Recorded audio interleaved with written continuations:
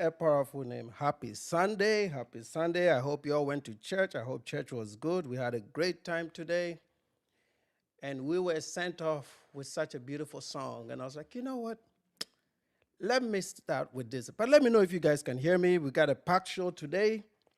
I'm going to open the lines for vetted commentators, right? Vetted. We don't want any drama. Today is Sunday. I got to be off my best behavior. But we're going to go straight to Kenganda. Kenganda. Okay? Let me know if you can hear me, please. Salute. Who do I have? Uh, Totayo is in the house. Salute to Totayo. Totayo is in the house. Who do I got? I got MS Optimistic is in the house. Salute to MS Optimistic. Thanks for your support, man. You are here all the time. Thanks for your support, man. I don't forget my people, okay? I never forget my people. I have Africa Unite, Swahili, Abari, my brother. Okay. Robert Oscarson is in the house. Salute. Thanks for checking in. First time, welcome to the show. It gets spicy sometimes, man. Welcome to the show. Let me know if we're good on the audio because this used to be my platform. Yabas is in the house. Ooh, Yabas is in the house. This used to be the platform, but I switch between platforms depending on what we're going to do. So when I have guests on, I typically come here. And if I'm doing solo live streams, I go on the main platform, okay? So this is a paid platform that I use from time to time. And I also have my OBS that I love because I have more control over the audio. So please let me know if we sound good. If we sound good, we're good to go, okay? We're good to go. But, you know, YouTube is a free platform, okay? YouTube is a free platform. It allows us to challenge views. Sometimes we won't get proportional views, but at least providing a rebuttal to people that make other videos, regardless of the sizes of their channel, is very important because there's a lot of misinformation out there, you know? Oshay made a very great video today. Salute to Gen Z. Gen Z is in the house.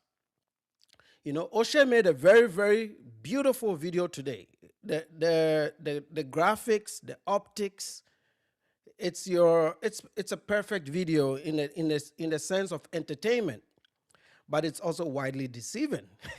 It's widely deceiving if you are just listening and not observing. So I'm gonna play that video, and I like, you know, I don't typically do this because a lot of my videos are unscripted. I don't script. I just speak, right?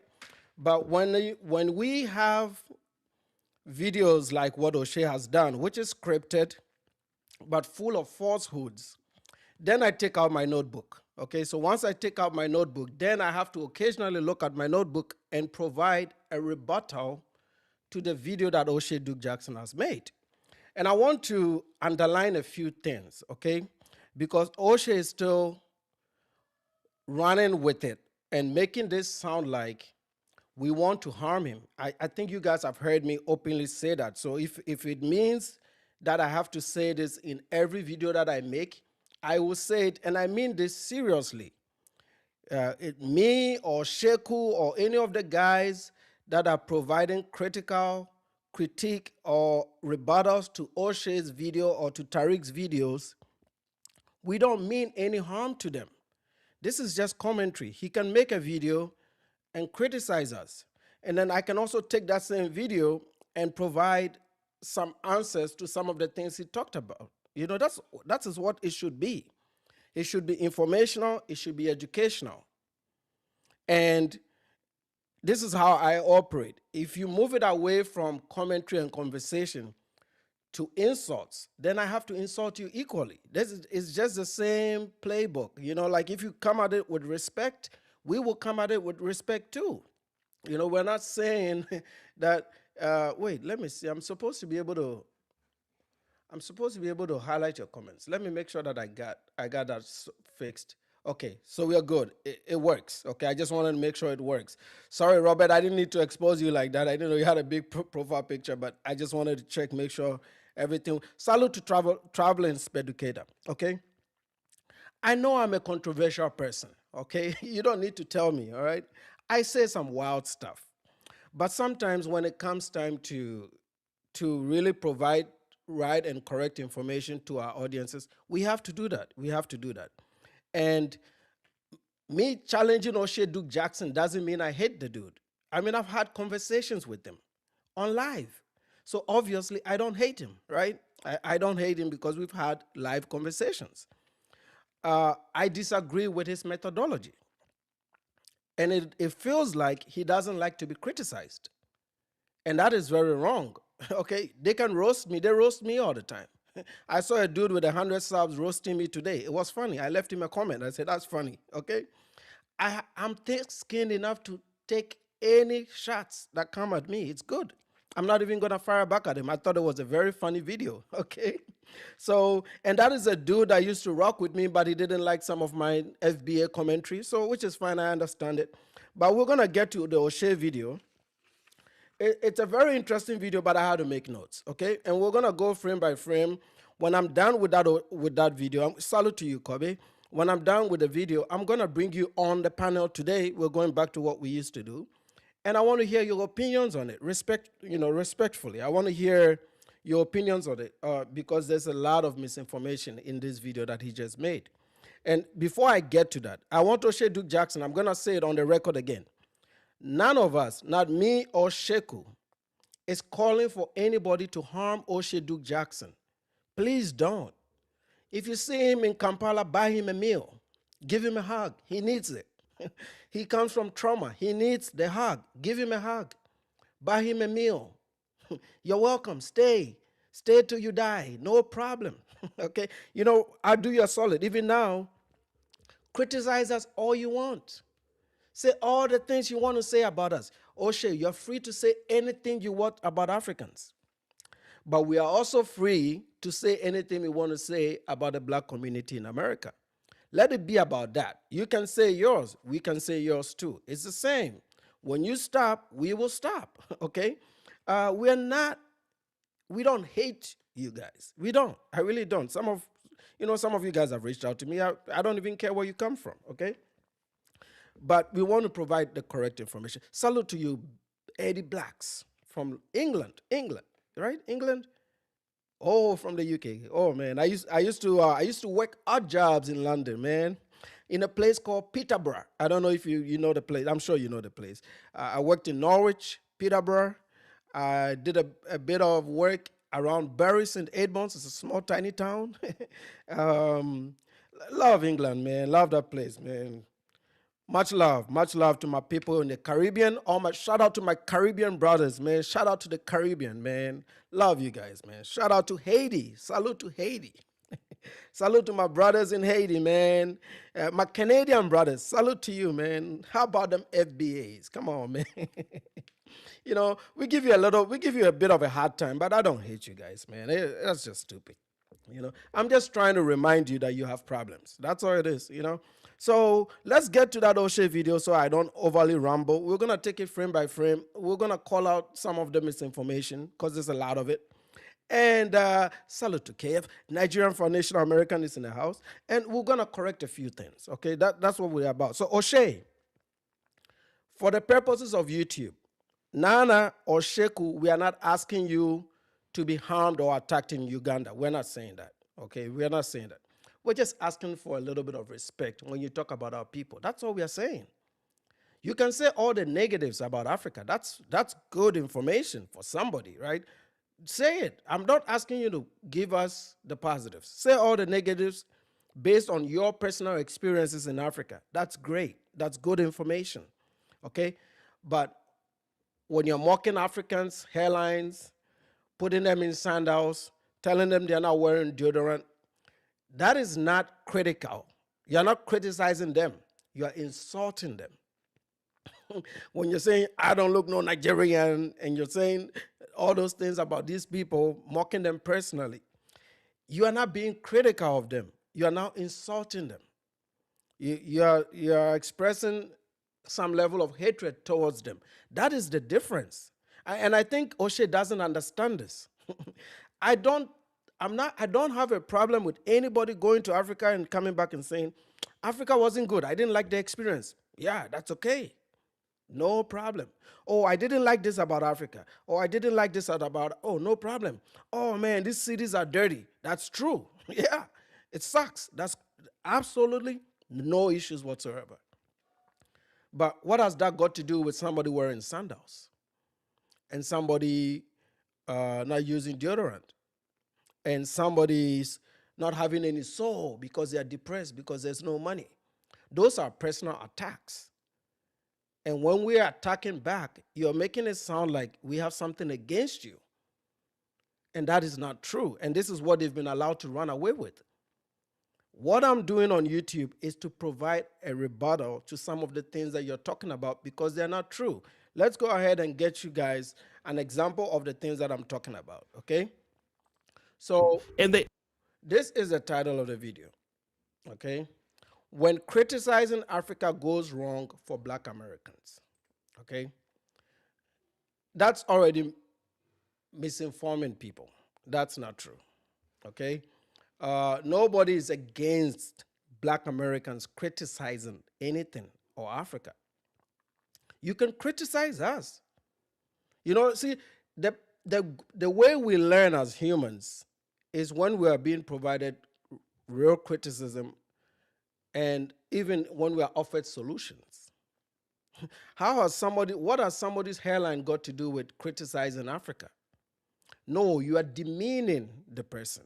That's different from being a critic.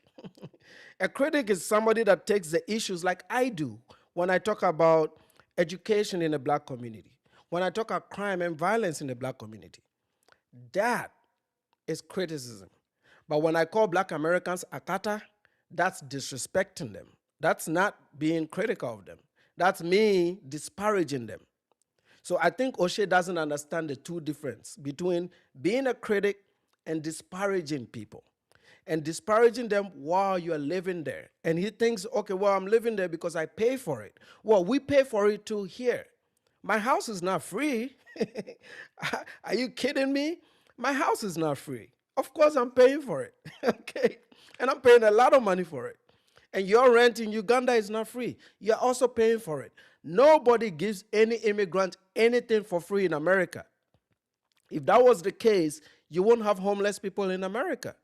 And yes, there are some immigrants that are homeless too. I've seen it in LA. Have you been to Skid Row? There are immigrants there too. So it's not about, they are mixing criticism with disrespect because they want to have it both ways. And now they think I'm the problem because I'm providing this pushback, But let's get to the video just to give you, put some things into context. Let's get to the video right here. In the 1950s, many African countries demanded for their independence, and one country would lay the blueprint for that success, and that person was Kwame Nkrumah. In 1957, his referendum freed Ghana. Okay, so we have a problem here, okay? The independence movements, of course, started in the 1950s. But Kwame Nkrumah was the face of it. Kwame Nkrumah was not the only person that helped Ghana gain independence. In fact, if you've been to Ghana, there is something called the Big Six. Okay, there is something called the Big Six. Please Google it. Okay, so today I came with some information. There is something called the Big Six. The Big Six was a group of Ghanaians that fought for Ghana's independence. J.B. Dankwa, Dr. Kwame Nkrumah. Kwame Nkrumah was part of the Big Six. This is why the Big Six is on the Ghanaian currency. But of course, Kwame Nkrumah was the outspoken person or the person that led the Big Six independence movement. They pick out Kwame Nkrumah to make it look like Kwame Nkrumah was the only person that fought for this. Kwame Nkrumah led the pack. I mean, you have to have a leader, right, in a movement. He was the leader of the movement. But there were 6 equally influential people whose names a lot of you don't even know, but most Ghanaians know. Okay, Akufo-Addo, J.B. Dankwa. This is why these people are very big in Ghanaian politics, including our last president, Nana Akufo-Addo. His father was one of the people that fought for independence of Ghana, right? So the reason they talk about Kwame Nkrumah alone in this is because Kwame Nkrumah came to an HBCU in the U.S., And they believe that the knowledge he got from the US is what inspired independence in Africa. Before Nkrumah came to the West, they were already fighting for independence. He came to the West to educate himself and uh, to also gain more support from other people or other black diaspora across the world. But the battle of independence was between African states and Great Britain. It had nothing to do with the United States of America. Actually, America stayed away from African business all throughout that era. The Americans were not involved in this. Salute to you, Jada. Thank you for that support. You know, the Americans were not part, it wasn't a big deal for them. I mean, they had their own issues here, okay? But let's keep going. Ghana from British rule.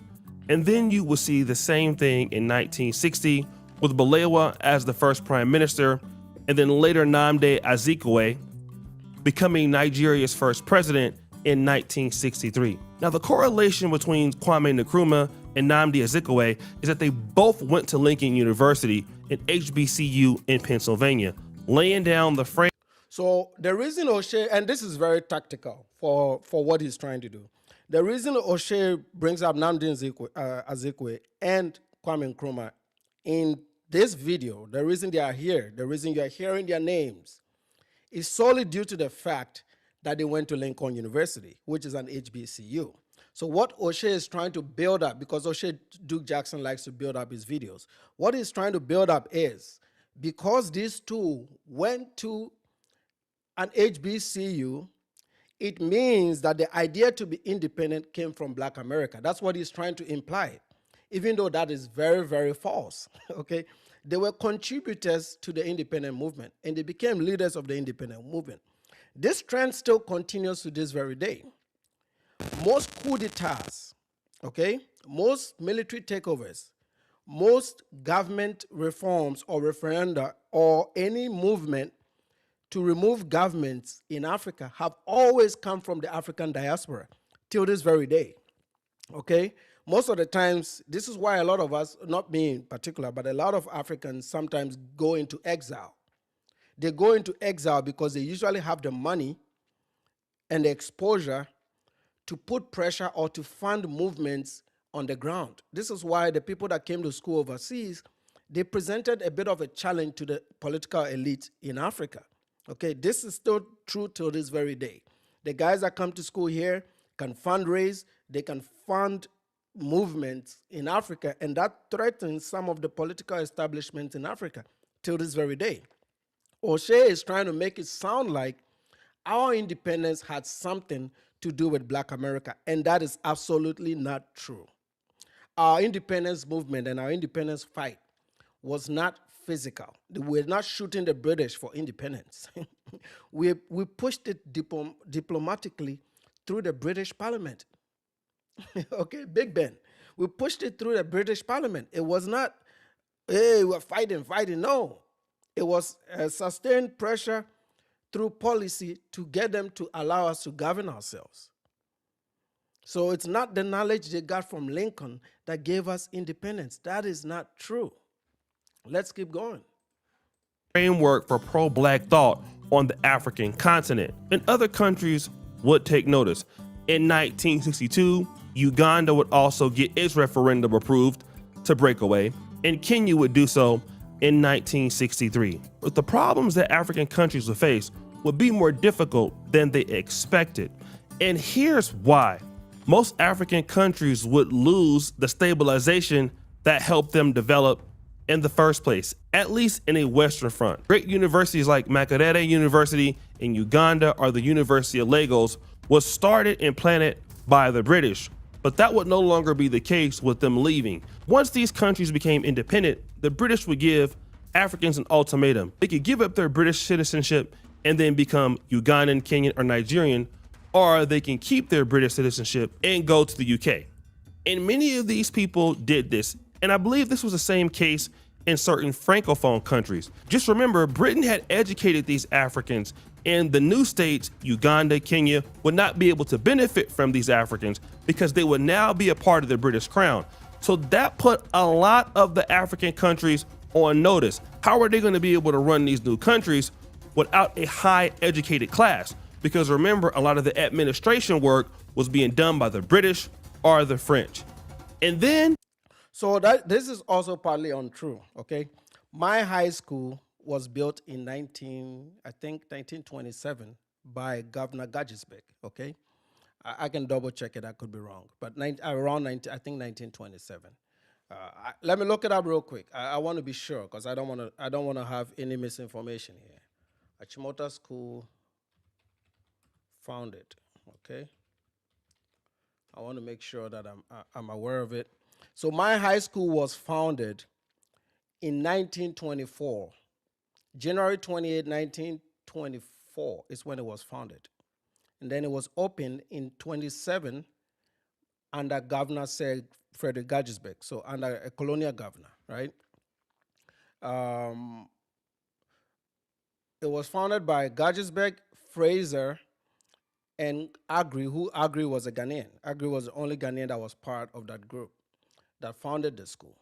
So there was, and was at the time it was called Achimota College. So the education that was offered in 1927 was not just high school, but it was kind of a high school with, it's what the British call today an HND, which is kind of like an honors degree, like a head start that would give you a little bit of apprenticeship and education.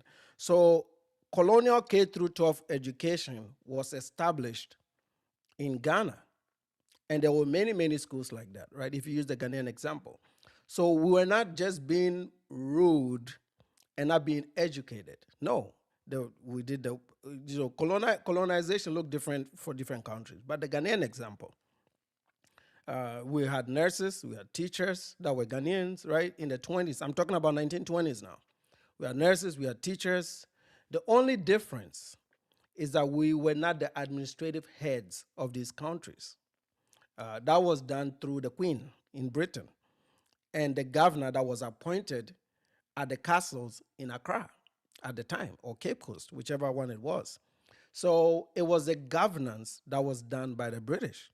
But the structure, the work, the groundwork, and everything that the commerce, the Ghanaians were heavy participants in it.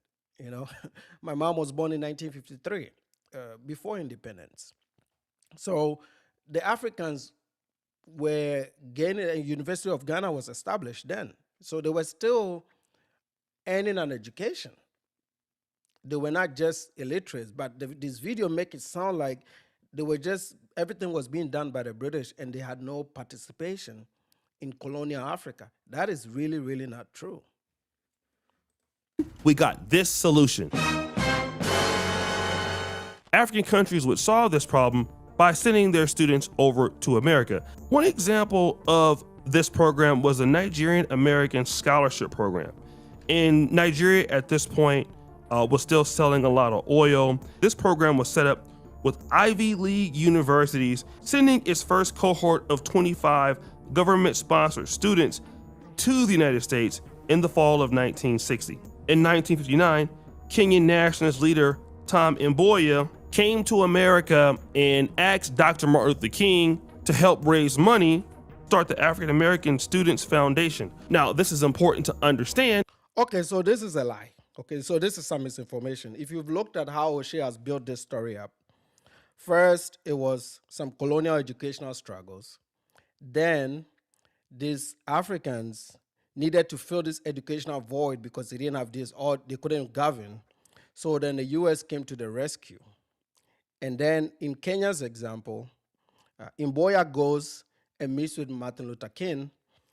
The reason he's bringing these scenarios up is so that he can tell the audience that the mass or influx of African students to America, one, helped Africans gain independence, and two, was the reason why, is to create this thing that our countries and our economies survived based on our interactions with Black America. This is a big lie, and this is why he puts Martin Luther King there. Okay, and if you think back at this, he's talking about the 1960s now, late 50s, early 60s. What was going on in America then? You think Martin Luther King had time for Africa and to be launching initiatives in Africa at the time when people are being lynched and all this redlining and things are going on in America? They had their set of issues that was even more serious than our issues. Okay, so that is not true. Okay, and this is because sometimes there can be an encounter with a black American that is influential, and then they'll quickly take credit as if that's what made major reform or change in Africa. So I'm going to read you guys a few things. Okay, you may be asking questions like this: when did Africans start coming to the US, right, for education, like purposely for education? In the late 1800s. He negates this because I'm sure the source where he got this information from would tell him the same things, but we're going to cover it right now. In the late 1800s to the early 1900s, a small number of African students, primarily from Liberia, South Africa, and mission-educated communities in West Africa, attended U.S. colleges. The key word here is small number. Small number. Many were sponsored by churches. You heard? Many of them were sponsored by churches and missionaries. If you've been to any African country, especially post-colonial Africa, the people that are mostly responsible for educating us are the Catholics and the Methodists and the Presbyterians. They built most of our primary schools. Till this very day, my small town of Oboko still has a Roman Catholic primary school. Every small town, maybe in Nairobi, I'm sure they have, in Kenya also has the same. Let me know in the chat. But I think the same is very common across. There's a church called the SDA. I think it's a something Adventist church. They go to church on Saturdays. They are responsible for educating all of Southern Rhodesia. They built most of the schools in Zambia and Zimbabwe. That's why there's a big SDA community till this very day in those areas. That's how they were able to spread the gospel and the influence. Okay? Doesn't make any mention of black American organizations in the 1800s and the 1900s. So that's not the pipeline to Africans coming to the West to educate themselves. But Oshay wants you to believe that one contact with Martin Luther King is the reason why I am here and you are here, and that is not true. See, this is what they do. And the reason he's doing this video is because he doesn't like the pushback and the criticism that he's getting. We're only criticizing you and how you conduct yourself and how you treat people. But you don't want to be criticized. So you're trying to form a defensive layer to make it look like we are ungrateful to black America for criticizing you. And this is not true. You're trying to take credit for things that your community hasn't done for us.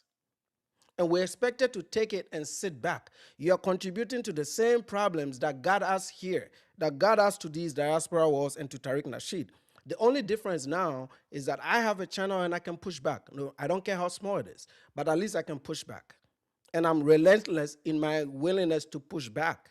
And this is what you don't like, because I can take everything frame by frame and tell you that you are misinformed, and you are misinforming even masses. You just did your FBA communities a solid, and for them to believe that they have something to do with our independence in Africa, that's a lie. And now they have something to do with our achievements in America from the late 60s till now, and that's also a lie. So in the 1800s, we start coming to the US in small groups, largely based on missionaries and sponsored by churches. There is no black here, okay? Then fast forward to the 1920s, and to 1920 to 1940, the number remained relatively small number. Students often attended historical black colleges, HBCUs, including Howard and Tuskegee, which Oshay is going to allude to. But notice the trend here.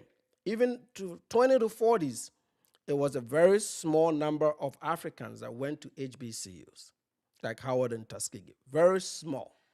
Relatively small, like in the 1800s to the 1900s, which means the trend continued, but now only started including HBCUs. So this was the first black, I would say, access to the African elite that would come here to study, okay, between the 24th. So what happened then? In the 50s and 60s, the enrollment increased sharply as many Africans moved towards independence. And this is where Oshay started his video from. He skipped the first two, but he starts from here. He goes back a little bit to the 20s because that's what ChatGPT does. He did his search narrowly to skew the information more towards Black America so that he can then run with it and say that they paved the way for you to get educated in America. And that is very misinforming. But a lot of people believed him in his comment section because they are never going to do the research. So let's keep going, all right? 50s to 60s, the U.S. government, universities, and foundations expanded scholarship opportunities. This is now the U.S. government, okay? So that it was small numbers in the 80s, in the 1800s, small numbers in early 1920s to 1940. That included some HBCUs. Then 1950 to 1960, the government, the American government gets involved. Not Black America, but the U.S. government gets involved. And then when the U.S. government gets involved, it was mostly government and universities because a lot of universities are funded not always by government or the state, but some of them raise their own money. They have endowment funds, they have alumni funds, they have their own business. Universities are a business, right? So they offered some scholarships.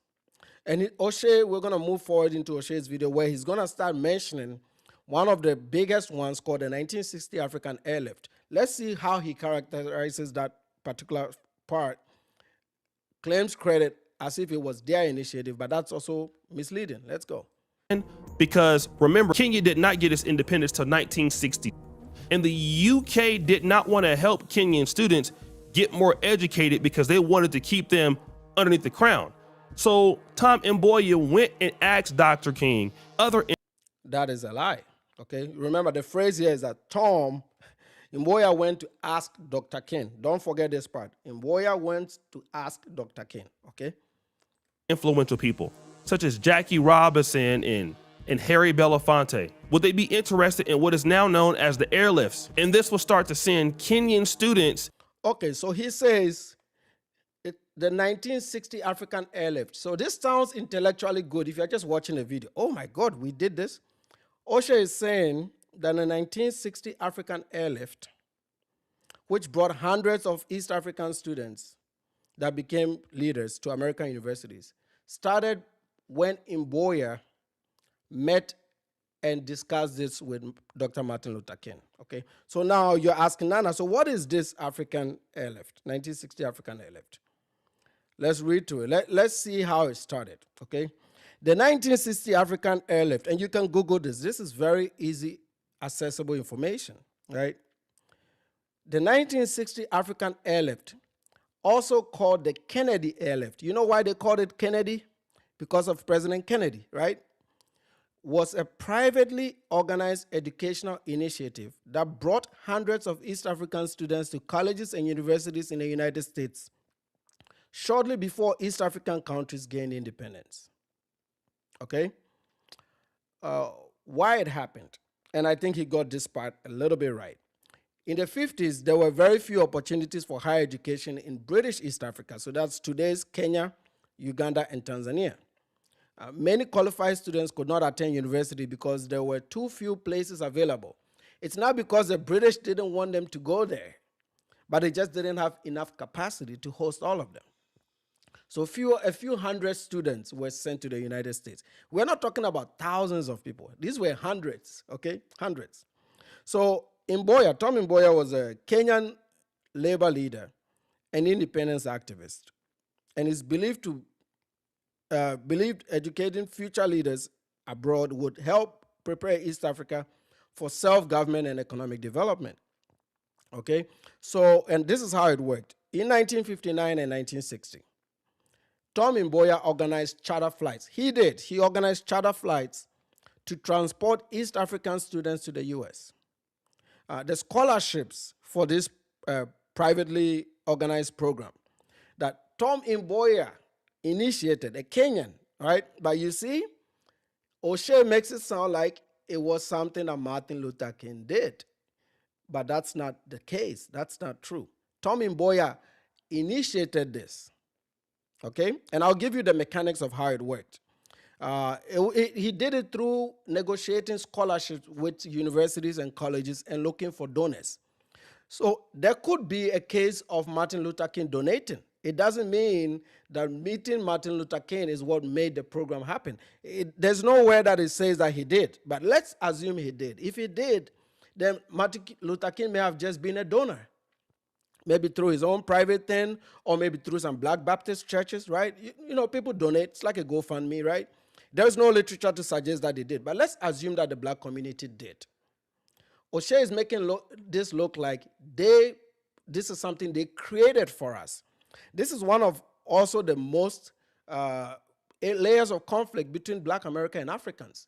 Is the constant lie that whether we are here or how Africa is developing now is because there are Black Americans moving to Africa or there are Africans moving to America. If we're going to get anywhere with this diaspora wars, we have to at least speak factually. At least what I say here is very factual. I don't come here and lie. None of these you can Google this stuff. It's not even hard literature at all. Doesn't require a lot of research. This is very easy information, okay? So, but let's get to this. Scholarships were provided by American universities. Some of them may have included HBCUs, but it's just mostly American universities. Private donors, so people that had money, okay? And that could also include Martin Luther King, okay? Foundations, churches, and civic organizations. So one encounter with Luther King or being a friend with MLK should not mean that MLK is the pioneer or Black America is the one that pioneered Africans coming to study in the United States. That was 50% of Oshay's videos today. And the reason Oshay built this story up like this is to say that, hey, Africans, I live in Africa, I can criticize you, but you can't criticize me back because of what we did for you. And I call this bullshit. Oshay, I'm not attacking your family. I'm not attacking your ancestry. I'm not attacking your hairline. I don't even know why you talk about hairlines when you're bald, but I'm not attacking none of that. I'm not attacking your nose. No, I'm just looking at the information that you've provided and I'm saying this is misinformation. It's a lie. It does. You haven't really learned anything in Africa. You've never been to a library in Uganda. You haven't really read these books. And your education system here really didn't provide this foundation. So when you do like a quick Google search, ChatGPT thing, and you put together a script, to most idiots, it's gonna sound like you're intelligent and you know what you're talking about. But once we start to break this down and dissect it by line, all you built up was bullshit. The purpose of this video was to say, hey, Africans, we are the reason why you guys came here and got an education. And when you came here to get an education, you called us lazy. That's why we are mad at you. And then we're in Africa, we're developing, but you live abroad, so you're not helping with the development. And then when we criticize you, you guys are saying we should leave Africa and we should do this. No, I say you leave because of what you say about the people, not your experiences in Uganda, but what you say about the people. That sounds like somebody that is frustrated with the people.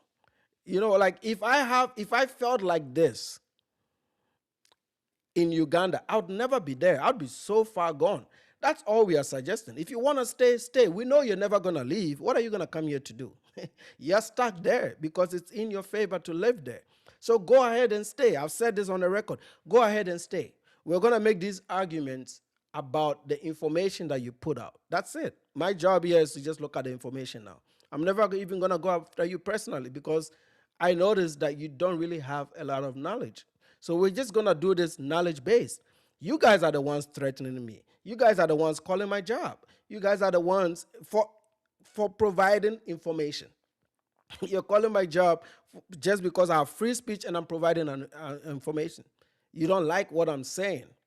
So you want to punch us, but we can't punch back. We can't even debunk some of the lies you're saying.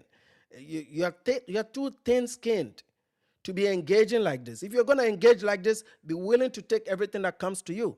I take everything that you guys throw at me, all of it. There's like 100 videos about me this week on YouTube, and I've not reacted to a single one of them. I don't care, okay? Because they're all talking about hairlines. They're not talking about anything that I talked about because they cannot argue against it. Okay, so let's go. Go ahead with Tommy Boyer's project. So when it was scholarships were provided by American universities, private donors and foundations, churches, and civic organizations. When funding for one of the flights fell short, the John F. Kennedy family helped cover the remaining costs through Joseph P. Kennedy Jr. Foundation.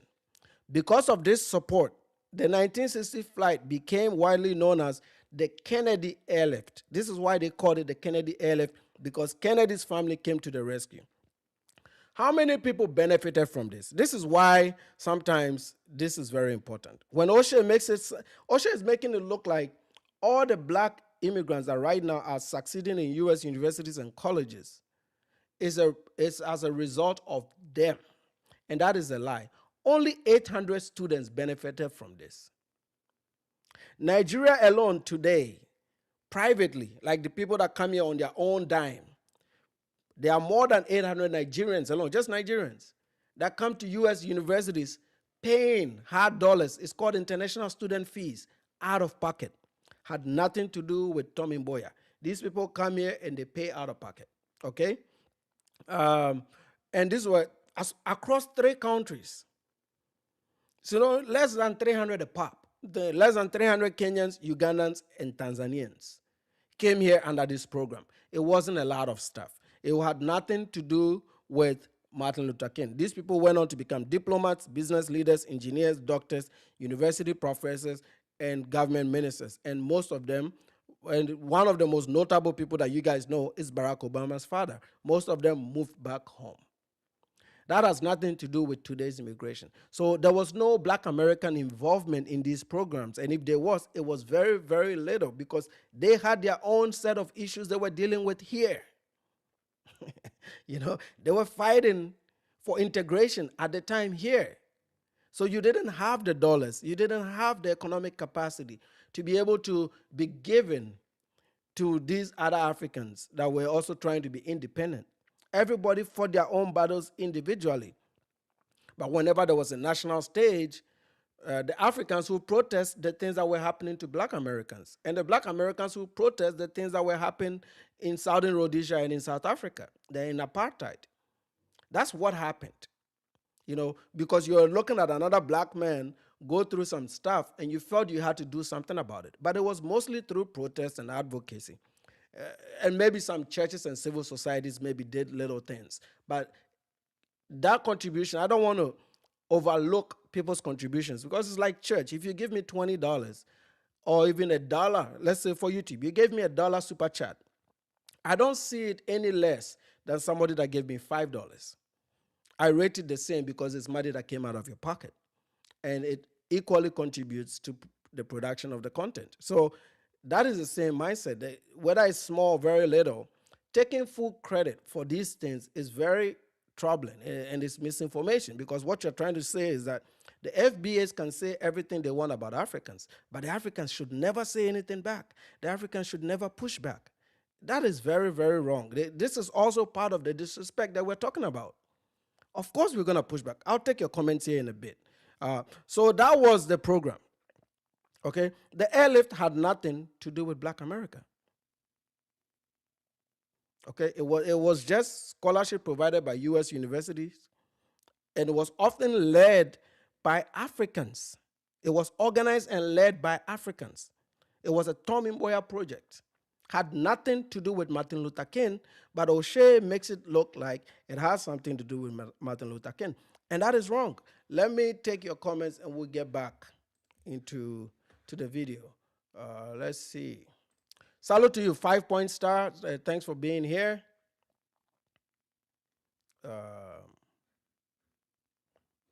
Gen Z is in the house. Salute to Gen Z. VDT is in the house. Salute. DJ Biggs is in the house. Salute. Let me see who from Polo Styles is in the house. How many of you? 131 people in the house. Salute to you. I hope you guys are enjoying your Sunday. Again, all we are doing here is we're taking the information from this video and we're providing some context to it in an educational way. We are not insulting anybody. We are not making this about who hates who and who is better than who. It was just a lot of misinformation that needs to be corrected, because this is a heavily well-produced video, and if you don't know the truth and the facts, you're going to think that these Africans are so ungrateful to Black America. This is what Oshay was trying to tell people today. He was trying to say that we are so ungrateful to Black America that we should not even criticize her. And that's not true. This is not true.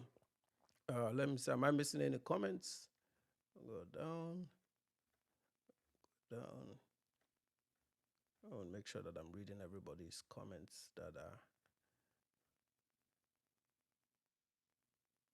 Salute to you, Philidom. Philidom is in the house. Yes, salute to Philidom. Salute to Philidom. Let's go. Who do I have? Am I missing anybody?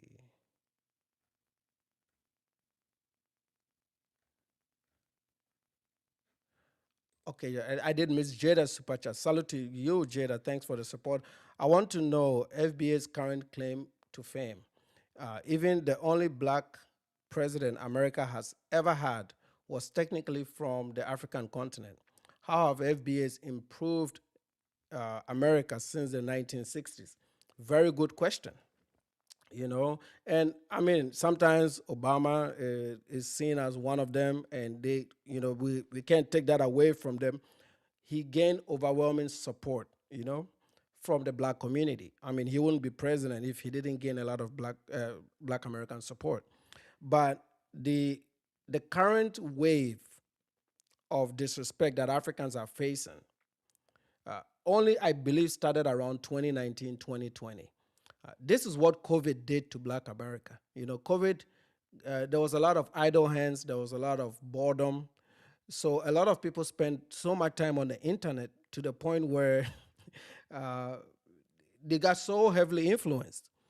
This same group, and I've been watching them for a long time, a lot of these guys started with the Red Pill movement, okay?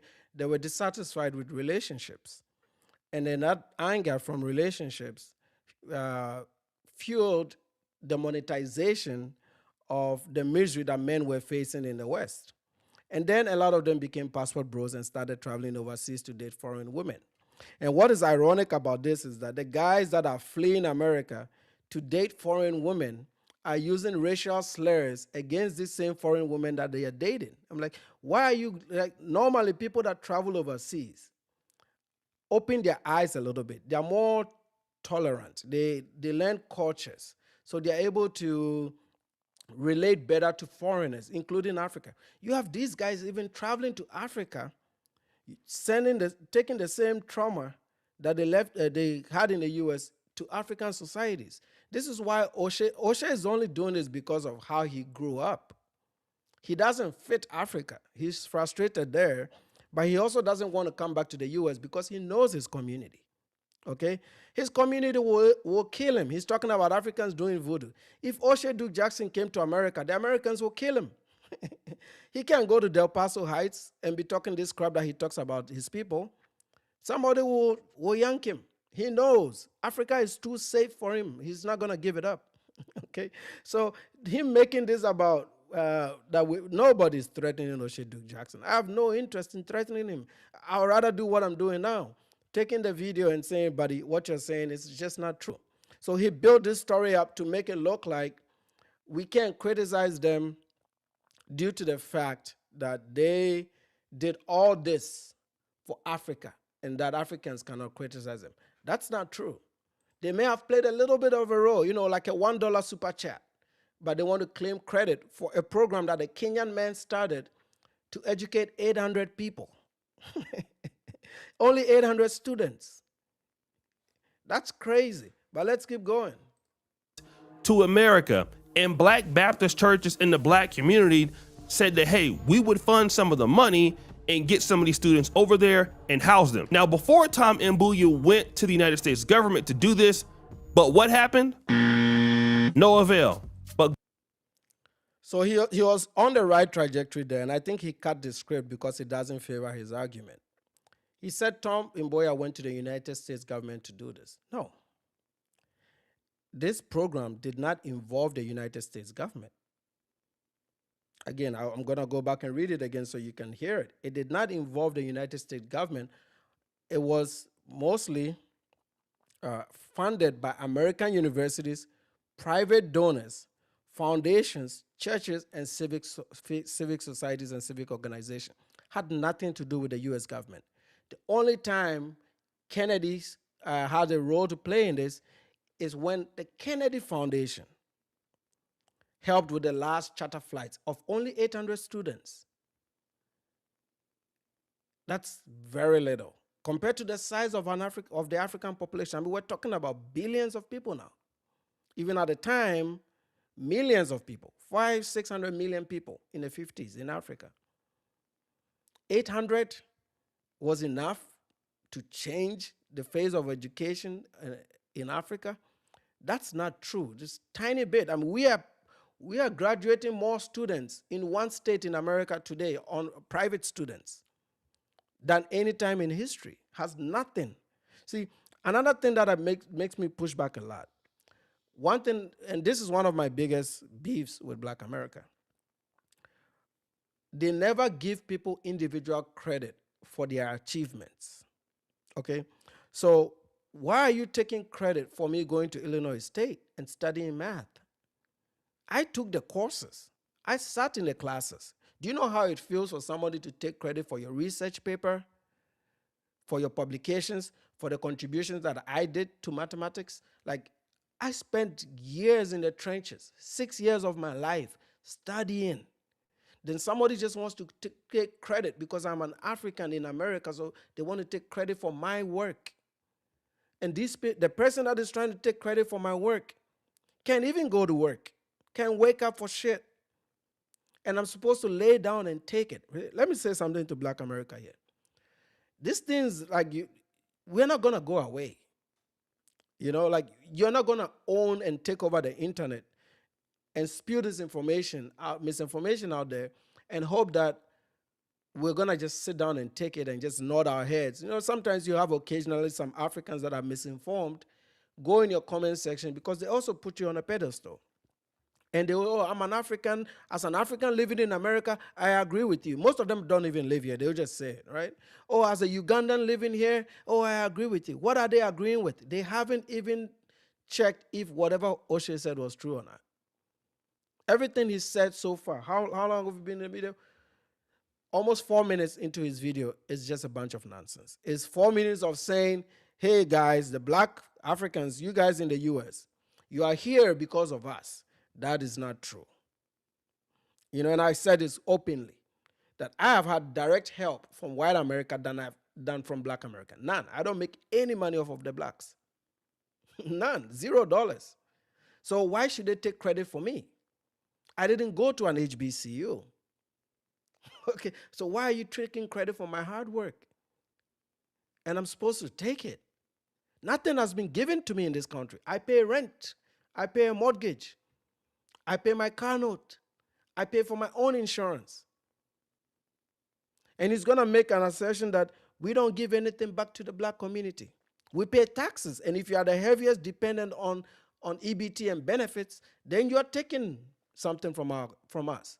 We are contributing to the larger part of the American economy.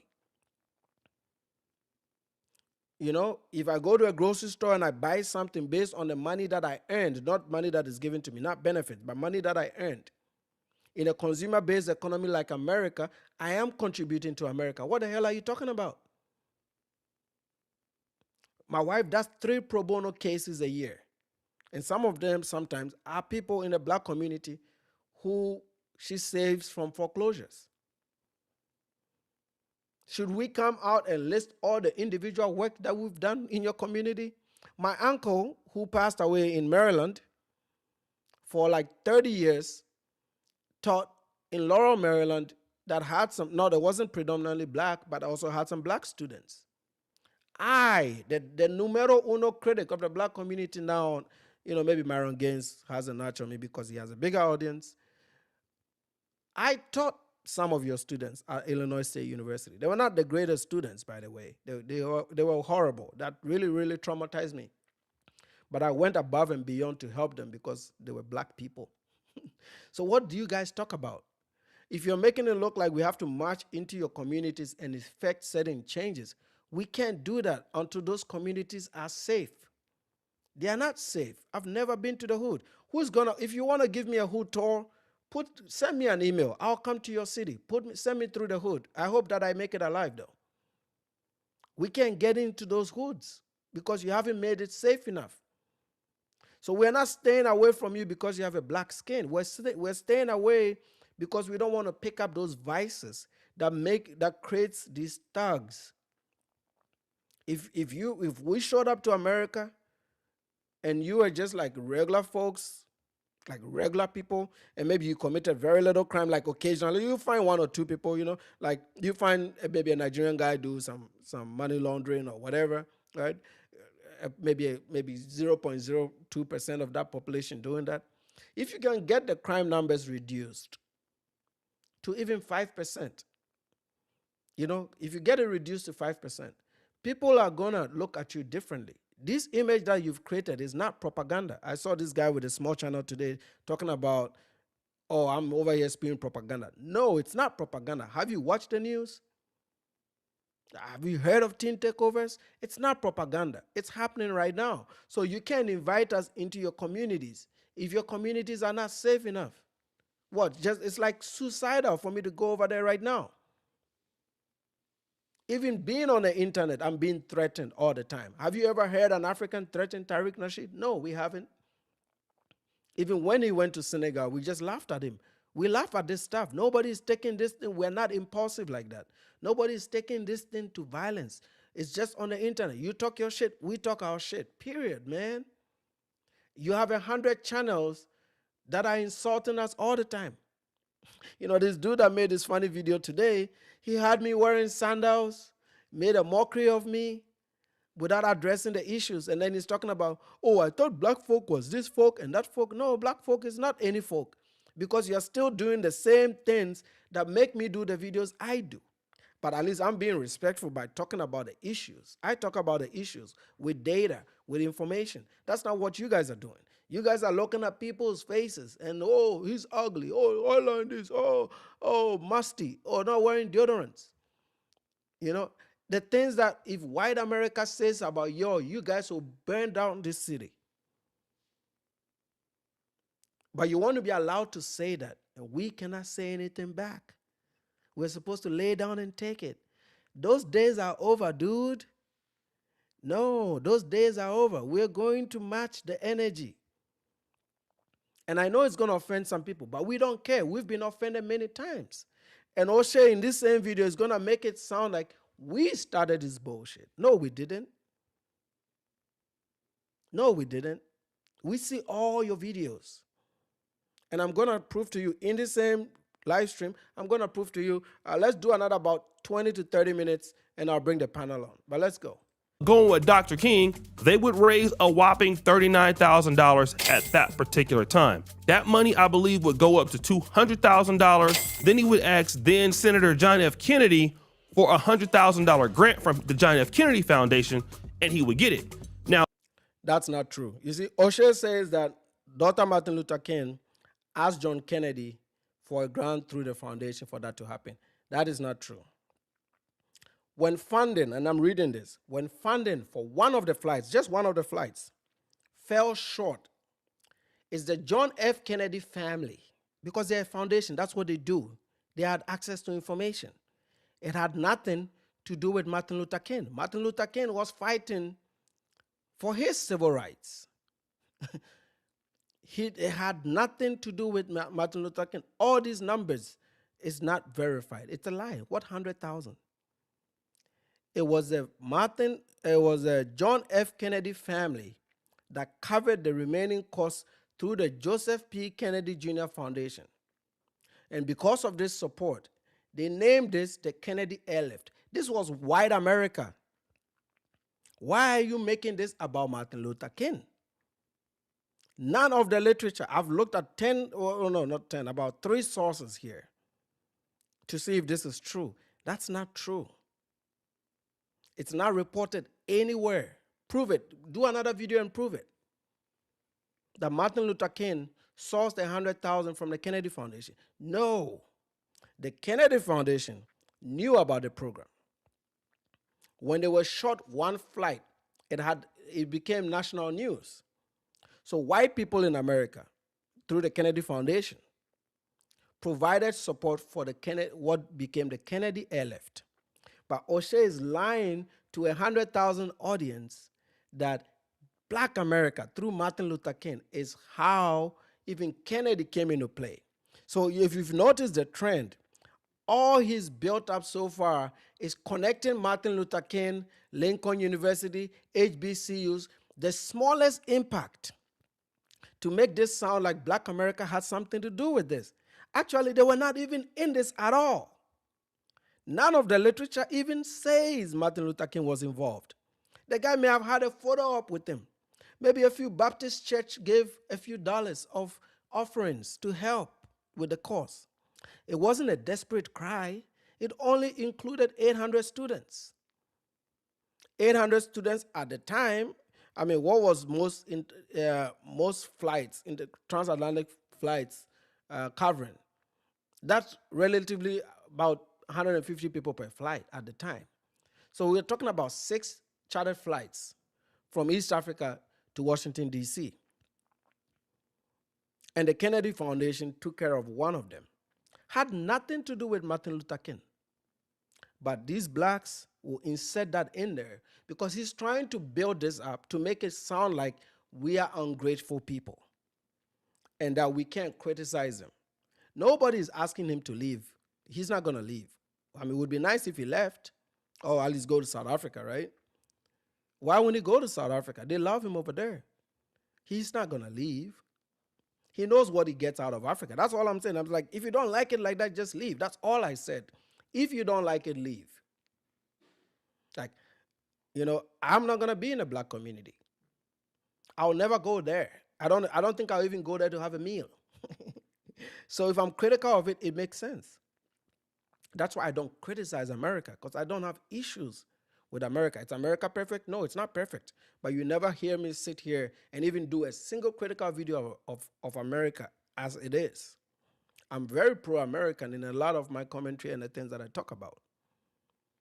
And the good Christian values that exist in certain pockets of America. Love it, Church was great today. But I'm never going to sit here and speak low of America. I don't ever do that. And the group that I'm critical of, I'm not in your community. I don't earn a single dollar from the Black community. I don't. I'm not interested. And I've made it very clear. It's not a big deal. It's not out of hate. I just have no interest. There's other Afro cultures that are more interesting to me, like the Jamaicans. I love the Jamaicans. I love the stuff they do over there. I like the Caribbean. I love the Haitians. Oh man, I love what the Creole culture, Haitians, man. I love the Haitian people, and my love for the Haitians has even grown now because of all the things in my lifetime that they've been through. When Port-au-Prince had that earthquake, I almost broke down and cried.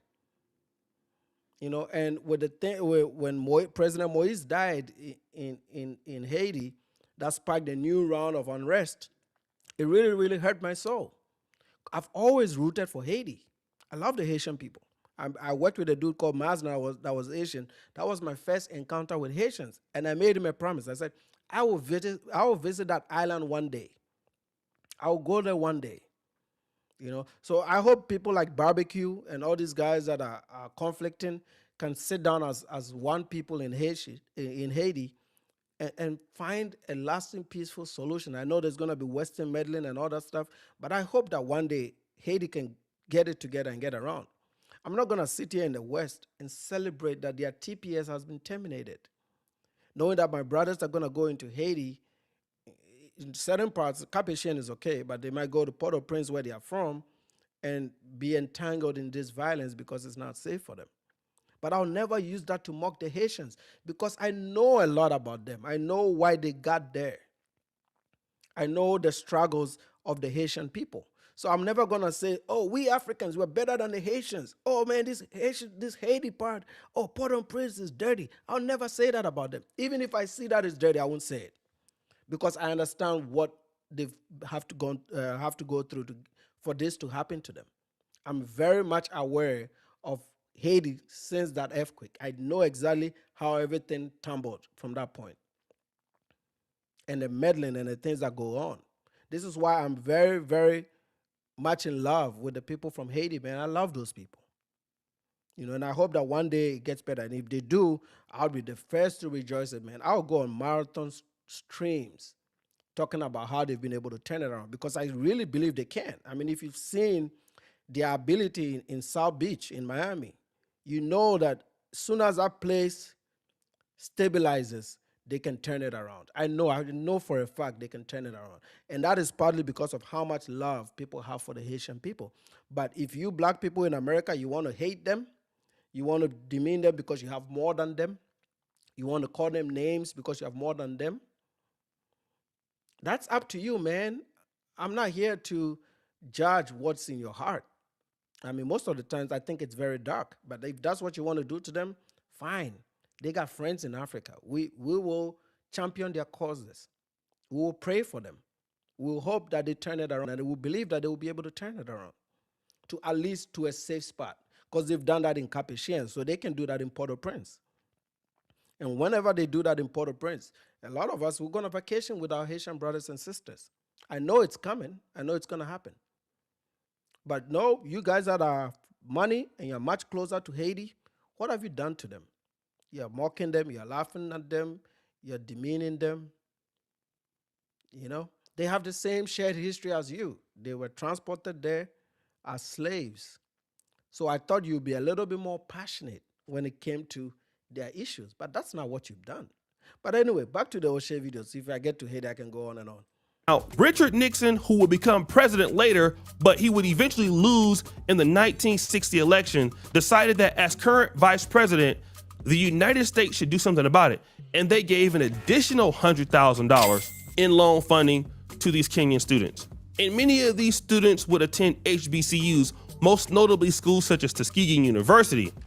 Not very many went to HBCUs. And that's the lie. Not very many went to HBCUs. Some HBCUs were part of this.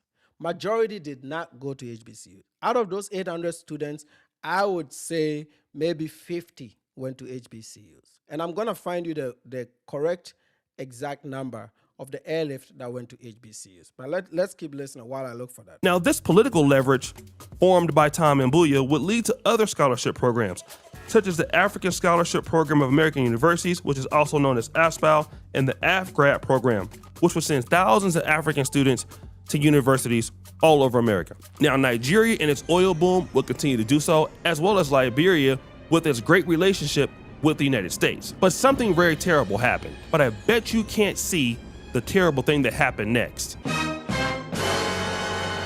Unfortunately, civil wars or military coups started happening in Africa. So there is no exact number of out of the 800 students. There's no literature stating exactly how many went to HBCUs. They don't say that, but it says some went to HBCUs. So there were HBCUs that were participating in this program, but most attended predominantly white institutions across the United States and Canada, by the way, including schools such as the University of Hawaii in Manoa, where Barack Obama Sr. studied, as well as institutions such as Harvard, Stanford, Wisconsin, and others. The HBCUs that were involved in this were Lincoln University, Tuskegee, which Oshay is right there. Howard was involved a bit, and then Morgan State.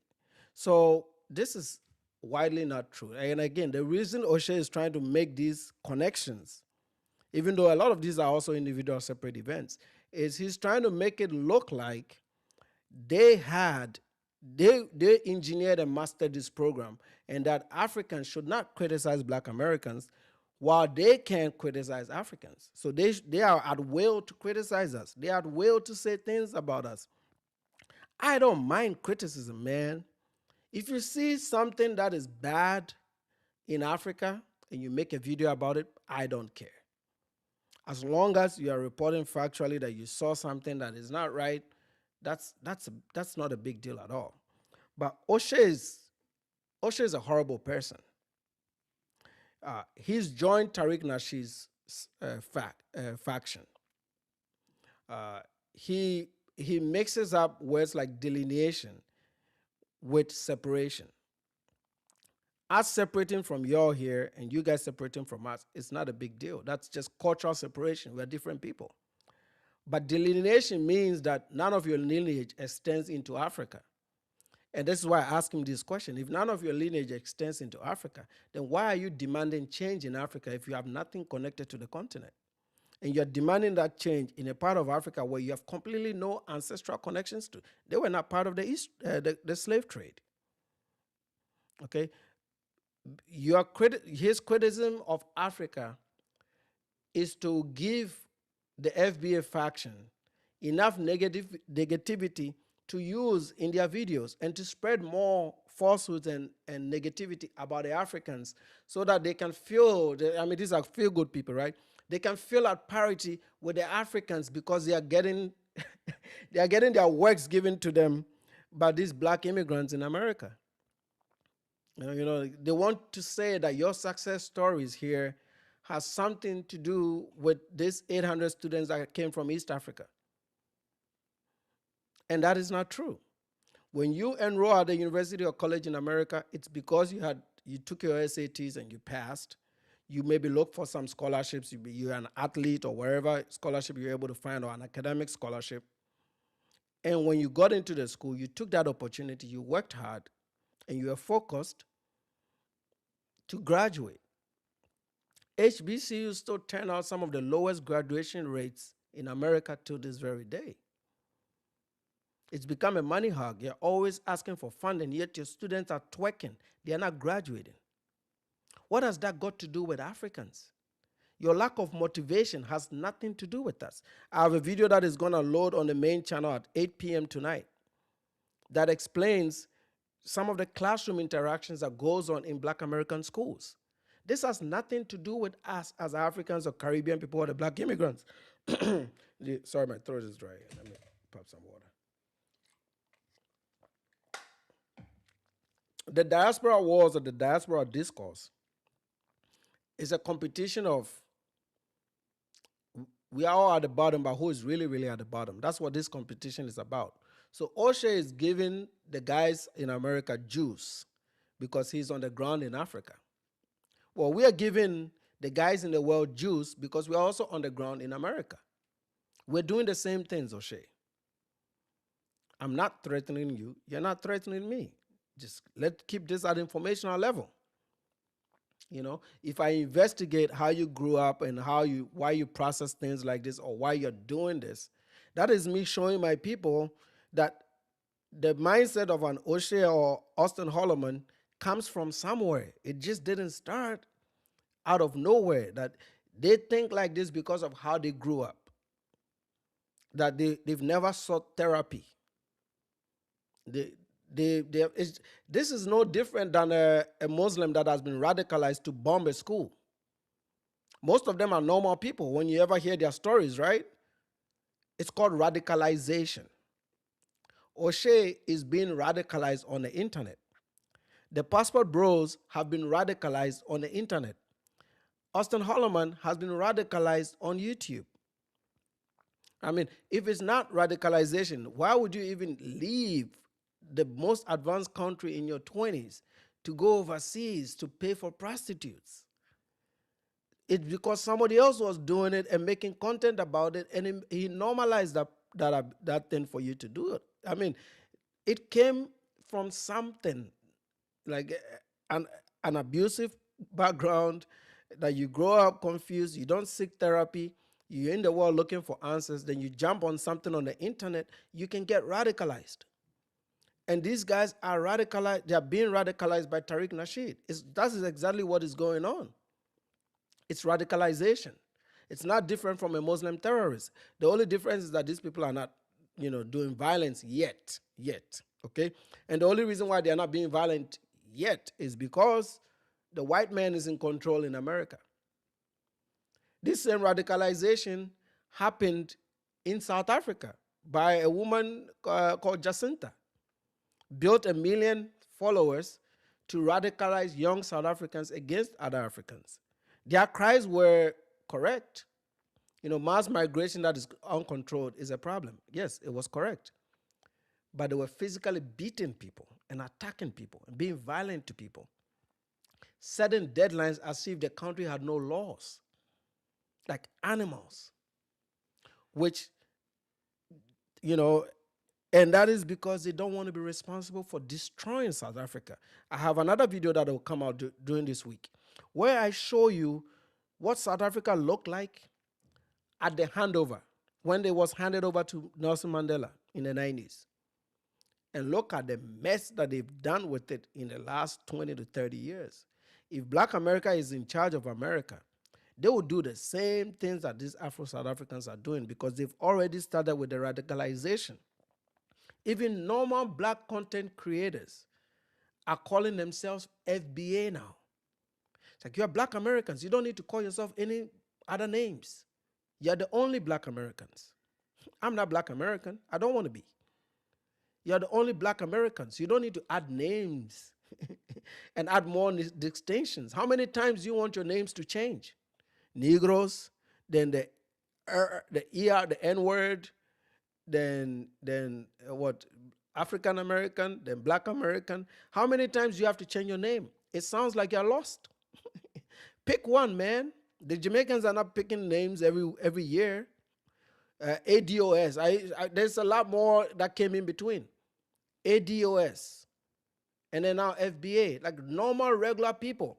And when I do investigate into their thought process and their backgrounds, they're all radicalized on the internet, on YouTube. YouTube is where they all got radicalized. That's why they all use the same talking points. They talk about hairlines, as if hairlines can build a nation. How about you help your children read so they can get to at least a reading aptitude at a certain age and do math at a certain aptitude at a certain age, so that your schools don't go to the Philippines to import math and science teachers. You're radicalized on the internet to travel the world and seek prostitutes. That's all radicalization. To fund these travels, they sit down and do 8-hour fundraisers so they can go pay for prostitutes and show other men you're not married, you're not raising your families, but you want beautiful results. And when these things come and we talk about it, oh, these Africans, they come here and they don't rock with us, man. They don't want to rock with us, man. I don't want to rock with shit. And you can't force me, man.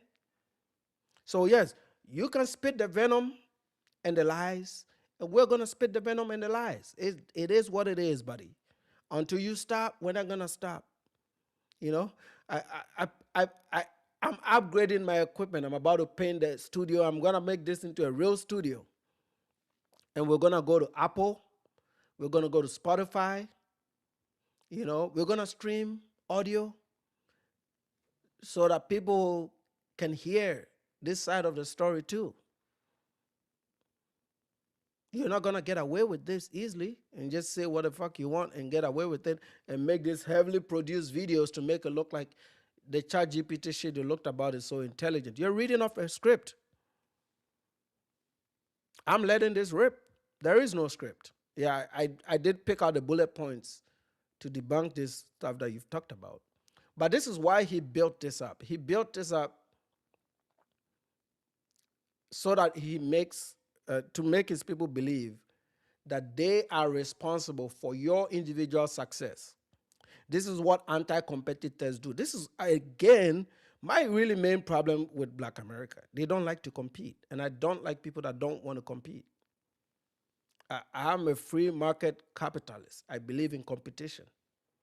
If your YouTube channel sucks, or if you're not making Poetic Flacco numbers, you don't need to take a dig at Poetic Flacco. Just work harder. Change something.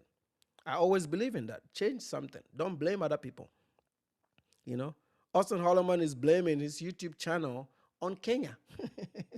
That whenever I come to Kenya, my views go down, and he says the views go down because he thinks that Africans have done voodoo to them. Fellas, you're so down bad. There's no need to do voodoo to you. Why should I do voodoo? When you're struggling and you're down bad, there's no need. Not everybody thinks like that, man. When your shit stinks, that means you're not doing it right. And you have to maybe improve a little bit. You have to learn a little bit. You have to add on to it a little bit. Okay? And that same go with content, life, everything we do. Sometimes we're not the best at something, but we can work slowly and work on it, maybe improve the equipment, improve the audio, improve the delivery, improve the time, the thumbnails, whatever you have to do. I'm talking about content now. But the same applies to everything we do in life. Your numbers are down not because the YouTube algorithm is suppressing your views. It's down because it's not the best product. And you may have to do something to make those numbers go up. Have you thought of that? Have you thought of the fact that maybe your product sucks? That's why somebody's not buying it? But that thought doesn't exist. And this is usually fundamentally where I disagree with them. But once you move the conversation from talking, like I've debunked Oshay's video without insulting him. Can Black America do the same with Africans? No. In one video, and I don't want to play the dude's video because he only has like 100 subs. I don't want to be responsible for his growth, right? Let him work hard. In one video, he criticizes me, but then moves away from criticizing me to insulting me personally because he's mad and upset with some of my content. Like, why are you watching it? You don't have to watch it. It's not supposed to be pleasant because when we watch Oshay's video, it's also not pleasant for us. Do you think we also don't feel? You think we also don't have some level of patriotism? Because Oshay believes that if you're an African and you live abroad, you're not patriotic, that you don't love your country, that you don't get goosebumps when your nation has some wins. They are very, very misinformed about us. And this is why there's really no solution to this nonsense. I'm going to let this play out a little bit. We'll get to a quick video of Auston Holleman, and I'm bringing you guys on today. Africa. In 1967, there would be the start of the Biafra War. And of course, there were certain military coups already happening at that particular time. Ghana would see the same thing in the 80s. Now, the African youth that should have been returning to the continent, many of them were stuck in the United States because one, there was war, and two, they were targeted as political and intellectual elites. People like Idi Amin did not like elites. Certain African presidents wanted to kill elites or educated people. This happened with Ahmed Sekou Toure in Conakry, Guinea. Idi Amin did not like educated people, and neither did Ahmed Sekou Toure. That's also factually not true. And when we started this broadcast, I said exactly what it was. It wasn't the fear of educated people. It was the fact that these educated people were able to mobilize funds.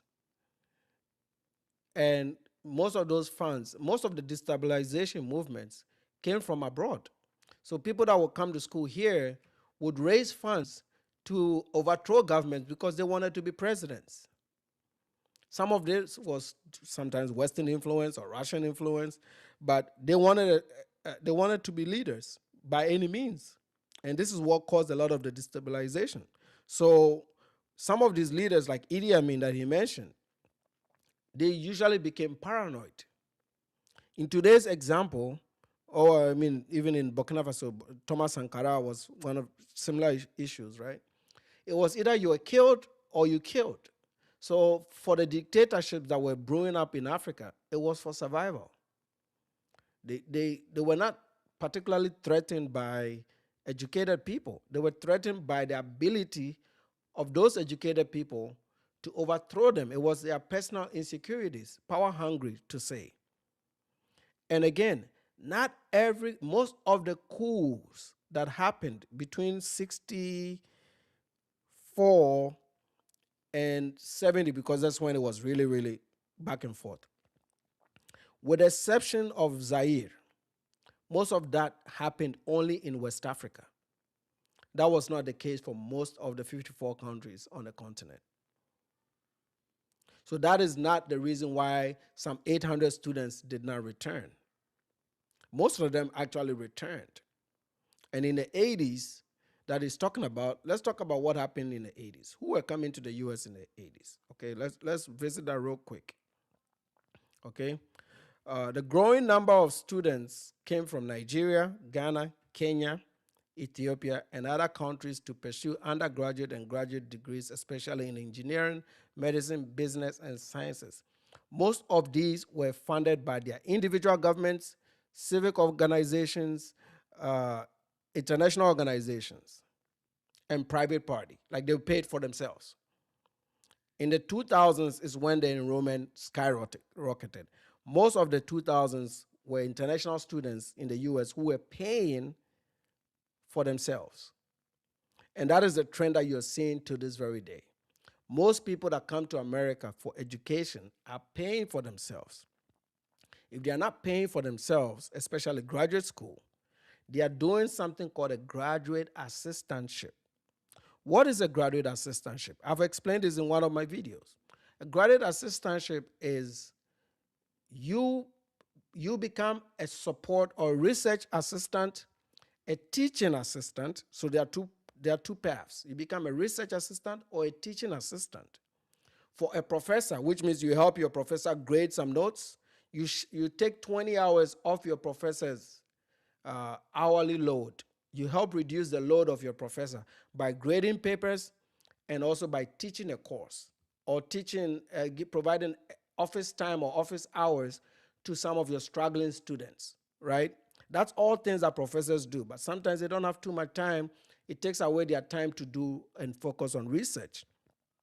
So these universities, instead of hiring multiple professors, would hire somebody that is doing a master's or a PhD, like I was doing, and in return, I'll teach a level 100 course like Math 105 or Math 107, linear algebra, or Calculus 1. I didn't teach Calculus 1. I mostly taught Calc 2, Calc 3, and real analysis, right? So I had students that I taught real analysis, Calc 2, Calc 3, and developmental math. And during the school year, I would have a class that I go to, and I'll have a bunch of students that I teach, sometimes 100 students. Those are the level 100 courses are very low, right, in terms of intensity. So the professor can leave that to people like me to teach. And in exchange for that, the school will give me free tuition. That is till this very day. It's open to the entire globe. Everybody that has a bachelor's degree that wants to get a master's or a PhD, if you have the right qualifications, there is some school in America or Canada or Australia or New Zealand that will allow you to teach. And when you teach, they will give you some funding to attend school for free. This is the large majority of graduate students, international graduate students in America, are graduate teaching assistants. They teach, so they are given something, they're given a skill, and they receive. They are not take like Oshay is making the sound. They are, and they sit on the internet, so they don't know the contributions that we provide. I think if I put this in numbers, I taught over 2,000 students at Illinois State University over a span of 2 years. And there are very many people like me. Are they not giving back? Yeah, you give something, you get something. But we should still beg you guys and pay homage just because you are black and we found you here. Unless you have an understanding of how these things work, you are always going to be frustrated by the black immigrant because you don't know him. You don't understand him. We are not holding billboards up bragging about the little deeds that we've done. When you guys go to Africa and you give something small to somebody, you fed one person on the street, the whole world hears about it. Oshay believes that they are in Africa to change Africa because of Ghana's year of return. But that's not why he went there. He went there as an explorer of the Negro manosphere because of dating dynamics in America. Maybe he grew out of it when he got over there. But these problems are him. He needs to develop himself. He needs to seek better answers. He doesn't understand us because he hasn't changed his mind since he got there. He believes what he believes. And no amount of Africa will ever change his mind. So I'm only gonna be here and I'll look at these videos and I'll provide some context to it. Okay. So this is how he builds up this story. I'm gonna see where he gets to the point where he talks about now how we should relate to them. These students or these kids or the black communities, they're having so many problems. Why are some of the blacks behaving in the way they do? Why are some of them on drugs?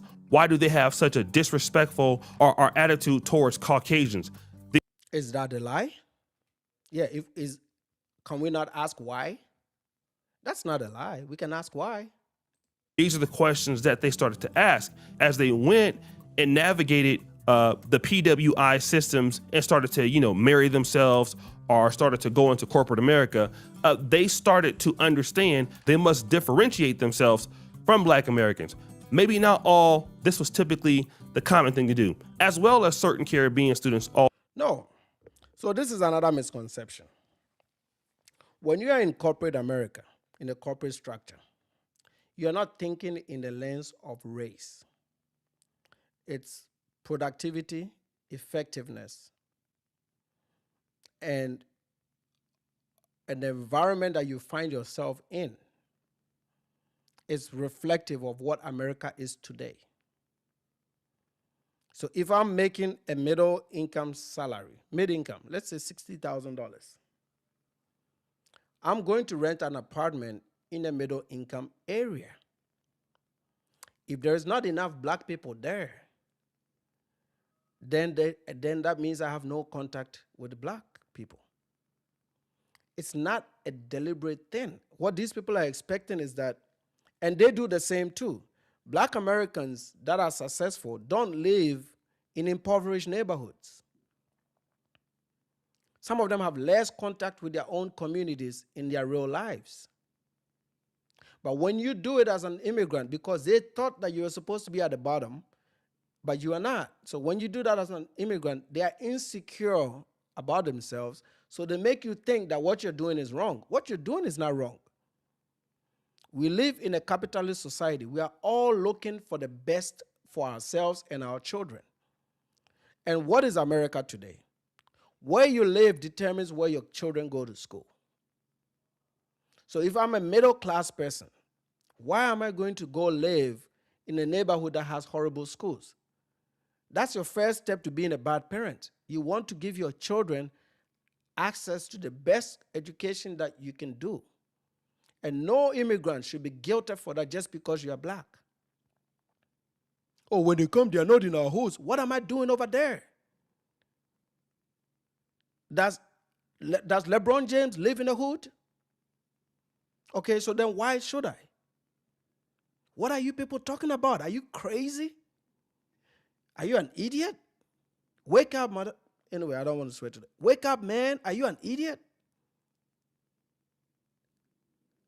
We are separated in classes, not races. That usually is what motivates people to move up the scale. What is the point in me working hard if I'm gonna go live in the hood? There's no point. If I can get a $300 apartment and it's safe, shit, I'll go do it. I won't sit here and pay $6,000 a month. Why would I pay $6,000 a month when right down the street I can pay $400? Well, it's because down the street at $400, the schools are bad. We did the gene environmental interactions, which explains the difference between crime in sub-Saharan Africans and black Americans. And it's mostly the environmental factors. Those environmental factors, if you remember, we talked about peer pressure. Why should I put my kids in a school where they can have peers that are coming from single mothers and that are throwing tantrums? You can't force that on the Africans. So it's not like when we come to America, we don't want to be around you. If a black person buys a lot right in front of me right now, I'm going to relate to him very nicely because I know he's a focused black person. He understands his responsibility in life. You can't put us with the bundle. It doesn't work that way. So yes, he says they came to college and universities here and they went to corporate America. If I've come to college and university here and I've gone to corporate America, what am I doing with the ninjas? What am I doing in the hood? Would you live in the hood? Hell no, you wouldn't. So why are you expecting that of an immigrant that has worked himself into middle class status, which is a majority of them, not every one of them? The ones that don't have the means would live in your hoods or live in what we consider nowadays low-income communities. But everybody is trying to work themselves away from that. So the right integration between black Africans and black Americans is for people to work themselves into at least middle-class income status so that you can play on the same playing field. But if your group is gang-banging, not paying attention in school, not taking education seriously, not everybody, but the majority are not, according to data, this is all data, not focused, why should you be mad at my choices of not integrating into that? It's like integrating into dirt. It's gonna destroy you and your family. You have to aspire. It's not even proximity to whiteness. It's common sense. This is why we go to work. You think I love work? Like I want to wake up at 6 o'clock and run my kids to school and then come up. Why am I even doing private school? Paying $20,000 a year to take a child to private school. Why am I doing that? When I live in a community that has maybe one of the best public schools in all of Texas, and yet I'm still taking my child to private school. Well, it's because I want an international baccalaureate curriculum for my son, because I know what it means for him, or what it can do for him. I want to provide that opportunity for him. Now let's talk about, in my scenario, this is what I'm doing for my son. That's what I am doing for my son. That is what I'm trying to provide for him. I'm not telling you to pay private school for your children. You guys don't even stick around to raise your children. So the problem is not us. The problem is y'all, man. If you clean it up, you won't even have to make YouTube videos. Black immigrants are going to be around y'all. This image is what you've created, and it's not like it was a one-time event. It's a reoccurring event. It happens all the time. Your communities are not safe enough to receive people. You are not very educated about other people. You are very mean people for the most part, not everybody. You are very quick to insult. You all have an emotional disbalance. You are very quick to explode. And these immigrants just don't want to be around that.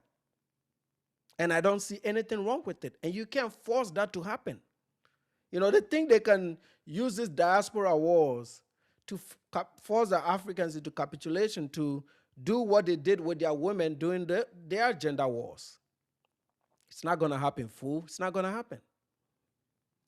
There's a cultural misalignment. And outside of that cultural misalignment, we are here to compete. We're not here to hold up signs and do black this, black that. I mean, a kid drowns and you guys have already made it about race. That's crazy. And we thought that you guys that have been born in a multicultural society, multiracial society, will have more racial tolerance. But y'all are a bunch of racists. You are a bunch of racists. I have never seen anything like this. And I'm speaking for 54 countries that I've been in the world. You can't even ask intelligent questions when you're talking to other black people. When you go to Jamaica, you just stay in resorts. Do you go to Kingston and talk to Jamaicans and delve into Jamaican culture? No, you don't. You just go to the resorts, you make it a mess, and you come back home. You just go there for the beach. You know? So don't make this about us. Look inside. Why is it that everybody complains about you? He's talking about people complaining about Africans. in these other countries where they get deported. These ones that have traveled to Poland, South Africa, they're just there for economic reasons. And of course, if you arrive there to work a low-tier job and there's a lot of you, like in the South African case, of course, there's going to be some apprehension towards you.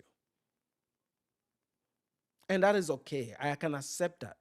But it's not because they took a culture that the South Africans don't like. That's not why they're fighting. The South Africans are fighting because there's a 70% unemployment rate amongst their youth.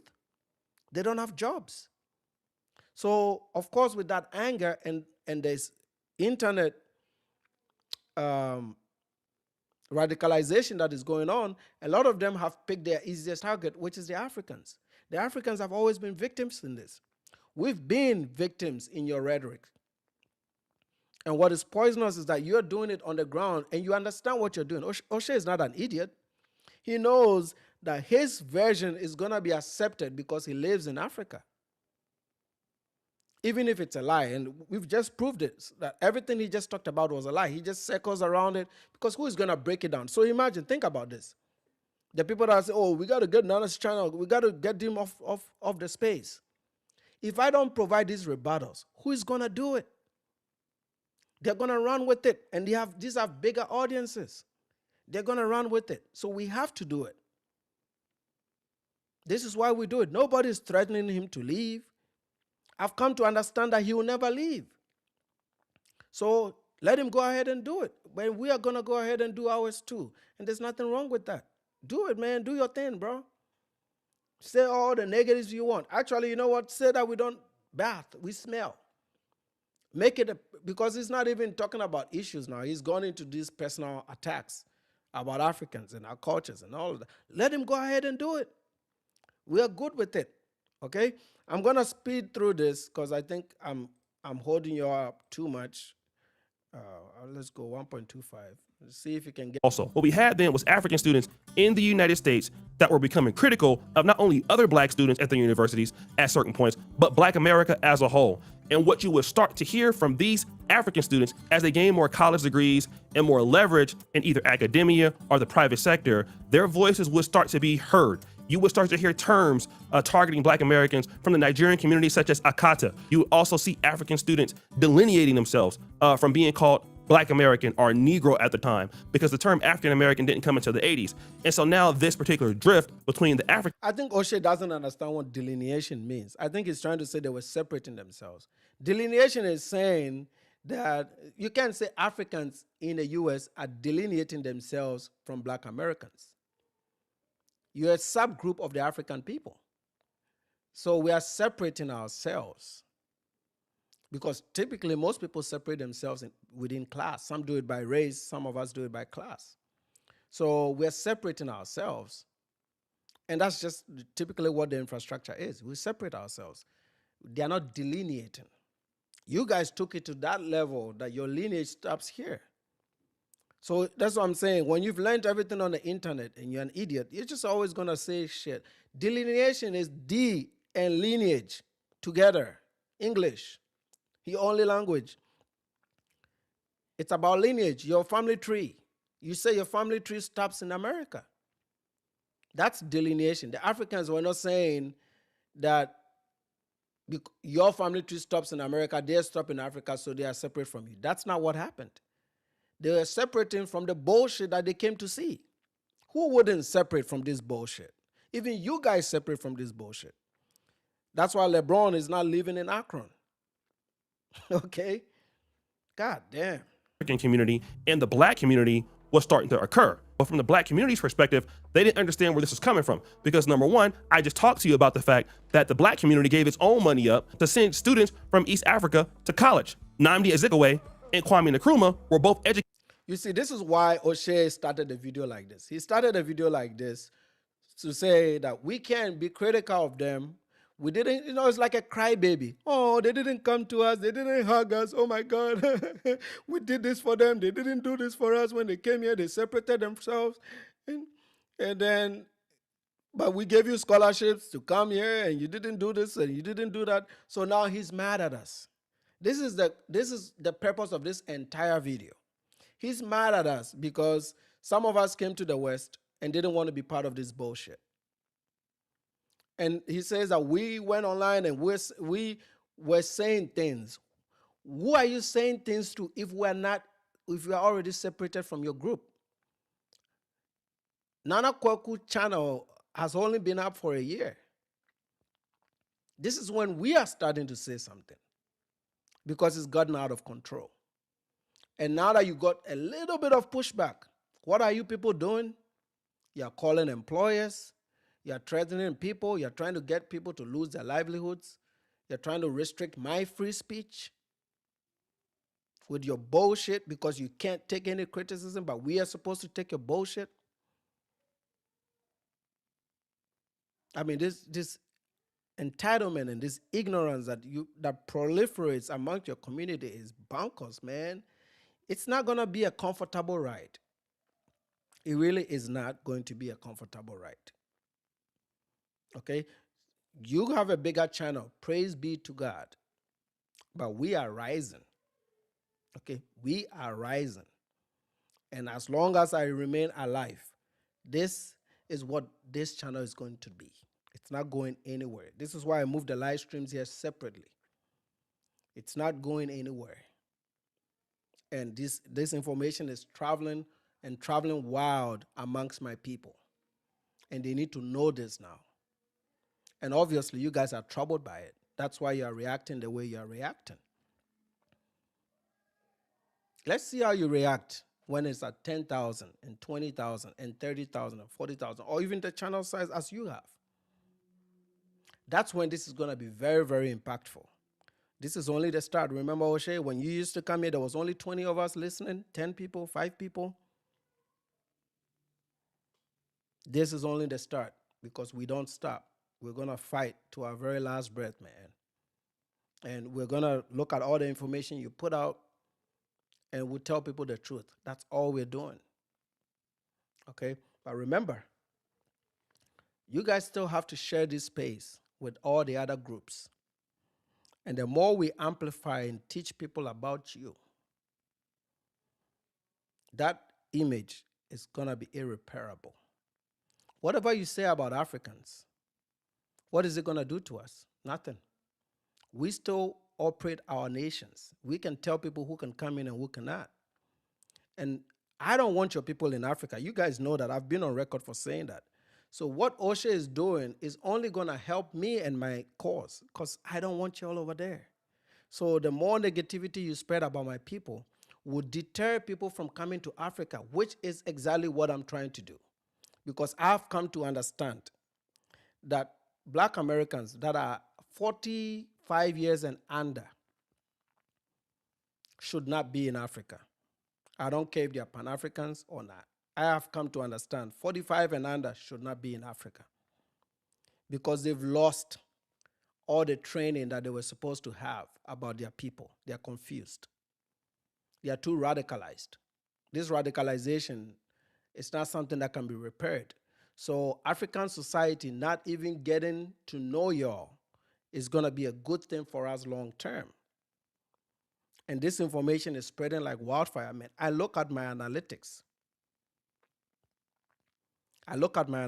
Man. We've added 200 subs in 1 week on the main channel, and I think 168 on this channel.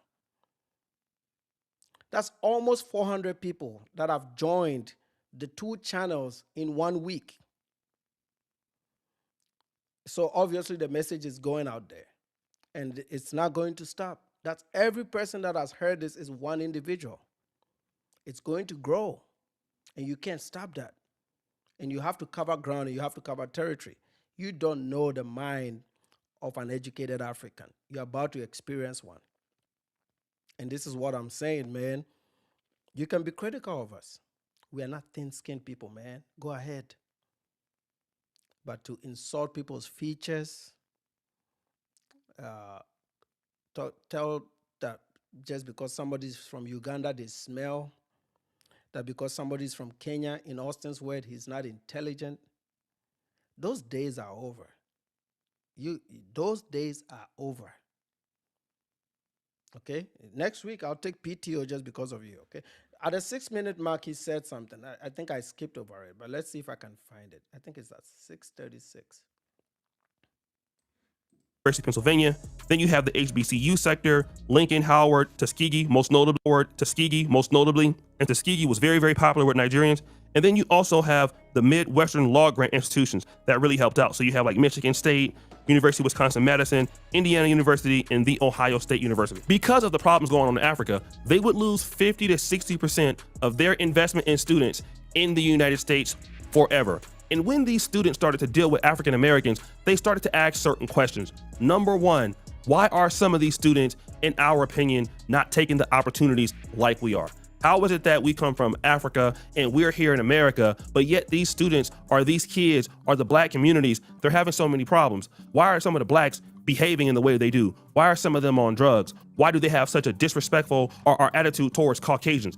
These are the questions that they started to ask as they went and navigated the PWI systems and started to, marry themselves or started to go into corporate America. They started to understand they must differentiate themselves from Black Americans. Maybe not all, this was typically the common thing to do, as well as certain Caribbean students also. What we had then was African students in the United States that were becoming critical of not only other black students at the universities at certain points, but Black America as a whole.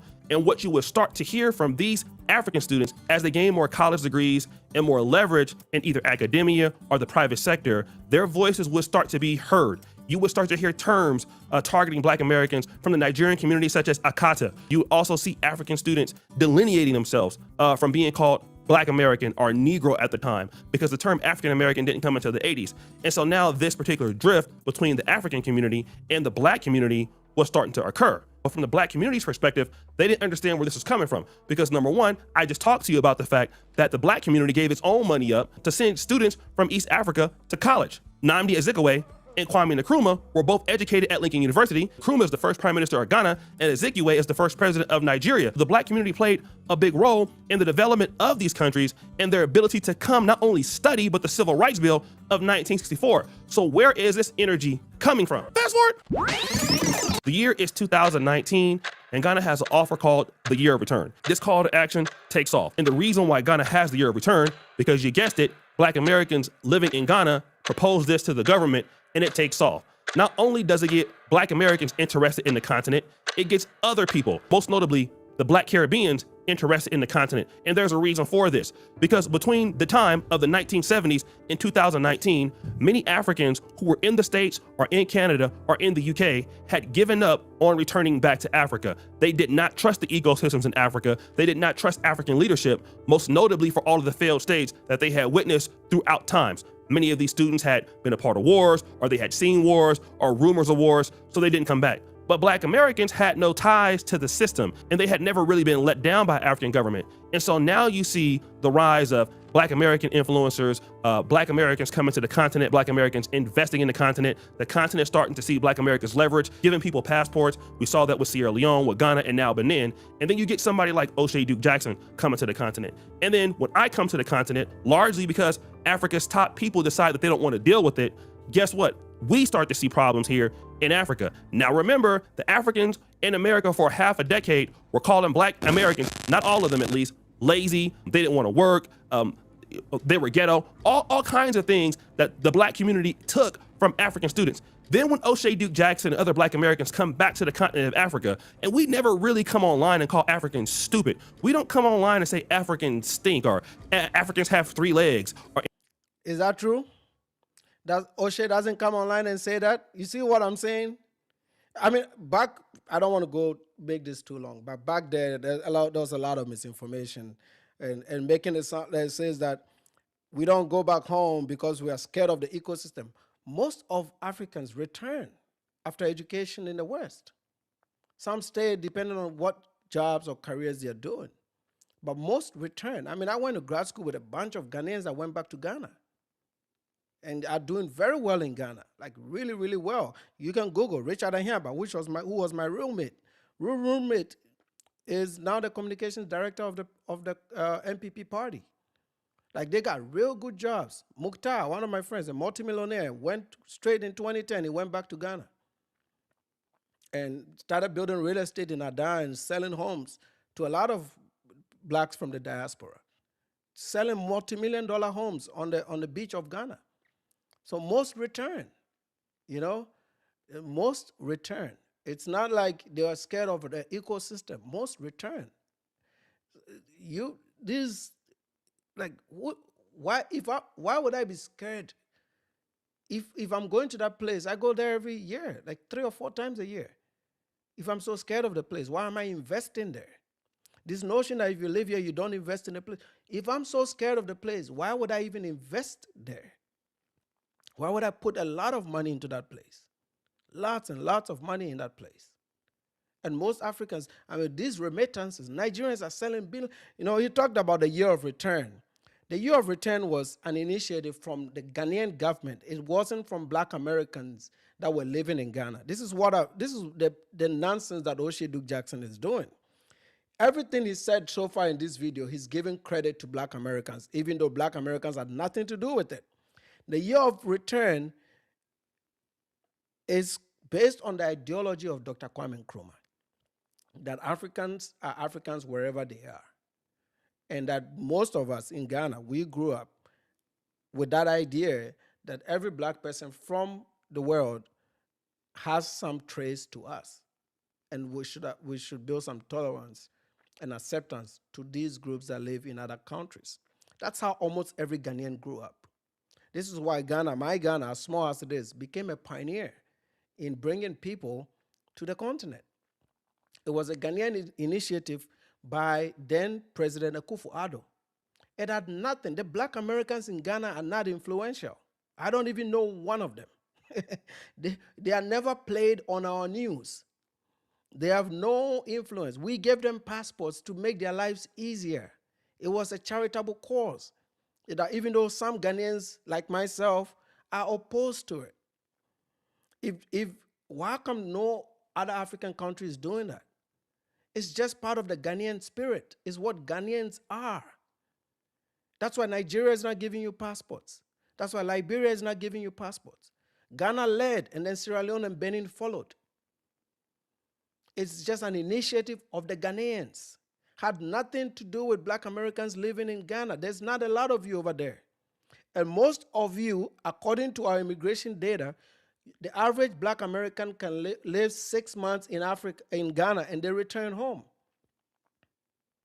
And most of the reasons for return that they've cited, according to surveys, is they don't have a way to generate revenue or income while living in Ghana. So they return back to the US because of economics. And maybe occasionally will visit Ghana. So this whole thing, like they are living in Ghana and they've become influential and they've gone to our presidents and they've launched the year of return. No, it was a Ghanaian initiative to drive commerce and attention to Ghana. Okay, I would say even Wodemaya played a big role in that.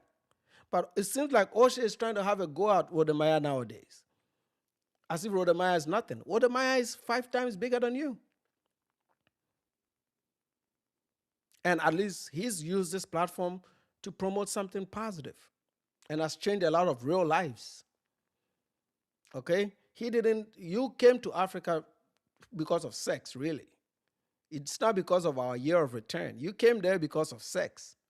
That's already been established so that you can get some play. That's why you got there. You were not there because of the year of return. Why did you go to Uganda? The year of return was in Ghana. And most of the guys that went, the year of return was just a small stretch, which morphed into Dirty December. It was a party scene. They came there to party. Ghana generated 1.9 billion in sales from the year of return. It included Ghanaians living abroad, Afro people living in Europe, Afro people living in Canada, a lot of people from the Caribbean and Latin America. Lots of people from the Caribbean and Latin America. And also a lot of black or African Americans were part of this. And to their credit, the Ghanaians lobbied a lot of influential black people in America to champion that cause. But there's so where Ghanaians incorporate, like at Uber, Bozoma St. John, she's Ghanaian. They were all using their platforms to promote this. So it's not like the Ghanaians offloaded this thing to black Americans, and they just got the benefits of it. It was all inclusive, which I think was a good idea. It gave Ghana some publicity. It helped Ghana generate about $1.9 billion in sales, but that's a small fraction of Ghana's GDP. And that was a one-time event. It's like going to a party and paying for concert tickets. That's not responsible for Ghana's growth. It was just a little injection into the Ghanaian economy. And now there's Dirty December, and people go there every December to celebrate Christmas and New Year. So yes, it did inject some money into the Ghanaian economy, but it didn't change Ghana. You are not changing anything on the continent. And we got to get this thing out of their heads. They think they are pioneers and they're making some change. No, you guys showed up there with cameras doing what BBC has been doing since the 60s. That's what you showed up there to do, because you are not happy with the black immigrants in America. So you thought, oh, let's go there. We got one on them. That's why you went over there, bro. Has nothing to do with us. Let me take some of your comments. I keep going without. Let me make sure I'm taking your comments. This is not true. America was not only allowing white immigrants here. I just demonstrated that in the 1920s, Ghanaians were coming here to go to school. I just proved that. They were coming here. Maybe not in these numbers, but they were coming here. See if I'm missing any key comments here. Did I read this, Jada? Says, let's talk about the ones who have made it, who they associate with. I've kept up with the convos about the traders in the community who choose to associate with whites and don't do much for FBAs. I mean, what about the Ghanaian lawyer? What about the Ghanaian nurse that takes care of these kids when they shoot themselves? Are they not doing something for the FBAs? There's a lot of professionals that are doing a lot of things in America. FBA is not a country. FBA is not a country. It's just it's a minority group. So if I'm doing something, it has nothing to do, it doesn't have to be specific to one group. If I'm contributing to America, I'm contributing to America. Let everybody benefit from that contribution. MLK had his connections to the administration, but he had a different project. His goal was for his people. It had nothing to do, he was not there, he's not the reason for this program. Maybe some Baptist churches gave a little bit of money, some small groups gave a little bit of money, but for Oshay's video is making it sound like MLK is the reason these students came to America. That is not true. Okay, that is not true. He had very, very little impact. It's like, doing a GoFundMe and then you have small black churches to contribute something towards it. That doesn't mean that he did it. What about the guy that actually engineered it? The guy that formed it? Where is his credit? Oshay is discrediting the African that actually started this in favor of MLK. That's the difference. I think I've taken enough comments. Let me go back to finish up the video here. In three elbows. A lot of our arguments about how the institutions are run day to day. And when we talk about these things, a lot of these same Africans who are in America right now that criticize black Americans every day right now, that have benefited from black Americans historically as to why they're in the States, that stick their nose. This is the problem. They go with the historical benefits. So they say these historical benefits, and they say, well, stick your nose in their affairs. Because I benefited historically, I shouldn't be critical of things that I see. Even when you are critical of me, that's stupid. First of all, like I said, I don't make any black dollars in America. I make nothing from the black community. Absolutely zero from the black community. Nothing. I don't go close to the black community. I'm not in the black community. I'm almost very insulated from black America. I don't patronize music. I don't go to black restaurants, cafes. I don't I don't even do barbershops. So I'm very, very insulated from the black community. And my visa was granted by a white man.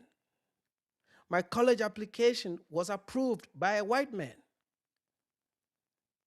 There were no, there were no black students in my department that contributed to knowledge when I was trying to acquire knowledge. But yet, black people that are 40 years old that never fought in the civil rights want to take credit for work that I've done individually. How does that make sense? Because of some historical thing that you did for yourself. Remember, your civil rights was for integration into white societies. It doesn't mean you couldn't exist. There were Ghanaian students here in the 20s. Oshay in this same video said Kwame Nkrumah came in the 60s, actually in the 50s. He came here, he came to Lincoln University in the 50s. That civil rights legislation was not passed then. And the elites were still able to send people to colleges and universities here. You know who pioneered this education pipeline? It was mostly churches and foundations. You know, and Africans had a multitude of countries they could go to get this education. I didn't even do my undergraduate degree here. I went to Russia. The Russians educated me as an undergrad. I've done very little education in America, only 2 years. Africa educated me from kindergarten to high school. Ghanaians and a Ghanaian teacher and the same Ghanaian institutions taught me all the way to grade 12. They were responsible for my educational foundation. My Ghana did that for me. Why should I give you credit? Then Vladimir Putin's Russia gave me a scholarship to go to Russia. The Russians paid for it. Why should I give a black American credit? Then I got a graduate assistantship to come to Illinois to teach at Illinois. I gave to the university, and the university gave to me. There is no black in this chain. No, not even there. So you will not take credit for my individual hard work. And that is the case for most black people. It does not shield you from criticism. You want the Africans to shut up while you're calling them booty scratchers, while you're frustrating them. You want them to shut up about your issues. While you sit in Africa and every video you turn out is critical of the Africans, not even on issues, but of even their features and how they smell. That's what you do. This is not right. And you see, I'm glad that I'm who I am because I can speak. I'm very strong in what I talk about. And none of you can bully me off this internet. I'm sure you've already found out. You've already found out that I'm a very, very different person on the internet. I'm completely different from what you guys have ever experienced. So as long as Tariq Nasheed exists, and Oshay Duke Jackson and Holleman exist, Nana is going to exist. And we're growing like wildfire. And there's nothing you can do about it. Take it. The same way we are taking it, y'all are taking it. When you stop, we will stop. At least I give you an option. But no, you're not going to be hidden one way and expect that we keep quiet and not do anything about it. Are you crazy? Do you know who you're dealing with? You think the African is a timid person because you've gotten away with this for so long? You're just butthurt because a group of guys that look like you, quote unquote, came in and didn't mess with y'all. That's all you're complaining about? Well, ask yourself, who messes with you? Nobody does. Who messes with the black community? Nobody does. You can't even get along with white people, the nicest people on the planet. You can't get along with them. A white man can just go swimming with a black kid, and if something happened to the black kid, all of a sudden it's the white man's fault.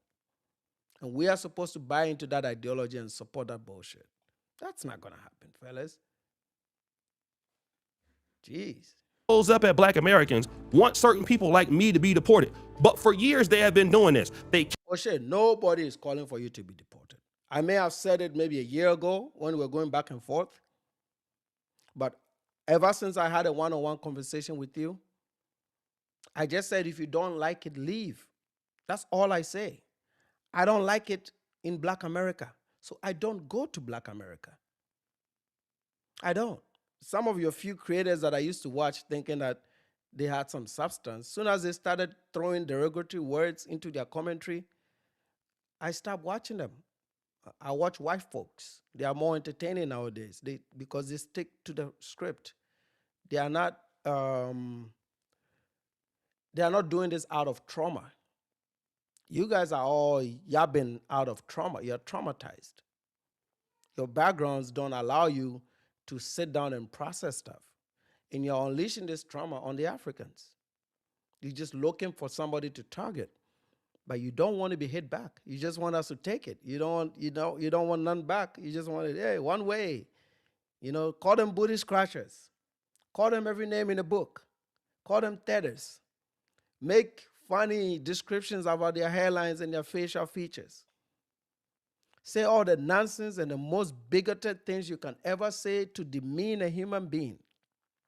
And when they say something back, all of a sudden, you guys are rambling and you're upset about it. We're not going to stop. You're doing it. We are doing it. So all these folks that come in my comment section and make it look like we have no right to push back, this is why we push back. And we have every right to do so. At least we are not calling your workplaces to get you fired because we can take it. We can take it. And you guys should take it too. Okay? It's okay. This is very easy. You should take it. Came to America. Their parents came to America because Black Americans gave money. Black Americans fought. No. This is not to say that Black Americans gave all the money, but Black Americans. Oh, at least now you corrected a little bit. All the money. No, Black Americans, all the programs you've listed didn't have any Black involvement. And if they did, it was very, very little. Very little. But let's keep going.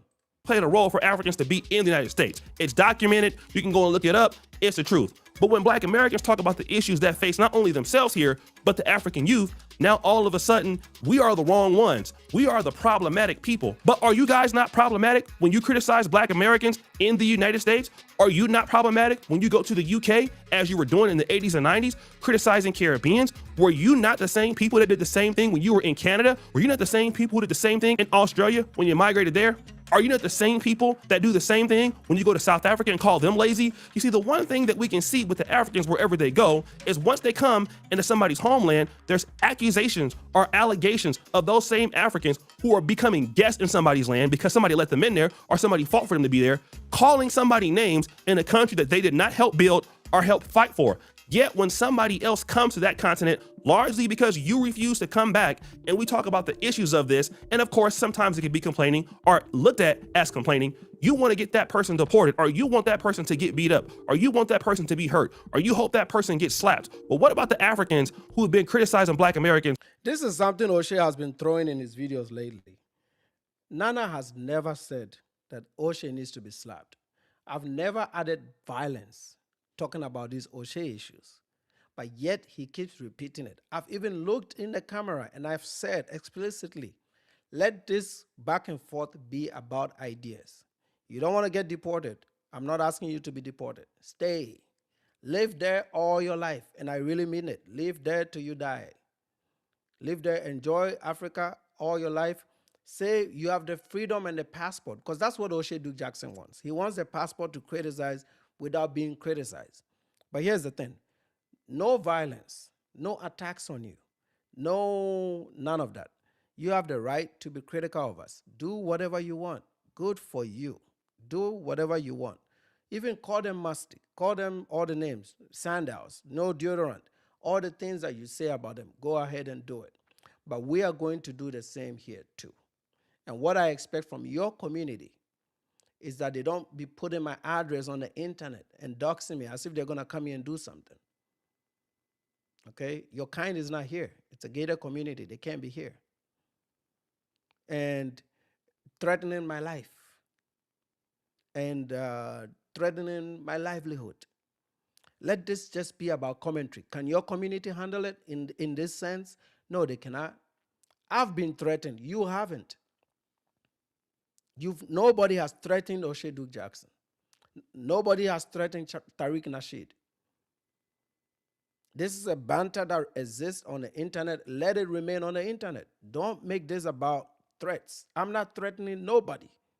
As soon as I start threatening you, that means I've lost the argument. I have nothing to offer, but I have a whole lot to offer in rebuttal. Why should I move it to violence? I don't have the impulsive gene. I don't have GXE. You guys know what GXE is. That's something your community deals with. I don't have that. I didn't grow up in trauma. I didn't. Me and my brothers grew up in the same two-parent household till my daddy dropped in my 30s. Okay, so I have no trauma.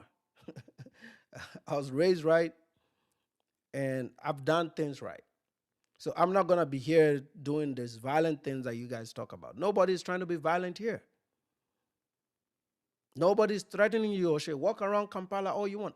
Matter of fact, like I said, live there the rest of your life because you will. You will never come back here. And no, I don't think you are frustrated in Africa. You just don't like Nigerians living in the US and Ghanaians, people like me, because you know what? We are not timid. You expected us not to start YouTube channels and push back. That's what you are fighting against. Nobody has threatened you. You're trying to silence me. This whole video was about me. But you can't even put me up there because you are scared that it's going to give me visibility, because that is information, right? That is the only reason you haven't been able to do that. And I'm aware of it and I understand it. I don't need you to come and tell me, oh, his channel grew because I did a video on him. No, don't do any videos on me. Just keep it like this, because I don't want to give any growth to this hard work to your community, because you're not part of this. This is me. All this has been set up by me and some African contributors, mostly Kenyans. So I don't want you to take credit for this too. Let's just keep this at a communication level. That's it.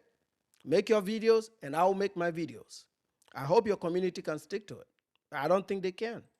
For the last 50 years, calling them all sorts of names. Should those people be slapped? Should something happen to them? Should they physically pay a price? And here's the fundamental difference between the Africans that offer criticism to Black Americans the last decade and people such as myself and other Black Americans. Those Africans who benefited from Black America's infrastructure and hard work and effort because they could have told Tom Mbu, you know, go take care of your own people. But they never asked for the money back because it was the right thing to do. And we've debunked that. That money, the last flight came from the Kennedy Foundation.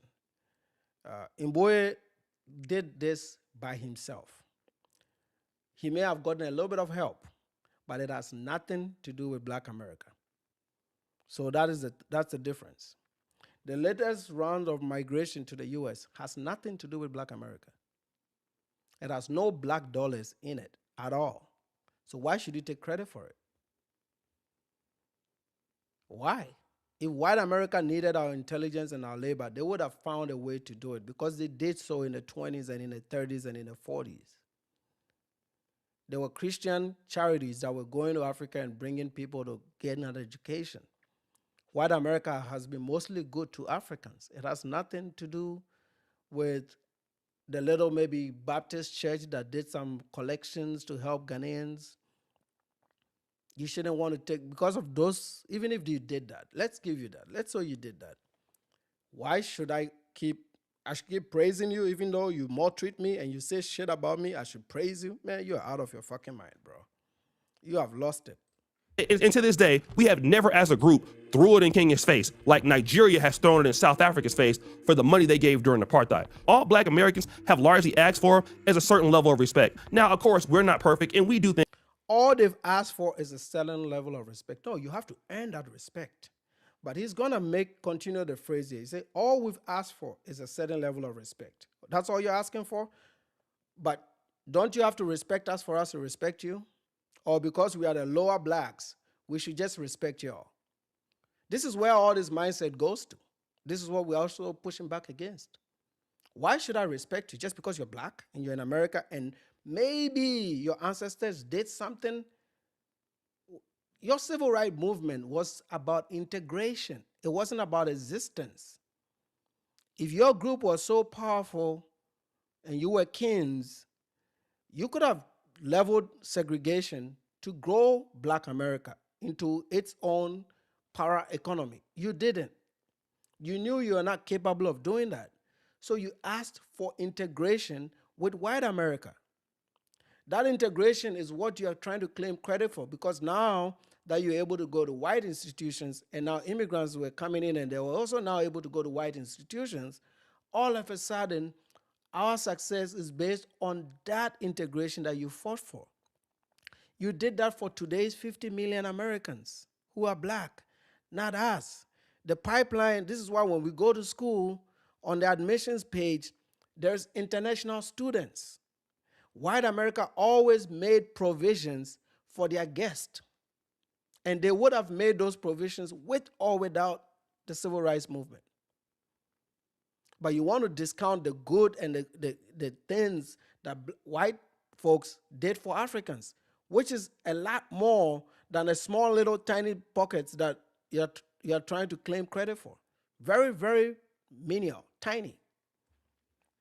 Things that offend Africans, no doubt about that. But still, we ask for respect. And the thing that Africans have done in America, even now, is they will Africans, no doubt about it. Black Americans have largely asked for is a certain level of respect. Now, of course, we're not perfect and we do things that offend Africans, no doubt about that.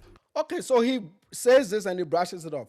Now, of course, we are not perfect, but we do something that offend Africans, no doubt about that. But that's not a big deal, right? So Africans cannot do something that offends you, but you can do something that offend Africans. You see how you make light and easy of your ability to offend us, but then we can offend you back. Let me show you in your same video, because this is just to give you, because sometimes they forget, all right? This is an example. The hell? What's going on? You know, maybe I should go to Sheko, because Sheko has a time marker. Since you okay with that? A lot of our brothers and sisters are hurt, family. They've been through a lot of torment. Start working together. We don't care about that. All I care about, I come to South Africa press. What are you doing? They write reports. I'm not gonna delete this stream. I'm gonna keep it up. And the Black world is too toxic, going around lying all the time, going around scamming all the time. That's what we do. Go around lying. That's what y'all do. That's what we do. People know us for that. And I remember the whole Black community worldwide, not delivering on whatever we say that's what we do. Everybody knows it. I had some Nigerians in the comment section. You're creating division. You are putting a bad name on our country. What? You see, like how he changes that accent, right? It's just to mock them. You're creating division. You know, those things. Like, can't you just say, I have some Nigerians in the comments that said you're creating division. They move these conversations to disrespect. You know, that's the difference. So don't say that you don't do. This same person that did this studio scripted nice video 4 days ago did a video like this. But we cannot respond back because, quote unquote, Martin Luther King bought a plane ticket for somebody to come here. You guys are crazy, man. But boy, what? I had to drink to that. What? Nigeria? What? I'm putting a what? Do y'all know about y'all? Do y'all know what they already said about y'all before I was born? Okay, so Oshay can say this, but I can say the things that I say about Black America. That's the whole point, right? You see, that's the thing, right? So yeah, he goes about, you know, the scam, the sakawa that happens with the Nigerians. Where is it? I don't have the minute. With them Africans, because look at how they are. They're predatory.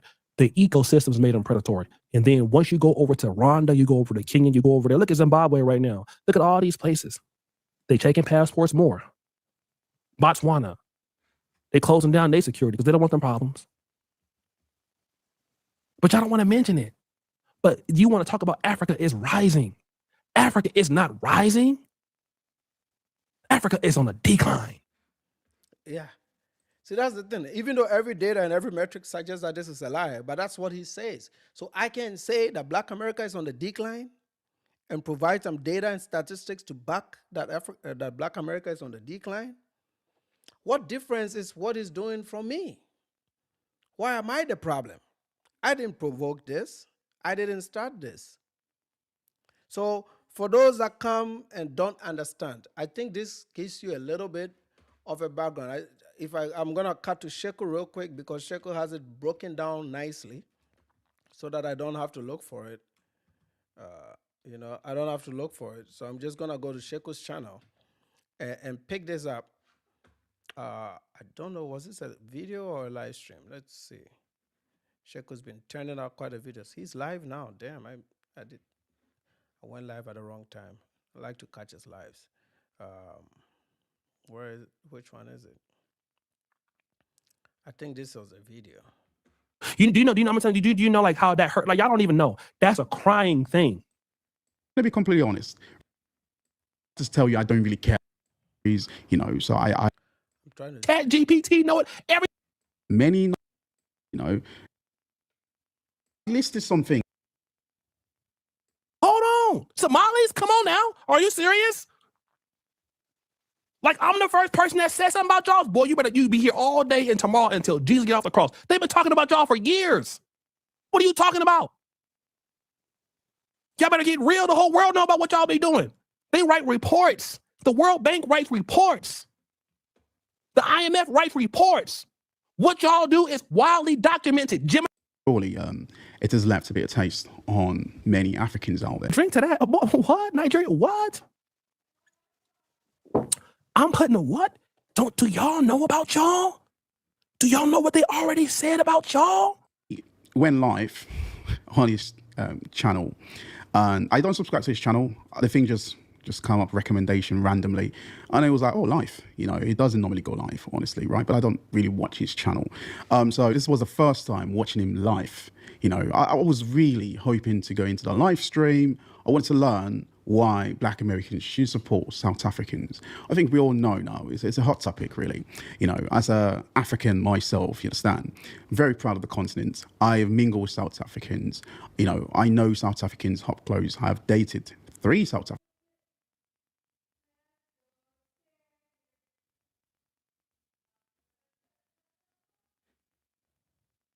If Oshay go to South Africa and they will mistake him for Nigerian, no, they will not. Number one, ain't nothing Nigerian about me at all. I don't care how big my nose is.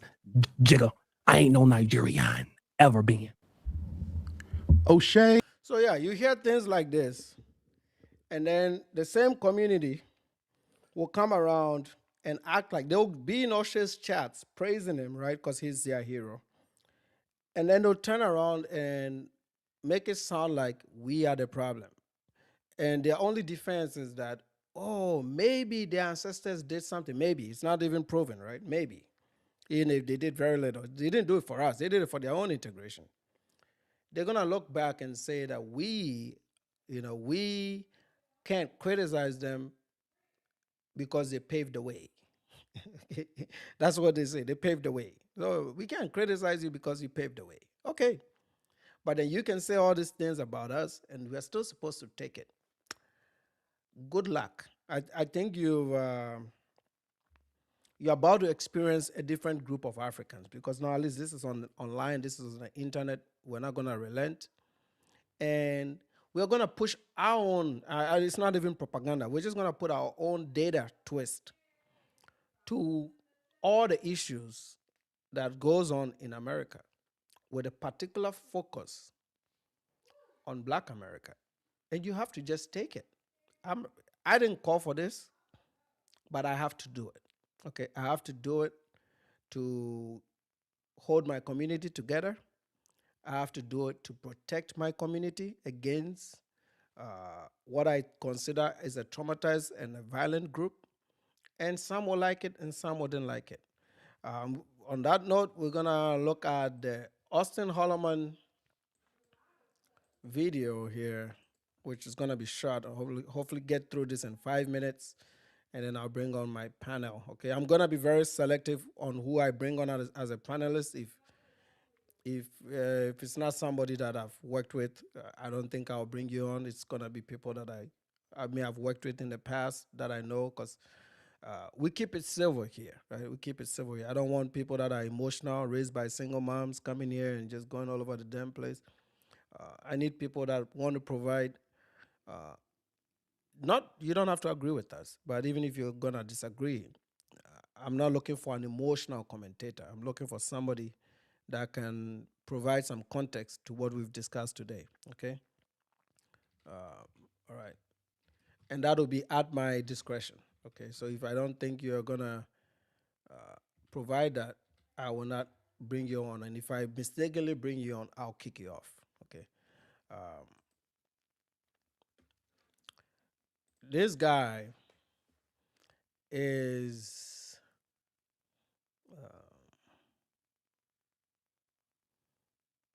Okay. I don't know. I don't think I'll play the entire video. I'm just gonna clip out, see this part. Anyway, put a 1 in the chat if you guys want me to go to Egypt. If you want to see us go to Egypt, put a 1 in the chat.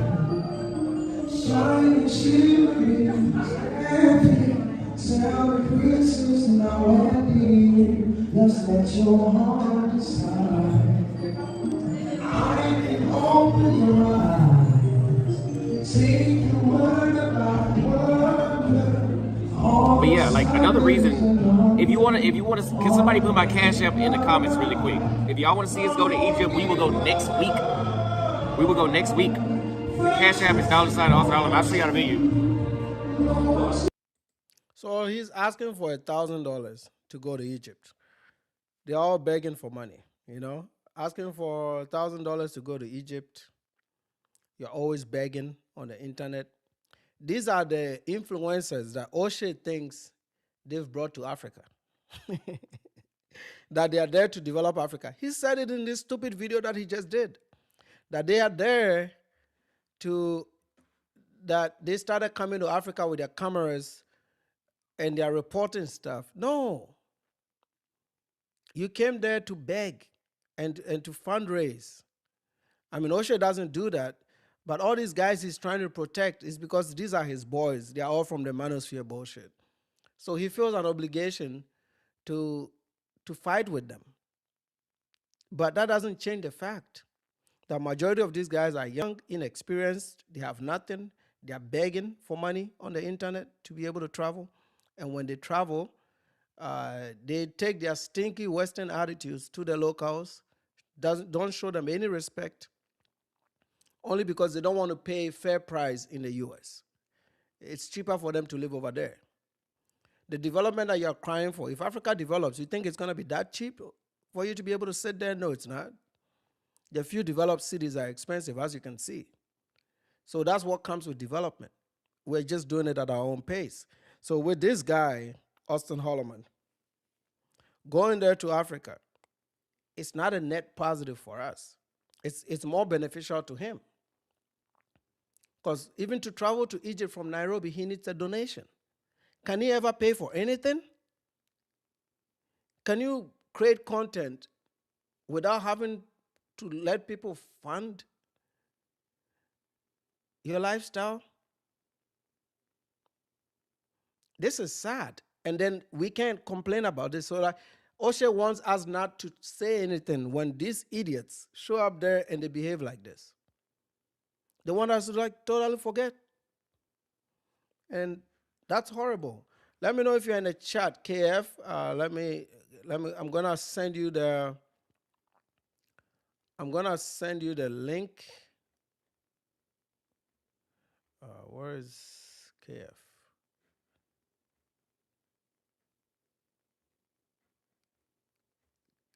Let me know if you are still in the chat there, KF.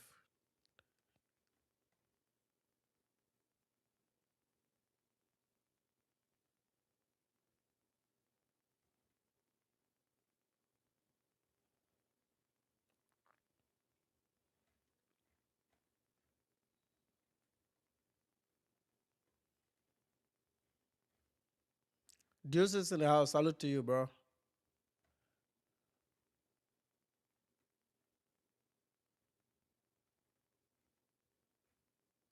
Kev, let me see. Let me go way down in the chat, make sure that I have you.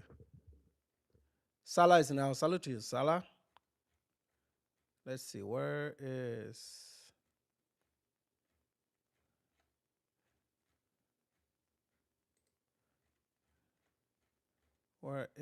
Kev? So I mean, yeah, in summary of Oshay's video, is just to say he started by building it up that, hey, you black immigrants, don't criticize black Americans because we educated you, which is not true, because we are currently developing Africa, which is not true, right? That's what they're trying to say. And the reason he's saying that is so that he doesn't get any pushback from us, so that we can't debunk stuff, so we can't criticize anything, you know? Kev, will you want to come in a private chat? Let me,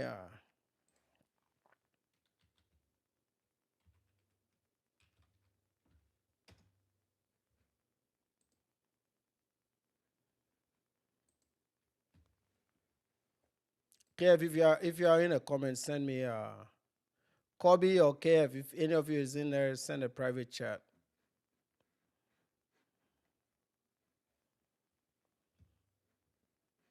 So I can post a link for you.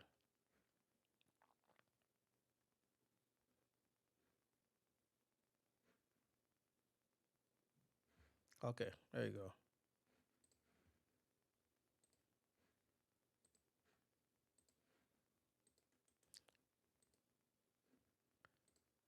Yeah, Kobe or Salah. If Salah is on and wants to come on, that's the link. Salah, Kobe.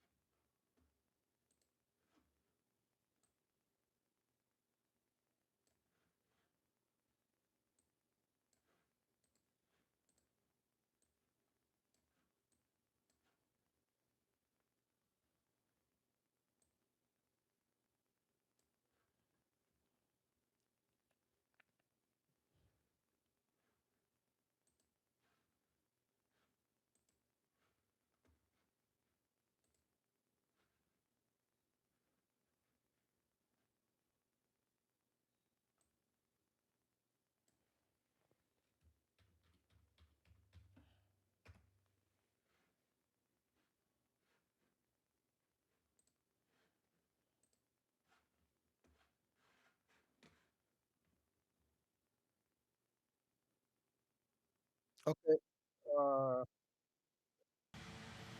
You have some background noise. Yeah,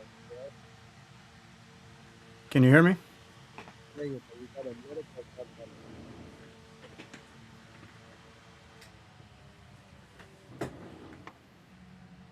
I got you, but there's a little bit of background noise. Uh, What about now? Let me know in the chat. Maybe it's just on my end, but let me know in the chat if it's clear enough. When you talk, it's very clear. I can hear you. Can you hear me? Brazen says he wants to join the panel. Okay, we've never had you here, but we can give it a try. So go ahead and click the link there, Brazen. Go ahead, KF. Can you hear me? I got you. Can you guys hear KF? Let me know. And I think there's a delay. Okay, I sound muffled.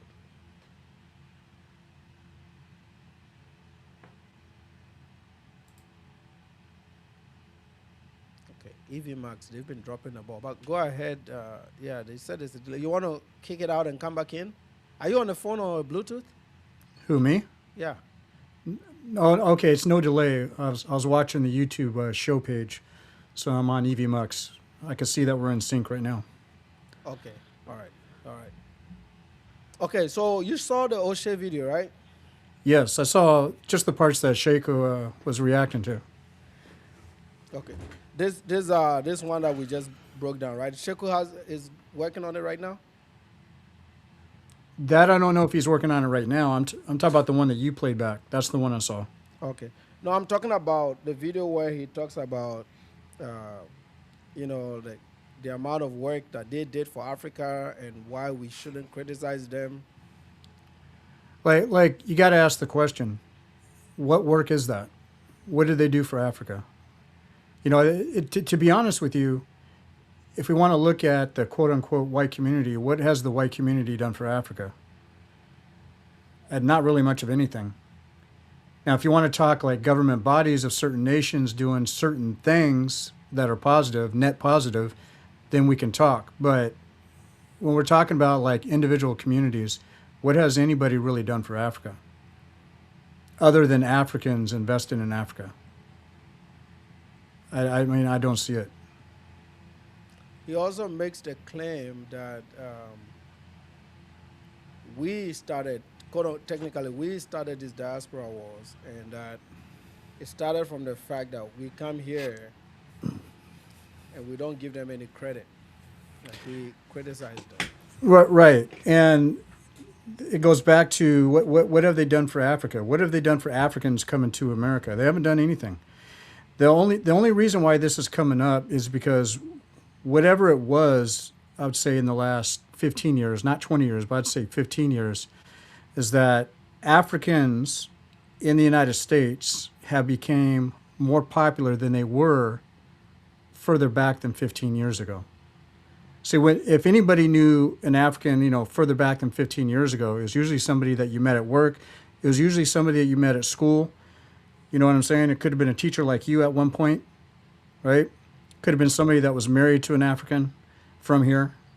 And they know the behaviors and traditional norms to those people if they're really involved in their lives. And they know that they're not going around in the United States or online from Africa starting shit with black Americans. This does not happen. What I've seen as Africans, for whatever general reason, become more popular, and usually it has to do with some type of success, or, for example, they don't get the reparations for the ones that want reparations, and they can't, quote unquote, nowadays go after the white man for it anymore because the white people ain't listening. They're not listening to the joke. It's a joke. You're not going to get reparations. If they get reparations, then fine. I don't think anybody's really going to complain about it. However, who are they going after? They're going after Africans because of stuff like that. Because they look at them as somebody who doesn't talk back. And the whole thing about Africans not having time for them, it's like, well, to be honest with you, Africans don't give time to white people in America.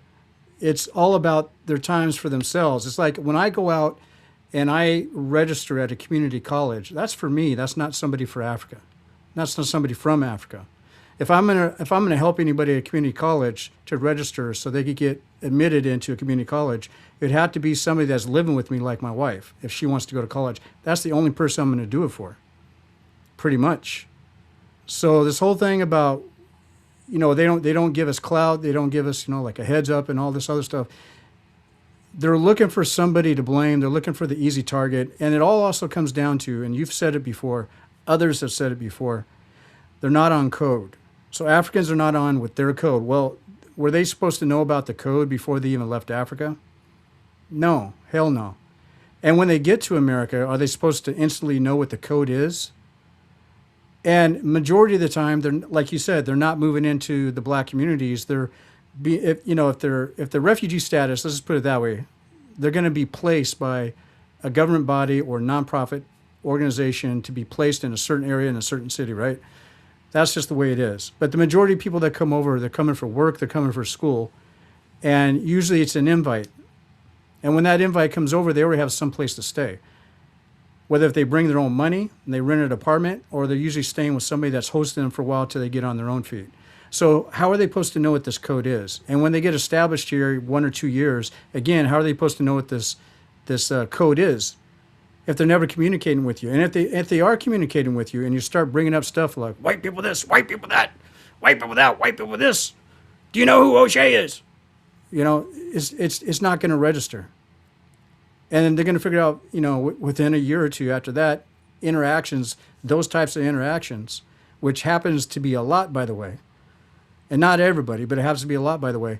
How are you going to sit there and process and want to be a part of something like that? Because you look at it, it's like they think Africans don't have brains when they come over. If you look at it, it's like, how can I side with people that have a struggle that's not my struggle? I got family back home. I'm going to send remittances back home when I'm working. I'm not going to send you a remittance here. You're already here. You have the same opportunities I do. So this whole thing about, they owe us, they should be with us, they, all this other stuff, this whole, we're all black, we're all kinfolk and all that other stuff because we have the same skin color. Not all of them think that way, but a lot of them do. We heard that one guy talk about it in his video today say that. None of it makes any sense. And to try to even phantom to make that make sense is crazy work. It's crazy work. It's like giving kid a box of Legos and you don't teach the kid on how to build the Lego set. Jada is saying that.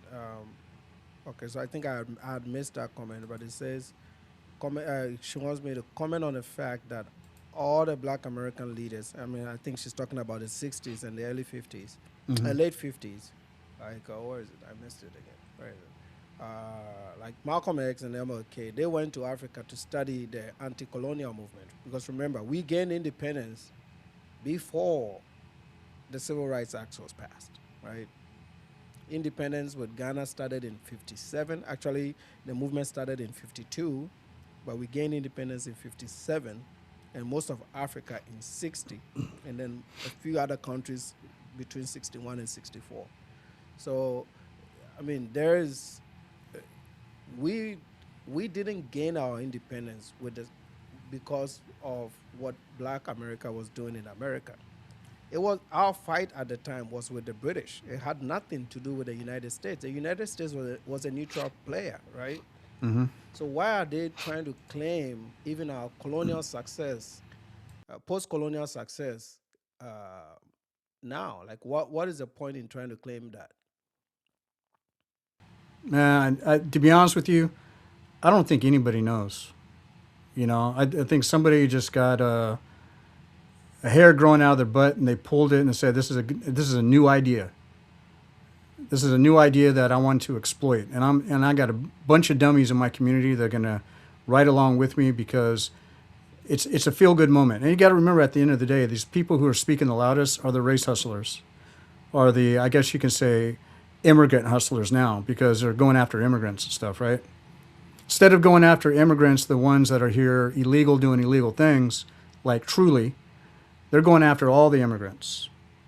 And the ones that they go after the most that I see are the black immigrants, Africans and Haitians. And, well, they've been going after Jamaicans for a long time, but that's mainly what I'm seeing. But to answer that question directly, I don't think I got an answer for it. I don't think anybody does. Well, I mean, I know your target, right? It's because you look like them, right? So you always want to compare yourself to people you look like. But if you look at white America, right, there's a lot of migration from Europe. What is you don't see is white Americans comparing themselves to Europeans that migrate to the U.S. from Europe. They don't. I don't think they even look at them, and that is because they don't feel threatened by them. I mean, a dude from Sweden that has come to Beverly Hills to work or to work on some technologies, it's not going to threaten a CEO of a company working somewhere in California. Right? White folks don't care about that, right? Right, but okay, you did say that FBAs don't concentrate on whites coming from other countries, right? Did I hear you correctly? Yeah. But when it comes to South African whites, and they're coming over to America, and with the whole Trump thing, whatever the reason is, back what was it 2025? They got something to say about that because of the dynamics of that situation. But it didn't live that long because it's like practically everybody forgot it until you actually bring it up. But yeah, you're right. They don't do that. And the reason why is because they can't really get a reaction out of Caucasians because they already know the game. And then and then if you take a lot of Eastern Europeans that come over here, they don't even know the game. So it's like they're pretty much like Africans. It's like I'm supposed to know what the code is. I'm supposed to side with you in some type of way. I'm supposed to agree what you say about me just because of the color of my skin. It's almost the same type of thing. So the Western European is going to know what the game is, and they're either going to choose to play or don't play, and most of them don't play it. But the Eastern European, they really don't know much of what's going on over here. So they don't really understand all these things. Even with social media, I still don't see them really into the conversations that much. And the ones I've met that are over here, they still don't really seem to know the social dynamics of America yet. They have to do what everybody else does. They're going to have to be here for quite a few years to really get a hang of it. And then they'll find out and say, I don't want to be a part of this either. Sonic Girl is saying, salute, long time. The success of Nigerians is bordering Oshay. I think so too. Facts. I think he has a personal beef with Nigerians. I don't know if you heard what he said about Wodemaya. I went back and I did my playback, and I was rambling so much that I even forgot to talk about exactly what he said about Wodemaya and Trudy. Were you able to catch that live stream, or did you get any clips? Did anybody record those little clips? Because he quickly took that live stream down. Is it the one where he said he helped Wodemaya and paid for his birthday in Uganda with his wife? Is it that one? Oh, he talks about that all the time. Yeah. He explicitly said that Wodemaya, so these were the allegations he made. He said Wodemaya is a horrible person, and so is Miss Trudy. They take advantage of people. They abuse their employees. I don't remember hearing that at all, but I heard you and a few other people. Live stream. That live stream was on Friday morning. I was dropping my daughter off at school, and he was live, and I was listening to it, and he went on about a 5-minute rant against Wodemaya, out of nowhere, like unprovoked. So I think he does these lives when he's drunk, right? Oh, what have I done? He does his lives when he's drunk. And it looks like he may have caught himself because he didn't want this to be known that he said that.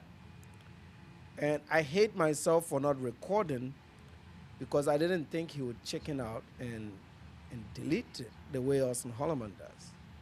If I thought he was going to do that, I would have recorded it, right? I didn't do that. Damn, why do I keep losing? Yeah, majority of the time, Oshay is going to do that for the simple fact that, when he started first doing that I noticed is when I think it was in and around the elections, not the ones that just came around the first of the year in Uganda, but the ones before that. And he was saying some disparaging things about Museveni, and then of course he got rid of it. So when he's always on those types of live streams and he's talking a lot of mess, you can almost be guaranteed he's going to delete or he's going to hide that video. He was not very nice to Wodemaya at all, which is why I said in one of our posts that I think he needs to go to therapy. That there's some underlying problems here. I think he needs to get some healing. You don't treat people like this. Right. Even if you disagree with people, talking about how Wodemaya is, kind of like running a sweatshop, not helping his people. Doesn't care about his people. He says all the people in the content creation space have negative reviews of Wodemaya, but nobody really says it out like that. And I was like, but I mean, if you're gonna make those wild claims, why would you take the video down? If I make claims about Oshay, I keep the videos up. Yeah. I mean, it's kind of funny that you'd say that Wodemaya is like running a sweatshop. Is this according to people saying, or Oshay saying that's how he treats his video editors? Yeah, like everything, like video editors, employees, all the people that work with him. I mean, those were the allegations he made, right? Because I don't remember exactly who it is, but I think I have an idea of who it is. That somebody was getting emails from some of Oshay's Ugandan employees saying the exact same thing about Oshay, that he runs his operation with video editors like a sweatshop. He's paying them in peanuts. So the only benefit they really get is that Oshay will buy them a brand new laptop and give it to them. But the thing is that they're going to have to work for it. And of course, Oshay says that he pays them well. But according to this one particular individual, I remember him saying that he's been receiving emails and this was probably 3 or 4 years back, saying that this is what Oshay does, exactly what Oshay does. So I tend to believe that based on, for the people who don't know, I'm the reason why Oshay is in Uganda, in Africa, to begin with. I'm the Right. reason why. Now Right. we could get into that a little later, but what I know about Oshay is that, and it was on a particular live stream. He wanted to know what the exchange rate was between Tanzania, Uganda, and Kenya. And so I let him know that in Uganda, you're going to get the best bang for your buck. So we're talking like at that time, it was around 3,200 shillings for the dollar. Kenya was about almost 100 shillings for the dollar, which is pretty much even. And then Tanzania was about maybe 1,400. So based on the exchange rate alone is the reason why he actually ended up in Uganda. So for those who didn't know, that's the reason why. It's all about how much money he didn't have to spend, not on how much money he would save, but how much money he wouldn't have to spend. And that's why he ended up there. Let me, Brazen, it looks like you are on. Let me, can you unmute just so we make sure you're here? Can you hear me? Do you have your mute button on, Brazen? Yeah, it's showing that it's muted, but let me see. Yeah. Just try to tap or click, depending on what device you're on the microphone icon. If it's got a red line through it, that means it's muted. I've sent him an unmute request. Hopefully he can Oh yeah, come can you up. guys hear me now? Yep, Yes. you are here. What's up? Welcome to the show, man. Okay, awesome. Yeah, Dana, thanks for having me on, man. First of all, I appreciate you guys, bringing this up. I think you make a very important point when you say we have to stay on top of this until these guys change their behavior, right? Um, that people want to move to Africa and live there and everything else like that. But I think for this FBA community specifically, right? I look at it kind of like any other community. You have people who are, you know, they're just living their lives within the community. And then you have people who are on the extreme end of things, whether it's religion or in this case, the FBS, right? And for some reason, it's always been very clear to me ever since so I just a little background. I was born in Cameroon and, you know, grew up there, got education there. Came to the US when I was maybe 15 years old. And for me, from the get go, it's kind of always been this type of behavior that you see someone like Oshay displaying, right? Of course, not everyone is that way, but the huge majority of FBAs that you deal with seem to have this sentiment towards Africans. And I think it's a deep hate that's something that really needs to be, they need to sit with themselves and really, whether it's therapy or whatever it is that they need to do. But on my end, I just want to just find just the fact again that this is something that as Africans, we have to definitely start speaking up, like Nana and Sheku are doing. Maybe there are other people out there doing it, but this is really the first time that I'm seeing this, and I'm grateful for it. And I think even for myself, I have to be better about speaking up about these things, which I will. With that being said, I've been watching Osho for a while now, and this, is for one, he's definitely someone that is very wish-washy on many topics. You see him take one side of it, and then he flip-flops to the other side. Most recently, I he started, throwing attacks at Poetic Flacco, right? He's a brilliant guy as well. But not too long ago, he wants to take credit for Poetic Flacco's success in the space. I hear him say it all the time. Well, this person is a better YouTuber than I am, or a better streamer than I am. But then the next moment, this guy is, throwing insults, disrespecting, and all of that stuff. So yeah, I think this is something that is obviously preposterous, and I just appreciate you guys standing on this. And for me, as long as this keeps going on, I'll definitely be speaking up against it too. Cool, man. That's Well that's said, what I wanted man. to say for now. If you guys want to dive deeper into anything. Yeah, Brazen, I got one suggestion. He's taking a break right now, but I would also look up Afrodamus, kind of like Notre Dame, Afrodamus. He's another African reactor that's been talking about the same things for quite a few years. So I'd look him up and also subscribe to him as well.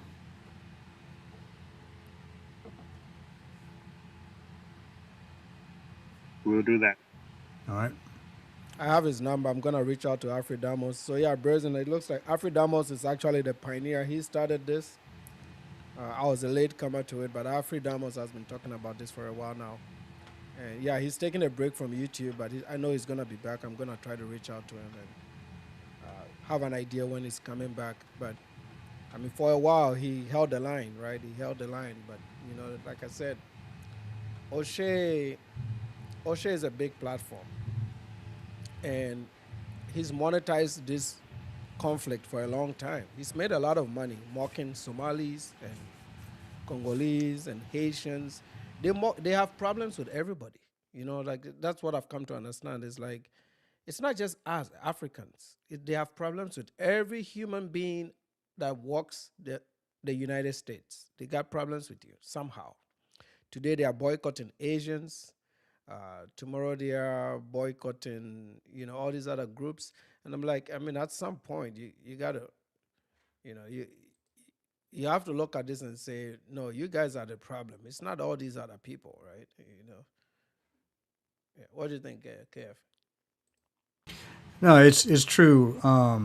For the most part, it's not everybody, but it's not a small community. It's for the most part, and for the very few that are actually coming to Africa, because most African Americans don't care about Africa whatsoever. They don't even talk about it. It's not even on the forethought of conversation. So the ones that are coming over, and the ones that we see on YouTube, not all of them, but almost all of them are creating trouble via their YouTube channel or their TikTok. And we see this time and time again. They're always disparaging. You know, we have this No Limit Eddie. You know, this guy is, he took a new little twist on it.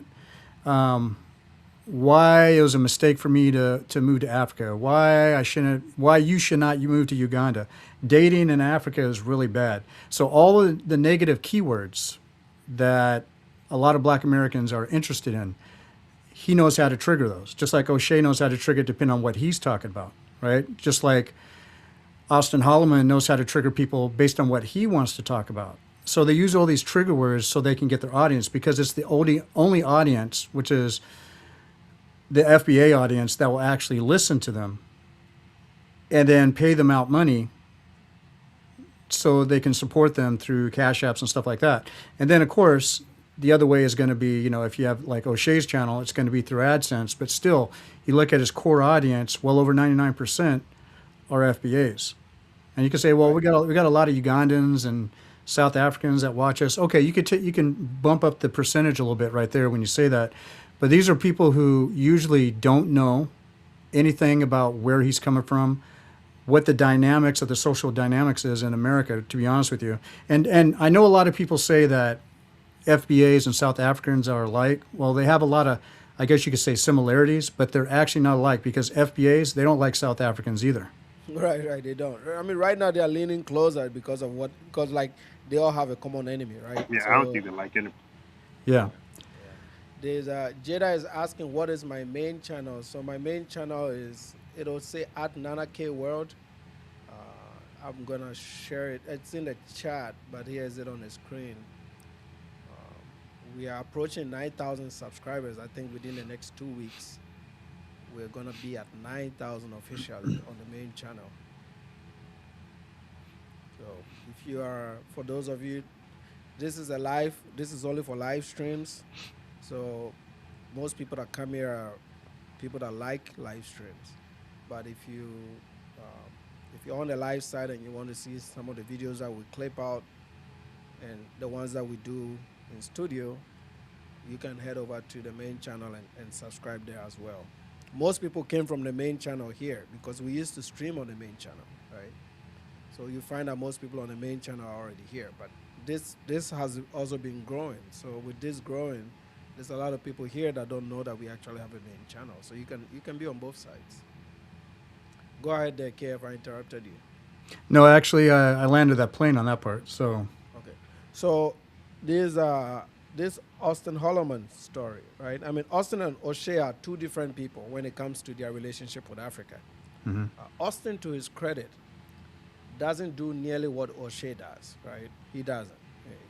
I'll give it to him. He I doesn't. see Johnny says Oshay is only in Uganda to take advantage of women. He's no different from the passport bros. he is a passport bro. He is a passport bro. I just Yeah, he Oshay is. to deal with women. I was actually surprised when I saw the video that Nana shared on his live stream. I think it was yesterday or day before yesterday. Yeah. Kev, do you have the one where he was in the club?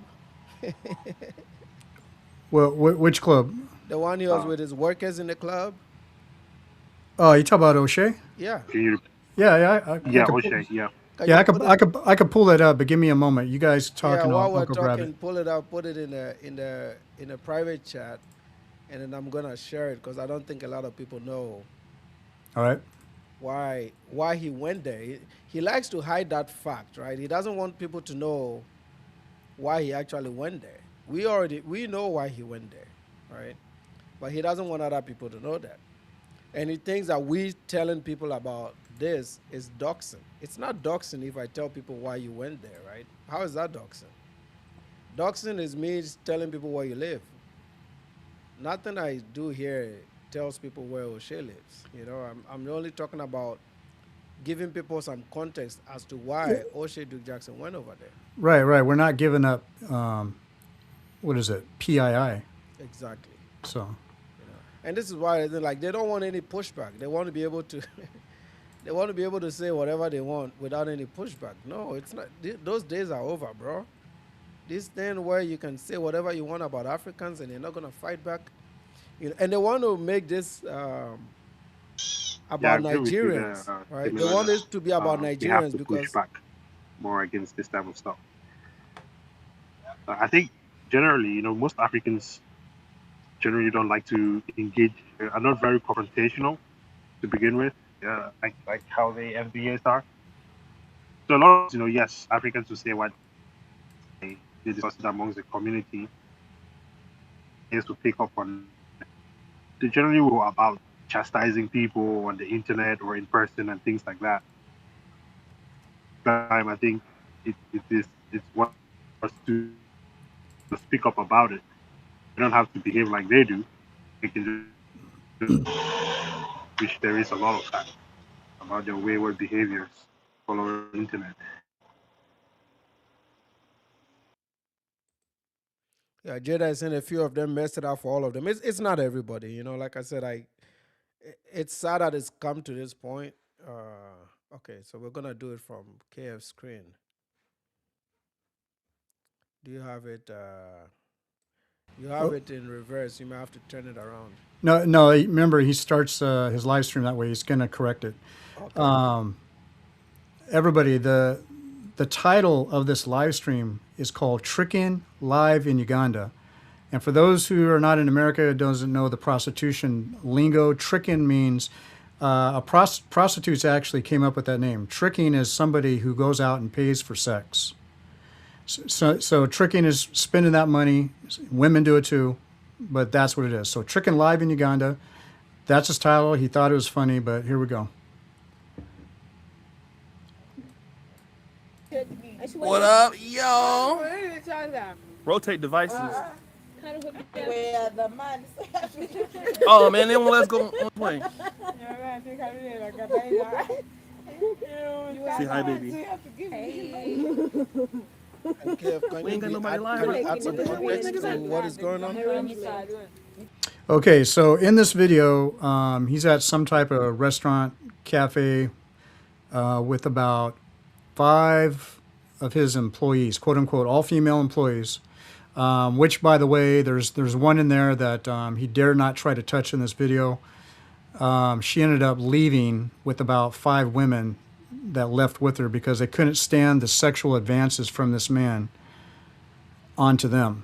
So not all Ugandans are for sale and all that other stuff. But that's what this is. This is a day to hang out, and you're going to see some pretty disgusting things that he does in this video. So let's continue. What up, y'all? Wait.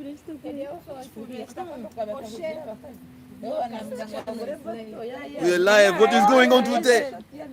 And you can see this is also in 2019, everybody. As you can see, he's now mocking, changing his voice again, mocking a quote unquote African. So even back then, this is what he was doing, and he's doing it this year.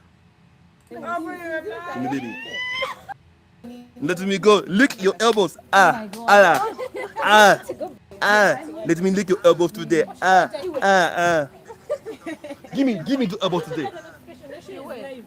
Give me the elbows. Seriously? Give me your. I want elbows. I want elbows. I want. That's somebody's boss. Right? The boss hi, of babe. employees, right? Yeah. So he's the boss. And I forget the term that people use. I know Kobe brings it up a few times. When somebody has more money and they're taking advantage of people who are less inclined to be able to defend themselves based on their economic status, there's a certain term for it. That's what he's doing here. So some of these women that are with him are actually prostitutes in Uganda, but not all of them that are sitting around him. And then some are just there because they need the money. But this is how he treats people in Uganda. This is what he does when he goes to Kenya. This is what he does anywhere in Africa where he feels it's time to trick. This is Oshay today, not just in 2019. Baby. Y'all see them thighs? Ooh. Talk. Everybody. Talk. Tricking live. Licking elbows. My brother. I've been around. Let me look at them kneecaps, baby. Guys, no. Oshay. Tell me this. See what I'm seeing. I'm vacating. We are connected next week. Ooh. Come here. No, come please. No, come back. See booty. Go back. It's on YouTube, yeah? Okay, I'm sorry. I'll be nice. I go back now. Wait. I'll give Yeah, you go 50. back. No. I'll give you money. It's on YouTube. Eh?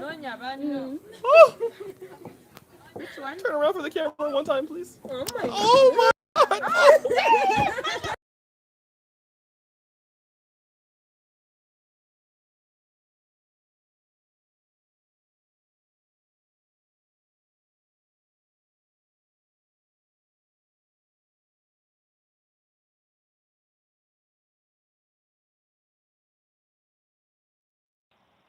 That's ridiculous to watch.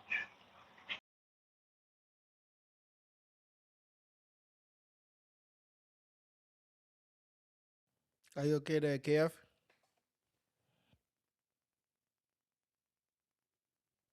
See if KF is okay. Okay. So sorry about that. I was on mute. So this is about, I don't know, what is it? 43-minute video. And so I'm going back here in my notes that I left back in 2019. So we're going to jump to the timestamp of 1950. He jokes, but is serious when he said he's going to corrupt the women. So we'll go to that because this is his mindset. This is what he likes to do. So we'll go to 1950.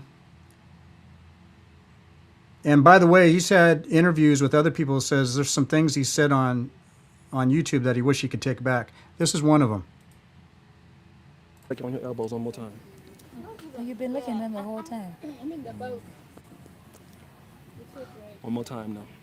Off camera. Boy, on camera. Well, I'll turn the camera off. So I Turn can it look yourself. them. You know that I'm dumb. So check this out, man. I got a new skit coming out on Kinganda called In the Office, right? And it's gonna be a corrupt office boss like me, and corrupting all the ladies. You know what I mean? Because you know, I'm just it's gonna be crazy, right? Because y'all know I got my skits. It's gonna be like better than Thirst Box. So y'all make sure that y'all check my comic out, check all my shit out. You know what I mean? It's really a shame to be this good looking and this talented. I know it's hard, but somebody got to do it. I know that's right. Yeah. Now, Boomer, go talk. Okay, so let's check the other timestamp. There's a couple more on this particular video. Just a couple minutes later, he says, "I see a nipple." So, like, why would you want to put something like this on a live stream, disrespecting your quote unquote employees like this? And mind you, 99% of his whole audience this day, this is April of 2019, were all men that some were sex tourists themselves, and the majority wish they could be sex tourists, meaning they don't have a passport, they can't do it, they ain't got the money to do it, so they live through somebody like Oshay. So we'll go to right here. So why y'all ain't getting the likes up, man, on this? You know, nah, these are my this is my staff, right? So that's King Ganda, man. Y'all go subscribe to King Ganda channel because we be doing some crazy stuff over there. And check this out. He's representing King Ganda here. For all of those who don't know, King Ganda is supposed to be a quote unquote almost PG-13 type of channel to talk about the political dynamics of Uganda, Kenya, and whatever Africa in the black world, right? But he perverts it by bringing it into this video. And if you follow this guy for years, you'll see that even in the Kinganda channel, he's got a lot of perversion going on from certain types of videos within that channel. But let's continue. But I'm now with the. He said, "What up, John Downs?" He said, "I saw him." So somebody saw a nipple from the chat, and he decided to repeat that, and then look to one of them because this guy is perverted. Instead of like not saying anything and having respect for them, he doesn't do it. So now the whole video is telling, but these are like key points. Now, shortly after that time step of 2120, Cornelius Dacia, which he admits that's his name, right? He says he's a pimp, or says he's a trick, not a pimp. So let's continue with that. So he loves to admit that he's a trick, that he loves to pay for box. What up, AN1? I'm not no pimp. I'm a trick. Hi, TJ. You know who TJ is? No. No pimp. I'm a trick. What up, AN1? I'm not no pimp. I'm a trick. Hi, TJ. You know who TJ is? No, I don't. Okay, so Nana, at this point on this particular video, I know we don't have time to watch the whole thing, but those are the key stamp moments that I had to bring out back then, 16 April of 2020, on this video. So if anybody's come across it and I sent it to them for the review, these are the 3 areas that they needed to look at. But the whole thing can tell you the whole story of who this guy is. So Brazen, you're seeing this for the first time, right?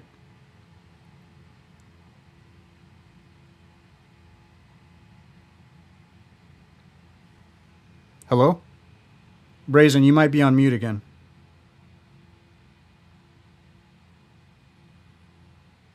Okay, Nana, go ahead. You want me to play more or just we'll talk about it? Yeah, I think he has there's something wrong with this thing. What Auston Holleman, you guys have nothing better else to do. Man, it says that the idiot that sits on a live stream for 10 hours and then has to private his live streams. Man, don't get me started on that bullshit. You live your whole life on the internet. You have built no skill at the age of 25. You fundraise to travel. You can't even afford your own air tickets. You know, I saw him talking about how some of his critics can't add up numbers. I was like, what the fuck are you talking about? I have a whole degree in math. What are you talking about? You know, when you're used to a group of unintelligent people, you tend to think that way.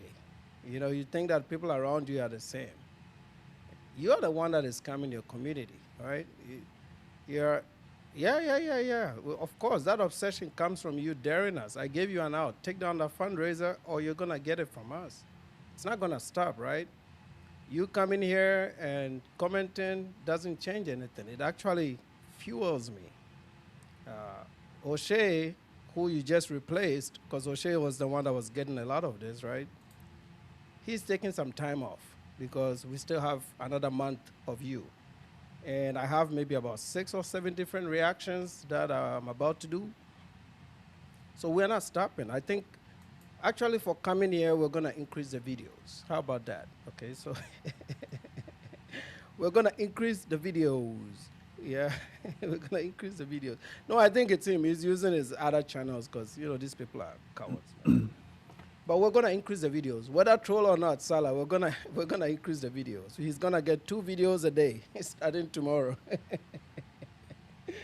uh, and we're working on adding. We bought his guide. KF, did I tell you we bought Auston Holleman's guide? I don't remember that. No. Yeah, so we bought his guide to Nairobi, Kenya. And we're going down the list of all the places that he favors. And we're sharing the gecko incident with them so that whenever he shows up there, they can kick his ass. You know? So that's what we're working on, man. The goal is to frustrate him to the core, because obviously it hurts him, right? Shit, I'm enjoying this. It's fun. And then I'm still getting I bought AdSense. his job search guide. I can share that with you. Yeah, we can hear you. I'm still getting AdSense on top of this. Shit. Okay, we'll keep doing it, man. We'll keep doing it. Actually, you know what? Let's cut to some Auston Holleman since he wants to be. Kev, you want to play a little bit of this, and then let's cut to some of the videos that Dave Smith recorded. All right. We don't care. Oh, what? Marcus Love, hi. Shut up. We shot him now. What up, just the elbow licking fun phone case? Hey, brother, listen. Yeah. Appreciate you, brothers out there. Get the likes up on the thing, man. You know. Elbow licking fun, just You know what I mean? Yeah. Just fun case fun. yeah. There. Yeah. So thank you, brothers, for the support. Let me tell you, brothers, man, y'all.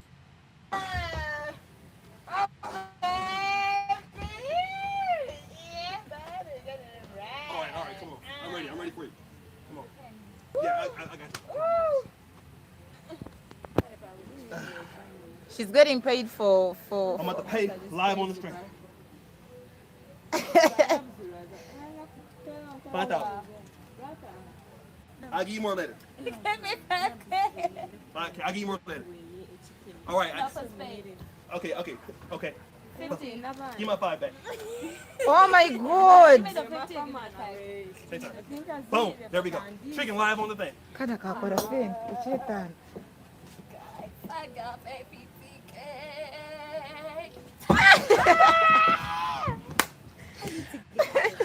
Push-ups, just do some push-ups now. So they go down. Man, we have Brother, I'm down for the count, brother.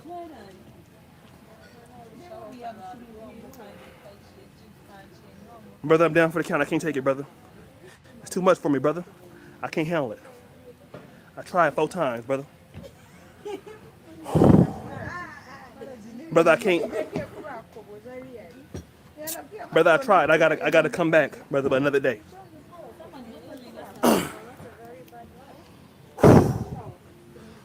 You know,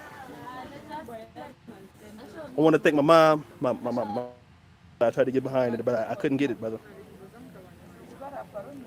Brother Julian, I tried, brother, but I don't have it, brother, in me. I used to. He held me back, brother. He held me back. Nabuma. Oh, bring it here. Bring it here. All of my people. So yeah, you gotta start talking on the channel. Lot of booty shaking. I mean, Ah! we do a lot of time. I do. Yo, Lala, say hi to the I do look people. fly. Lala I is don't look sending you the fucking damn god kisses. I don't look fine. Motherfucker, you look perfect. My mom always sent a picture of my mom. Oh shit, those are my shades. You're paying for them?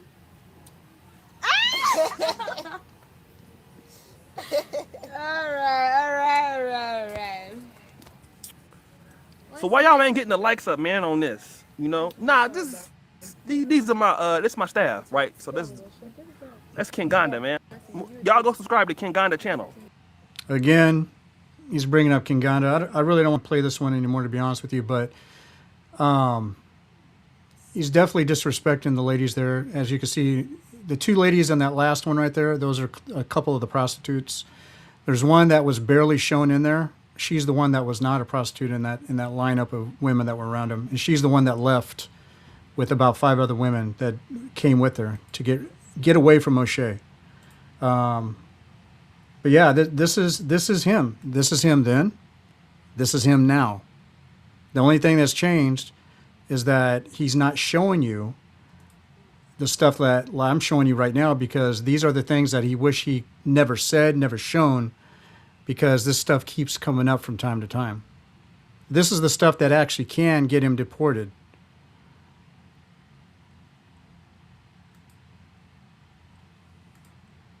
He, this guy. Let me switch out my scenes here. People don't know Oshay and why he went there. His ideas are similar to why Auston Holleman is in Africa, right? Because they all came from the same school of thought. Their thought process is they are looking for somewhere cheaper and also somewhere they can exploit women and take advantage of women and then monetize incels that are interested in that stuff, right? This is why they spend so much time on the internet begging. It's always e-begging. They go on these marathons of begging. Instead of using the traditional YouTube channels to monetize based on ad revenue, right? They don't want the ad revenue. They want you to do cash apps. They want to spend as much time on the internet. It's like they sit online in these live streams waiting for super chats to drop. And then they call that work. He thinks that's him working. It's like, dude, you're 25 years old. You should be working at gaining real valuable skills that you can work through eternity. You should have started building your retirement savings by now. You start early. At 21, 22, start building into it slowly, and preparing your life. But no, you're hopping around, and then other people are going to work, and you're expecting them to send you their money. And then the cycle repeats itself and repeats itself. And they think that they are winning. You're not winning. You got nothing, man. Salute to Sheko. Sheko is in the house. You're not winning if you're not even using the correct monetization channels of YouTube. You're on YouTube begging. It's shameful and it's disgraceful. And if you've noticed, it's only Black American channels that are begging. I don't know no African. Well, I mean Mawas. Yeah, Marwa. Mawa, who is their African equivalent, is the only idiot that does that. But they are not even ashamed anymore. I saw NYC The Future begging the other day for 8 hours straight. Jerello is begging. Like all of them are using the same script. Then they sit on couches, make live streams, just begging and begging and begging. So you mean you're just gonna beg and fundraise to travel and live the rest of your life? Isn't that tiring? Like that's absolutely tiring, man. I'd rather clock in and out at a company with my dignity intact than to sit on the web and beg and even be proud about it. This is madness, This is one of the biggest distinctions between these blacks and us. It's one of those things that they need to know, man. Salah is in Nairobi right now. He says the message is getting in Nairobi. Yes, I know. Salute to a Kenyan, because Kenyans are seeing it. I mean, we've had a few Kenyans that have been critical, but that's because they just got the information. They're eventually gonna catch on. But anyway, let's see the latest bullshit coming out of this guy. Let's go. My entire career started from TikTok. The main reason Auston. He said his career. Is this a career? A begging career? Let me see if you guys got the playback. Yes, you do. Yeah, this begging career started from TikTok? How is this even a career? Like, jeez, come on, man. This absolute crazy madness. What's wrong with these people, bro? Yeah, we're gonna say something, or is it person? Yeah.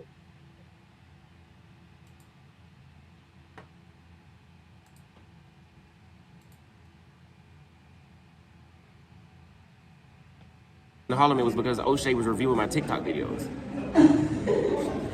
It's a special responsibility. It's a self. Let's do this. Hey, pause it right there. One thing I want to bring up to everybody is that the reason, okay, people know that Kid Greatness and Auston Holleman invited a lot of people, including Jay Rillo. But what a lot of people don't know is that Auston was invited to Africa by Oshay.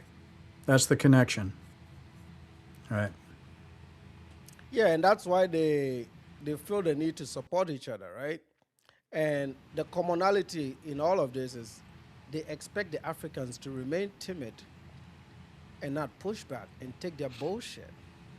Like, what is wrong with these people, man? What is wrong with these motherfuckers? Talking about opening a barber school. Oh, that barber school is still on my mind, but these haters. What haters? And the other thing too, Nana, and a lot of people that own businesses know this, like off the back of their hand. If you were focused and you were actually serious about business, you wouldn't even talk about any of these issues on your live streams. This would be a non-factor. You wouldn't bring anything up, and you definitely wouldn't be complaining about other people, quote unquote, trolling you. Because it also tells a lot. Like when it comes to those Google reviews that David Smith was bringing up, and I got him up right now actually, but it tells a lot. Like I've been saying that Kenyans don't rock with Auston. They don't like Auston. And these Google reviews at the Gecko restaurant prove what I had said. Nobody cares about Auston in Kenya. They really don't. For the ones that don't know, they find out later eventually that this guy is not a good guy. That this guy is a little tyrant within Nairobi. And he takes advantage of people. He's taken advantage of women before. He's taken advantage of Z. She might be using him too. But the thing is, this is what he does. And he's not going to be, he's not going to go away from being a sex pest in anybody's country. This all started in Brazil as far as him being known for the things that he does. But just like Oshay, what did Auston Holleman do? When the heat came on, like I showed you with that Oshay video, tricking in live in Uganda, what happened with Auston is the same thing. Brazil was that time. And a few things that happened in Tanzania and Kenya was that time where he changed up his content, but he still does the same things in the background. These two people have not changed who they actually are. Yeah, they haven't. And we know that because we observe these things, right? And Right. Kenyans are going to catch on, like even for the Kenyans that feel like, oh, okay, these West Africans are picking up our battles and they're not supposed to. I'm just providing information because I love my African brothers, right? But I'm going to leave it up to Kenyans to decide. It's up to Kenyans at the end of the day, right? I just have a platform and I'm putting that information out.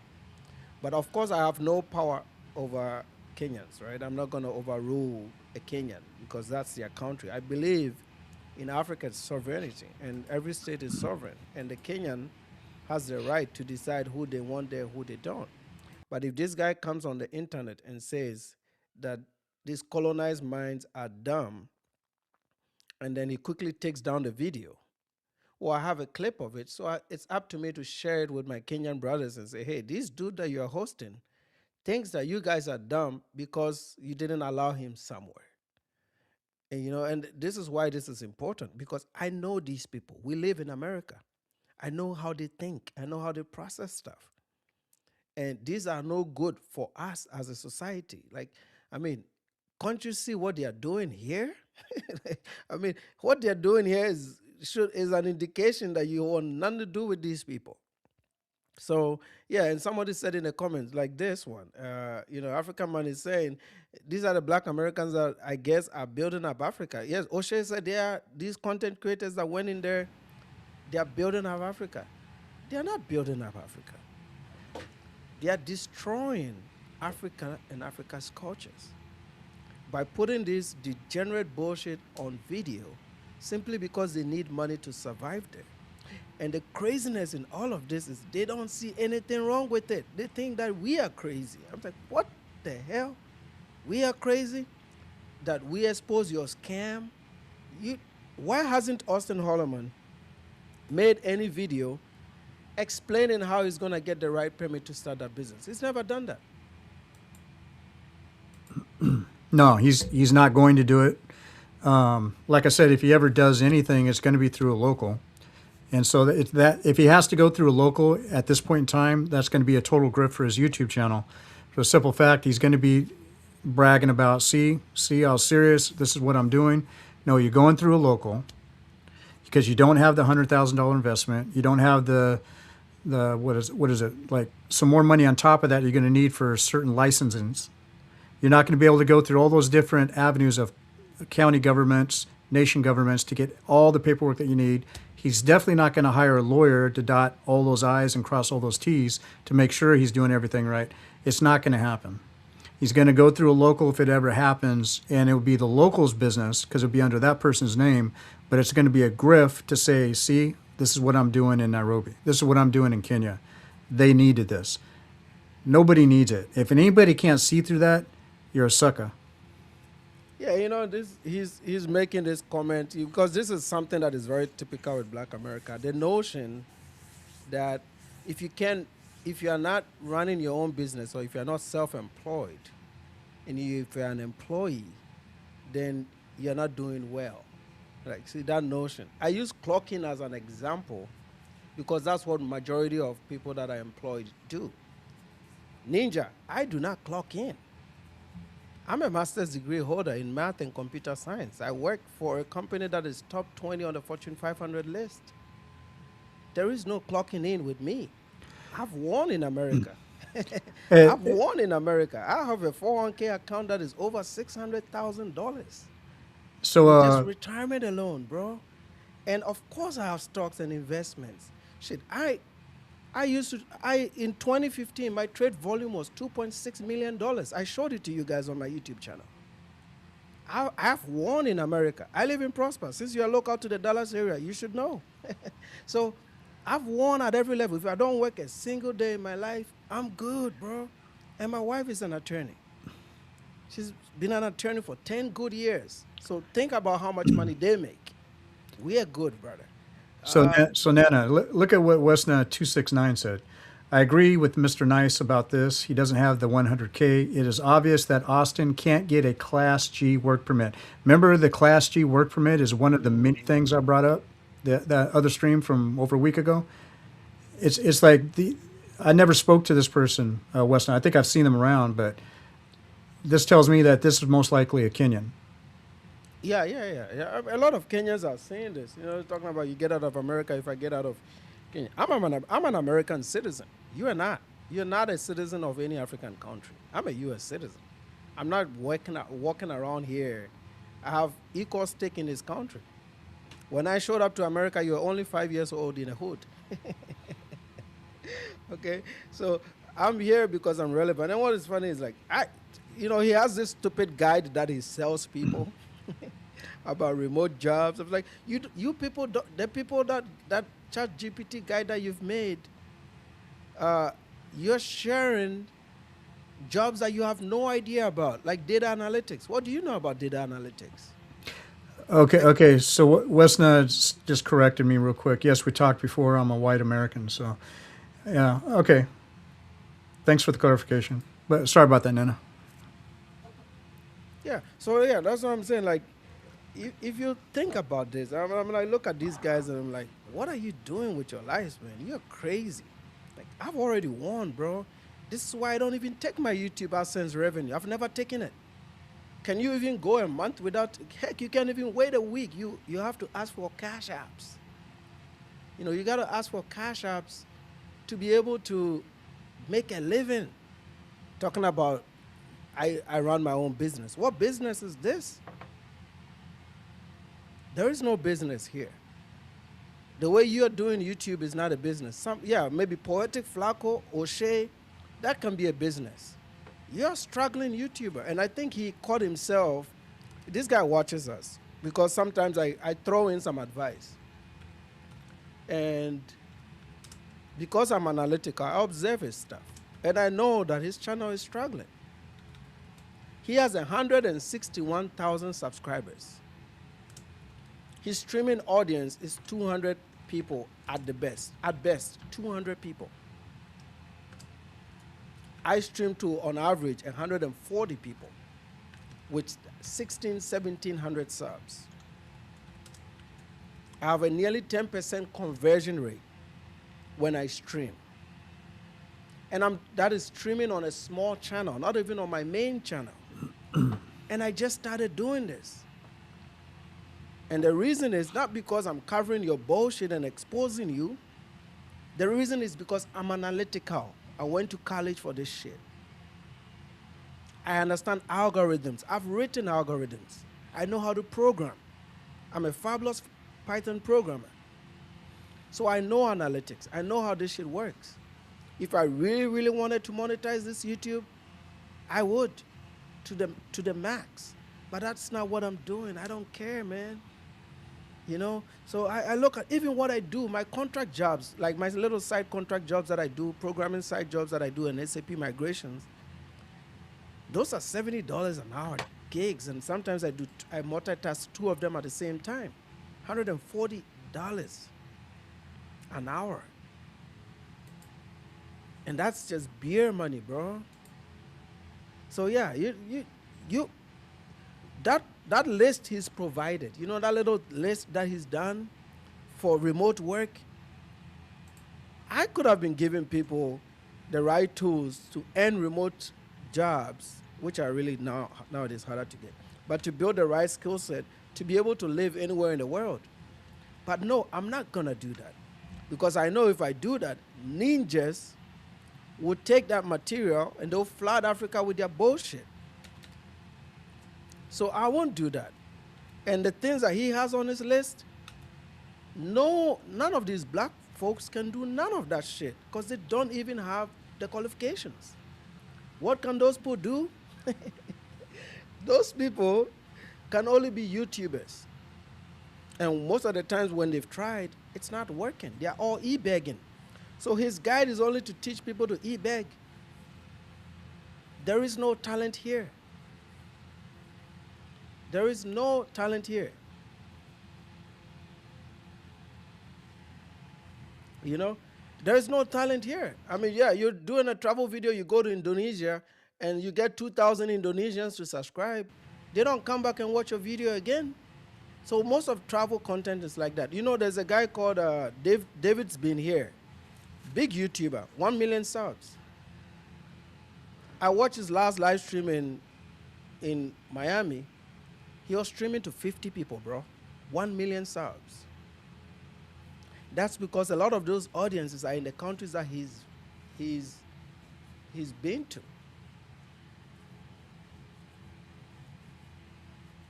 He says, you don't need college for data analytics. I started in data analytics. I've worked in corporate America in data analytics. I did mathematics in college. Who is going to hire you without a 4-year degree? Those COVID days when Google did the Google certification shit, most people didn't get those jobs. I've hired people in corporate, in analytics. My friend Andrew, who was a director of analytics at Starbucks, this is how we screen people. But these idiots have never worked in corporate don't understand this. This is how we screen people. Yeah, during COVID, there was some massive expansion, and a lot of the companies did some cutbacks and didn't teach analytics. Didn't follow the degree requirement. But in today's job market, good luck. Who have you led on to data analytics? I taught structured query languages. I had videos on my YouTube channel, Nana Kwaku, started as a data analytics channel. I was teaching people how to program in Python, learn SQL, learn advanced Excel, and even data visualization tools, which none of which you know about, by the way. R programming, Seaborn, Matplotlib. You haven't never heard of these things before. Okay? I went to graduate school for this shit. Some of the first run of data analysts that went to State Farm came through my program at Illinois State University. I taught this shit. So I know exactly what I'm talking about. This is the difference between the black immigrant and you motherfuckers. you chat GPT shit, you have no idea about it, and then you still want to argue because you read some shit. You know, in the old days, it used to be um, it was mostly um, Excel. Most of analytics at the time was done using just Excel, just Microsoft Excel. Um, and when something called big data came on the scene, which is aggregating mass data to to be able to get better insights because you've increased the volume, which comes from statistics. There's something called the central limit theorem. Okay, there's something called the central limit theorem, and I think we can pull it up. Let's educate some of these idiots, right? Why not? Why not? Why not? This is what most of analytics became. Okay, so let's go to the central limit theorem. While, What while is you're this? while you're doing that, Auston Holleman clip says you studied or have a degree. Now you said you hired data analysts. Make up your mind or stop the lies. Now you No, said no. So this is what they do because they've never worked in corporate America. This is what happens. If you're on a team, okay, if you are working on a team, yeah. If you are working on a team and the company wants to hire people, you go through what they call rounds of interviews. Okay, so you do your resume, you apply to the job, it comes in, and then it goes through the first screening. All right, anybody that has done some HR will tell you this. It goes through screening. That's just a screening test to see if you meet the minimum requirements for the job. Once you get through the first phase of screening, some nowadays it's even done with AI, but you get through screening, then it goes to our HR department, but our HR department is not on the data analytics team. So our HR department will now look at all the candidates that submitted the resume. Remember, this is only for one job, and there's 1,000 or five. Oh, let's be generous. 10 people are applying for one job. Now, 10 people get through the first screening, then it goes to HR. HR will look at the document, right? They look at the documents, they compare resumes to see who has the most experience. This is where the degree then kicks in. So the degree is not a requirement to get the job, but the degree is a requirement to stay competitive. I hope it makes sense what I'm saying. So your degree separates you from the competition. So they drop the non-degrees, unless the non-degrees have valuable experience. But if you are buying a guide from Holleman to learn data analytics, that means you have no experience and you have no college for the most part. Well, that means that most of those people are never going to get those jobs. Now, when it gets through those screenings, you go through either a panel interview where they have two people sitting down and interviewing you about the specialty itself, or it could be rounds of interview. Round one is maybe you talk to some team members on that team to see if you're a cultural fit. Then round two would be talking to maybe a manager or the manager that is hiring for that position. Where I come in corporate America is typically when people do the round ones, is when they are trying to join my team. Because I am a lead on the team, I have to conduct interviews. It's actually part of my job description to attend interviews. So I have Zoom interviews, and I talk to people to see if they can qualify for that position. And this is where I come in, to see if you're going to be a cultural fit. Anybody in the chat that has worked in corporate America or works in corporate America should know this.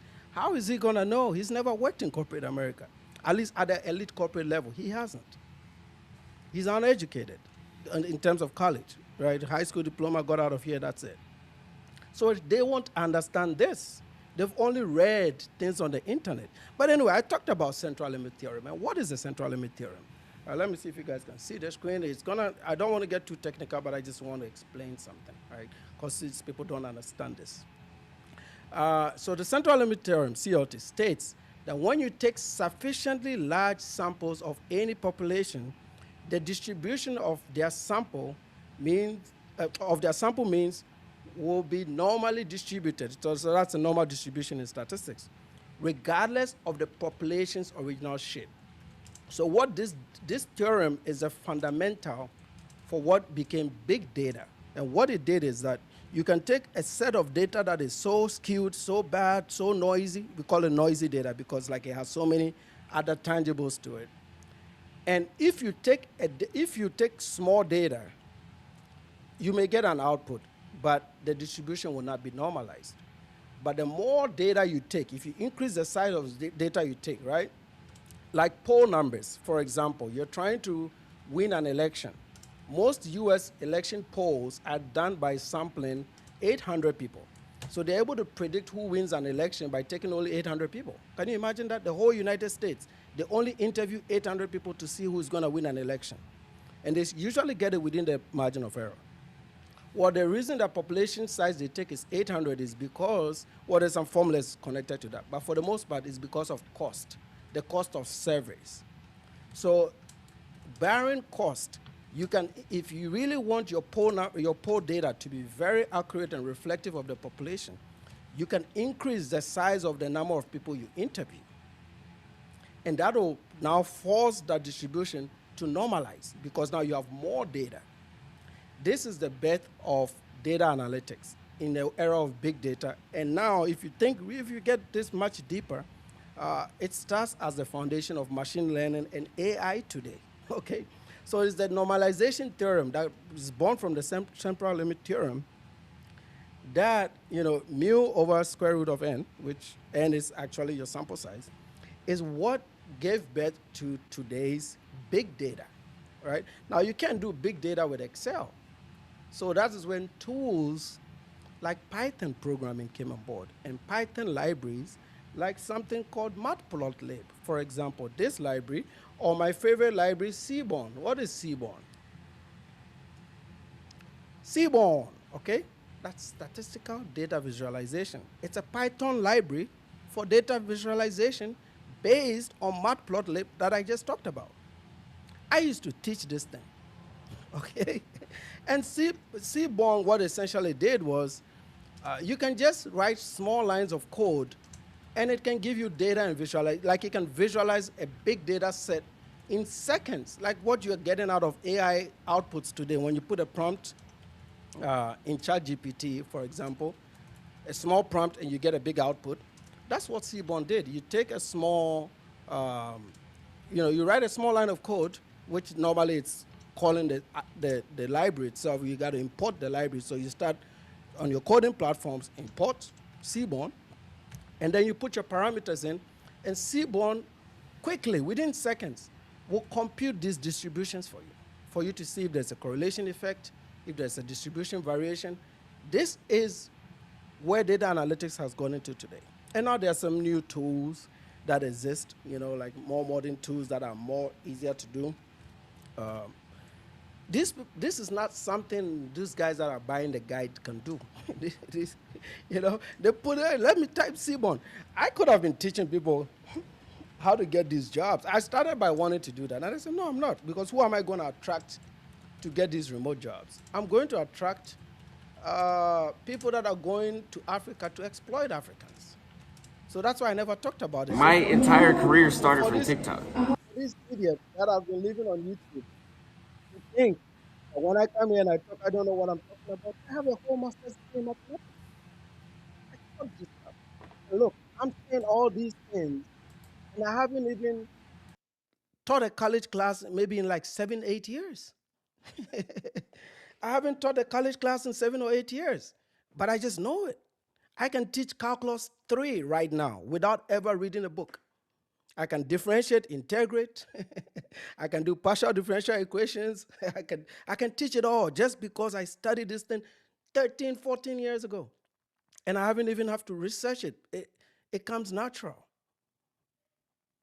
Okay, so these things, and let's not even get into SAP. When we get into SAP, I'm one of the best in the country at the moment. Man, there are companies that are begging for my job. They're begging for me to come work for them.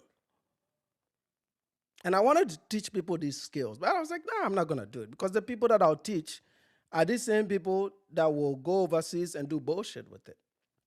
So yeah, just sell your trash that you call a guide that nobody's ever going to use to get a job, because they can't teach these things. They can't understand these things. That crap. But don't equate me to your level, What man. up, Kobe? Hi, what's going on? Salute to you, KB. How y'all doing? Good brother, good Good. brother. Yeah, I see. Austin. Austin is struggling, man. I don't know what they did to him, but Gecko was rough on him the other day. Hey, hey, Kobe, Yeah, did you sense any fear in Austin when he was speaking with that bouncer? a bit. The thing I think is, like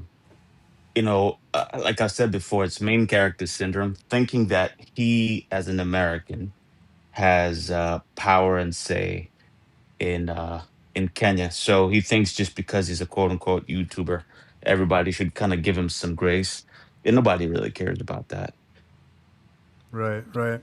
And just like I brought up not too long ago, it's like we've talked about this before. Is that nobody in Kenya rocks with Austin like that? Like even in this particular live stream that we're showing here, like towards the beginning, there's a tall Kenyan guy that was doing karaoke, came up with him and says he likes to promote karaoke events, right? So that's somebody that's seen Austin, doesn't really know him, but I could tell you right now that guy is only there talking to Austin because what Austin really doesn't know is that guy is talking to him in the way very nicely, so he can get something out of Austin because he knows he does. I know he knows he doesn't like Austin. I could just feel it that he doesn't like Austin, but just to get something out of him. But then there's a lot of people like him that don't know him, but they'll find out later who he really is. Yeah, and that's the thing. I mean, at this point in time, I think he's more so a caged bird. He only knows the places that he knows. Right, Gecko now is no longer, he made a mistake of going after them, thinking that he was gonna get like this huge push and everybody is gonna go after them. If you go back and you see the comments, on Google or whatever the case is, people more supportive of Gecko kicking them out right, than they are of Austin, right, right? Like he's a no one. He's a no one, like in any way, shape, and form. And he's going back to what you guys are talking about with the foundation. Part of the reason why everyone is, in Kenya is it's illegal, and why there's so much push about it is sometime about 15, 20 years ago, there's a lot of people creating non-governmental organizations, right? So the NGOs, and we're using it to scam local Kenyans. And the government got involved and really streamlined the process of setting up an NGO and being able to have it run. You can't just decide they're going to set one up and that's it, right? There's a whole right. process to it. And So I've been told by other Kenyans to set up an NGO in Kenya nowadays is a lot harder than it is in the U.S.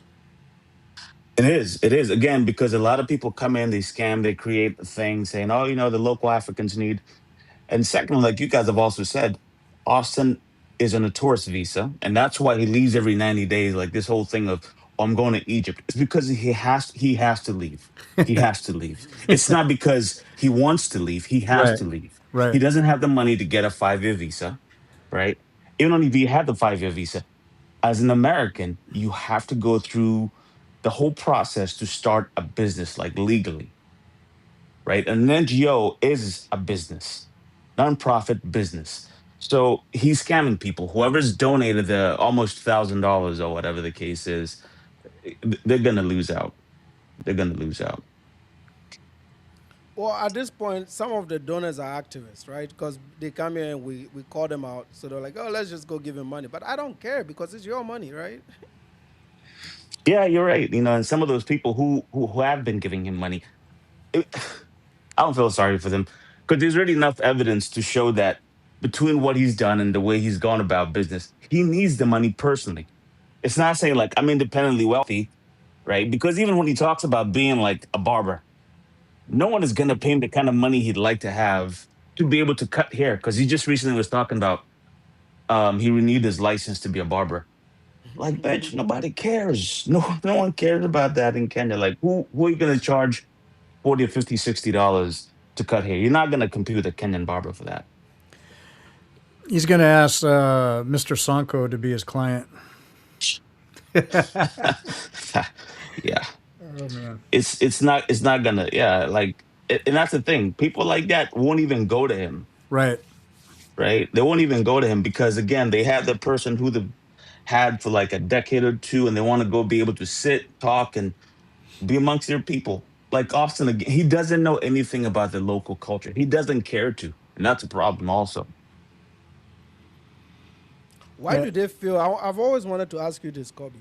Why do you think they feel like they're doing us a favor by being there? Like, where does that come from?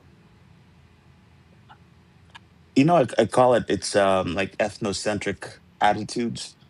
You know, this is that's a problem, unfortunately, with like Western countries whenever they come to places like Africa or whatever the case is. They think, oh, I'm a savior. I'm gonna save them from themselves, right?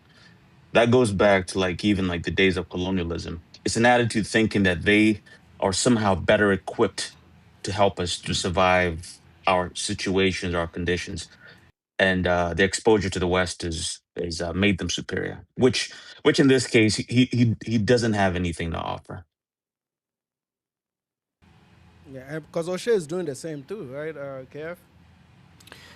Yeah, but the difference between him and O'Shea is O'Shea actually does have a lot of money. Austin does not. And so, He's with that, broke, man. He is broke. I've O'Shea never seen feels him emboldened. Yeah, yeah, he is broke. I mean, why ask for $1,000 to go to Egypt? I mean, that just basically cried, "I need your help." And this is the same live stream that he says, "I'm changing my career." And for people who haven't seen this live stream, you want to know what his idea of changing a career is? Not to quit YouTube, it's to change your niche while you're still in YouTube. Like, what the funk? So YouTube is a career now, right? That's crazy. That's retarded, man. What he said there was retarded. This guy is bona fide retarded, and I'm definitely not qualified to say that, but he's bona fide retarded. As far as street credit is concerned, he's bona fide retarded. Yeah.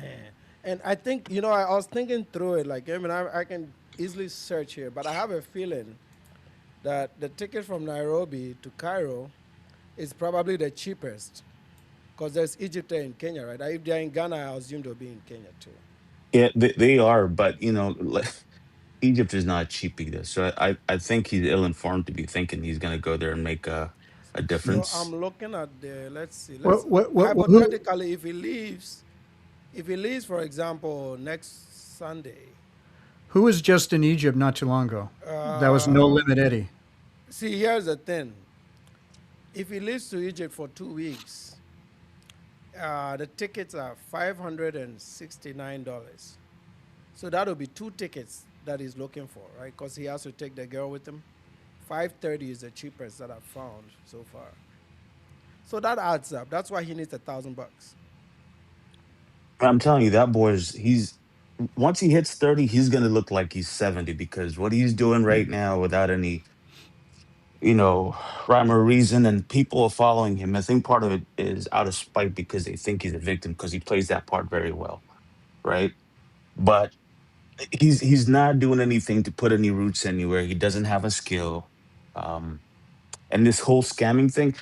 If I was to be given like a crystal ball, I'd say after the Trump administration is gonna really die down. People are gonna want to come back to the states. That's just my thoughts. Yeah, salute to Sierra Leone, man. Salute to you, my brother. Yeah, yeah. This, even the guide. People have had negative reviews of the guide, not the travel guide, but the employment one. The one where you're supposed to get remote jobs to be able to be digital nomads. You know what they actually really push when you do a consultation with them? I mean, how do you consult with somebody about your career and they've never worked a day in corporate America? Or not even, let's not talk about corporate America because that's creme de la creme. They've never held any formal employment in America. What is it going to teach you about a career to be able to live and work abroad? So if you've noticed, the guys that have done these consultations with him about getting a job to live abroad, they are all told to become YouTubers and that he's going to give them some traffic to get started. Like maybe bring them onto panels and then connect them to his audience so that they can start traveling. Yeah, you're right. And Someone, those, someone just asked about. Sorry to cut you off, Nana. But someone just asked what's going on with Z's mind. If I was to like take just my guess, just my personal thoughts, I think she genuinely really likes him. I think so, and I don't think she got with him for anything other than what I love this man or I like this man really a whole lot. Let me see where this can go. Like genuinely, I don't think she cares about moving to America or getting the American citizenship. But I think in the next 6 months, she's gonna be like, you know what? He's a loser. Like he really is a loser. Doesn't have any plan. All he does is complain all day, every day. And her parents are gonna be like, you need to come home, right? Because if you know, most Namibians don't even come to America. And if they do, they usually like well said. They don't have to. She had a job. She quit her job. So I think she's still in this phase of maybe I could kind of like save him from himself. Maybe have kids with him if he's got his stuff together. And I think that's why he keeps talking about I want to have babies. And I bet you the reason why is because he knows that that's her like her trigger words, right? Kids, because she's getting to that age where you know have kids or no kids type of thing. From her biological age. That's just my thoughts. But I think at some point in time she's gonna be like, "Yep, he's a dummy. I gotta go." yeah, no, this this $1,000 makes sense now. So he needs it because it's time to go. The visa is about to expire. He needs to renew, and now he has to buy two air tickets instead of one because now Yeah, I Namibia mean, is this also. guy is unable to make sound decisions for himself.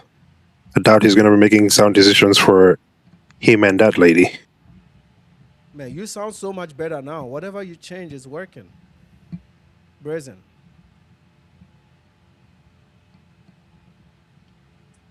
Were you on Bluetooth before? Or does it like Yeah, just I agree with Braden. I mean, I think that he's lost. She's gonna figure that out soon. That he's also kind of like I think Akin just said. She's caught up in a whirlwind. She's gonna be like, yeah, he's a dummy. He's a dummy. I gotta go home. This is yeah? not making any sense because she also can't stay in Kenya, longer than the 90 days. It's also 90 The, days for them, right?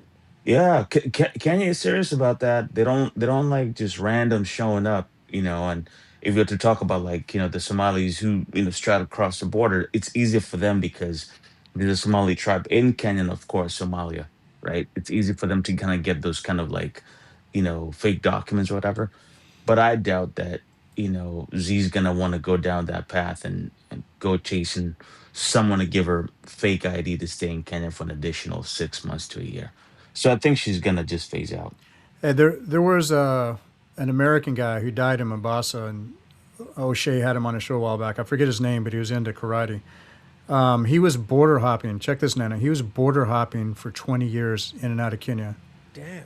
every 3 months because he decided not to do it the right way. Got married. I think he had some kids. He claimed he was married to an American woman and a Kenyan at the same time at one point. So I agree with Thanos. I don't think Z wants to go through all that.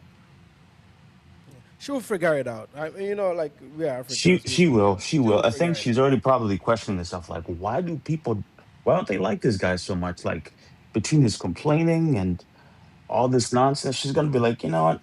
Yeah, you're a loser. Like there's nothing that you can give me that I can't get on my own. I'm gonna go Yeah. back to my quiet life back in And Windhoek. Namibia is nice and quiet in Windhoek. I mean, she had some opportunities over there, and even now, if she leaves, she can she can keep those YouTube traffic that she gained and make some YouTube content around Namibia, and just kick it off from. Sometimes all you need is a bit of a lift, right? You don't need the man to be around you the whole time. Just get what you can get. But if you can get the passport, if you can get the passport, then why not just get the passport? Yeah, it's not sustainable. I really don't see them like Egypt may be a week and then they'll try to Malaysia. Because again, it's cheaper over there and it's a lot more cost effective than being in Nairobi. And he will not move to anywhere else outside of Nairobi. I don't see him doing that. Yeah, I think he's got to provide that image of a well put together neighborhood as part of his persona, part of his grift. That's why he's been saying quite a bit. Like after the whole gecko thing, that's when he started saying, I think I'm just going to go to Vietnam. Me and Z were talking about going to Australia and all these other places.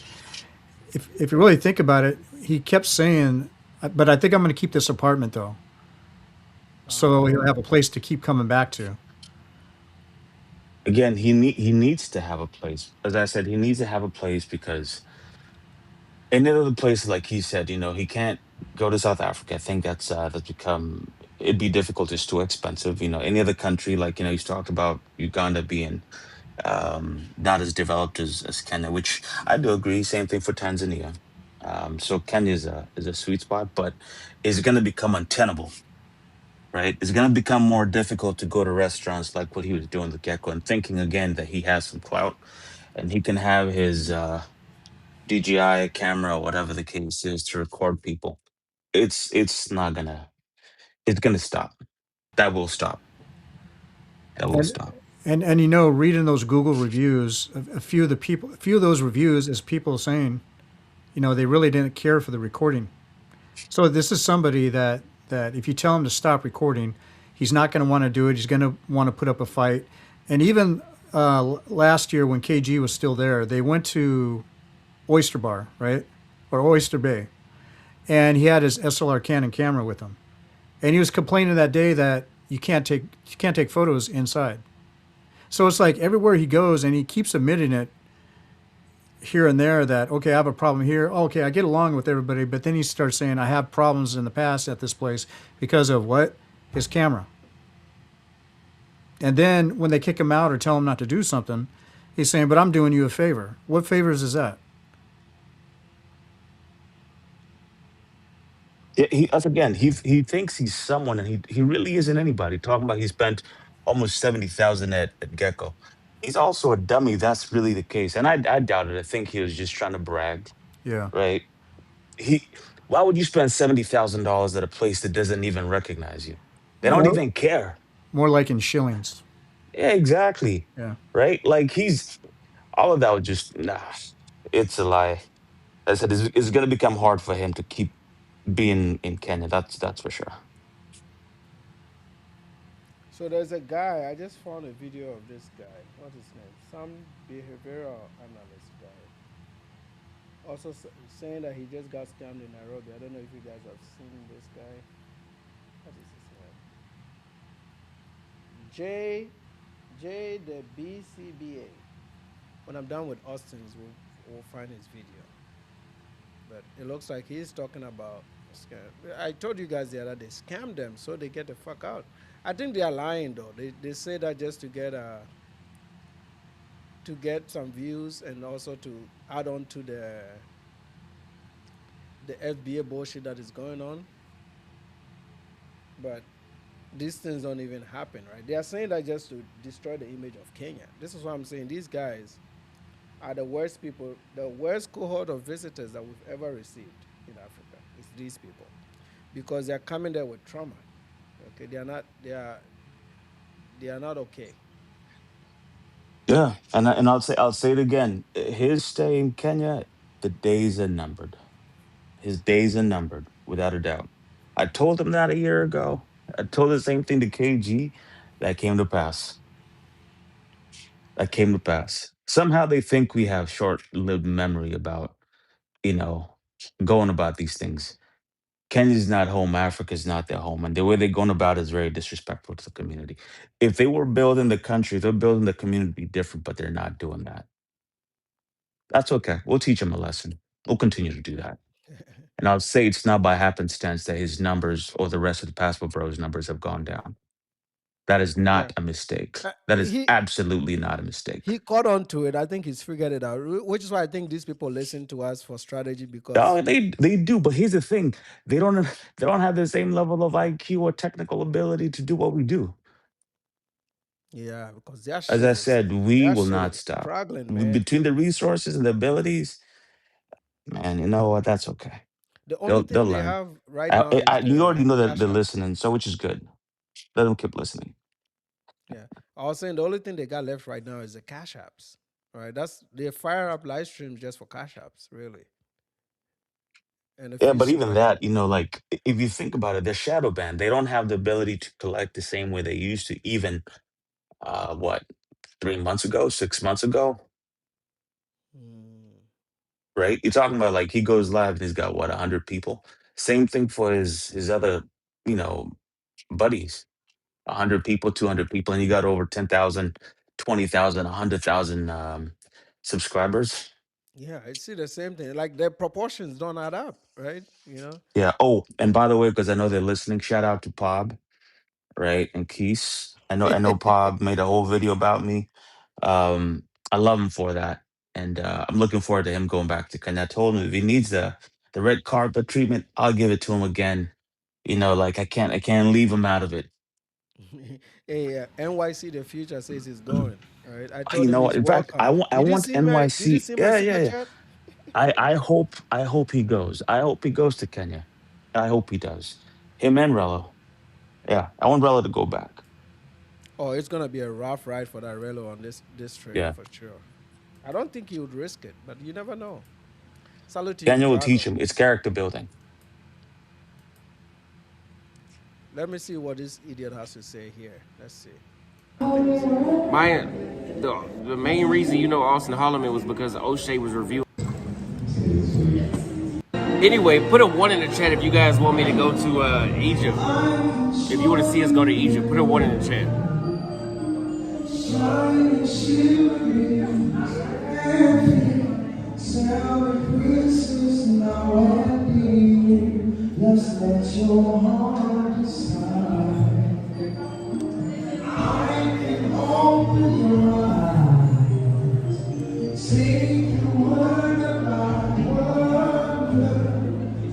But yeah, like another reason, if you wanna, can somebody put my cash app in the comments really quick? If y'all want to see us go to Egypt, we will go next week. We will go next week. The cash app is $Auston Holleman. I'll show y'all the video.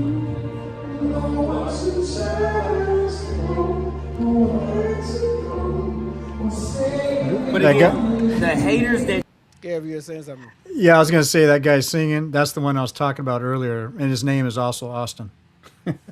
Okay. Yeah, Somebody said on folk name. Folknum, On Folknum. folk name. Oh, by the way, did y'all see that Rello now is living out of his car? Jerello? Yeah, he's living out of his car and he's hoping to make, I don't know, he's actually just went live right now, but he's hoping to make I think $600 so he can go to Brazil. I'm Why so are you perplexed. living in your Like car and then you want to he travel? got he got kicked out of his boyfriend's house and Uh, Adam's couch? yeah, his mom, Adam's mom, I think flashed him or something like that, and he was pretending like anyways, he got kicked out. So he's now living out of his car. Man, these guys are bottom of the barrel, man. $677 he's trying to raise. Oh, Jerello right now. Yeah, I saw that 7. I was like, is Jay Rilla watching them info ads that always have a 7 at the end?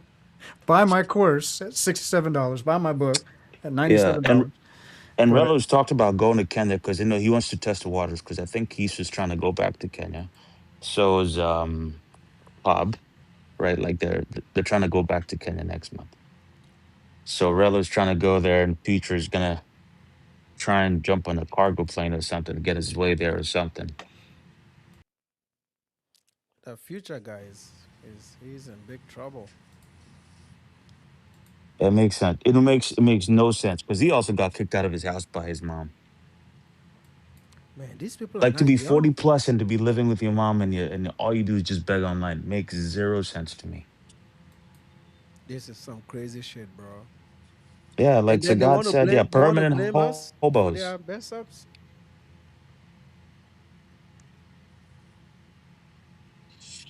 Yeah. That's crazy, bro. you have, whatever you're doing, history videos, like whenever they critique your work, like they give you educated critiques. These people people in this space, these niggas don't know what 7 plus 7 is. They'll be making videos about you. These are the worst motherfuckers on the internet. You said your channel already has exposure. I think you could do a lot. Hey, Nana. When he said they don't even know what 7 plus 7 is, I thought of you automatically. I was like, is he trying to insult Nana with some math? Yeah, that was like the most ironic shit ever. I was like, what the fuck is he talking about? And I he don't didn't think he get- was talking about me. I think he was Yeah. talking about the audience, right? Like the guys that created Wh- comment sections. Which would make sense, but he didn't even offer what the answer would be. So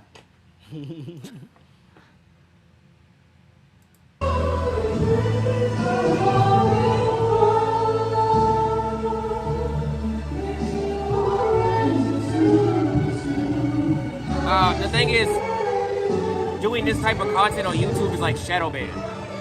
So like, on my history videos, like my history channel has like fucking 2,000 subscribers or something, right? But my videos do anywhere from 500 to 2,000 views on there. So that means when we look at the ratio of subscribers to viewers, we're literally talking like 25% of my audience watches my shit on that channel.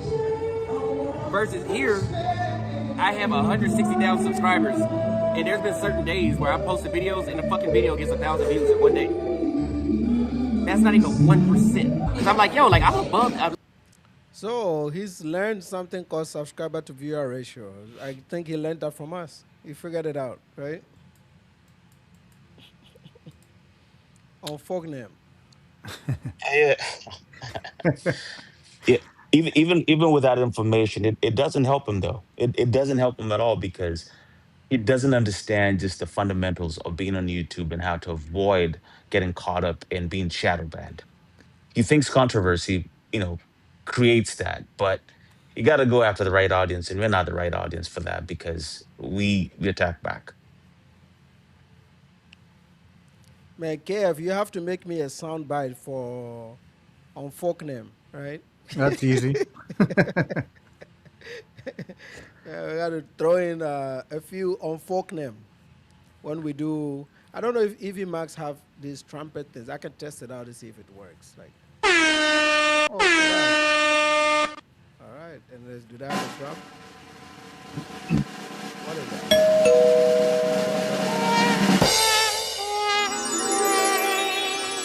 Okay, so all we need is to add on folk name to the list, and then it'll work. Well, he said that about 100 times in that crash out video in Nairobi. So, He was so mad. Hey, He was so mad at me. Kobe, did I? Yeah. Did you see? You remember the part where the lady wanted a smoky and he went and bought her 3 cigarettes instead of a smoky, because he thought she meant a smoke like cigarettes. Did you watch that? I didn't, but I think it's the one when he was outside of the club. What's the name of the place? With the Was it flowers. Banda or something? Yeah. Yeah, because he did that twice. Yeah, he did that twice where he went out because I think he was trying to find a place to go after he got banned everywhere.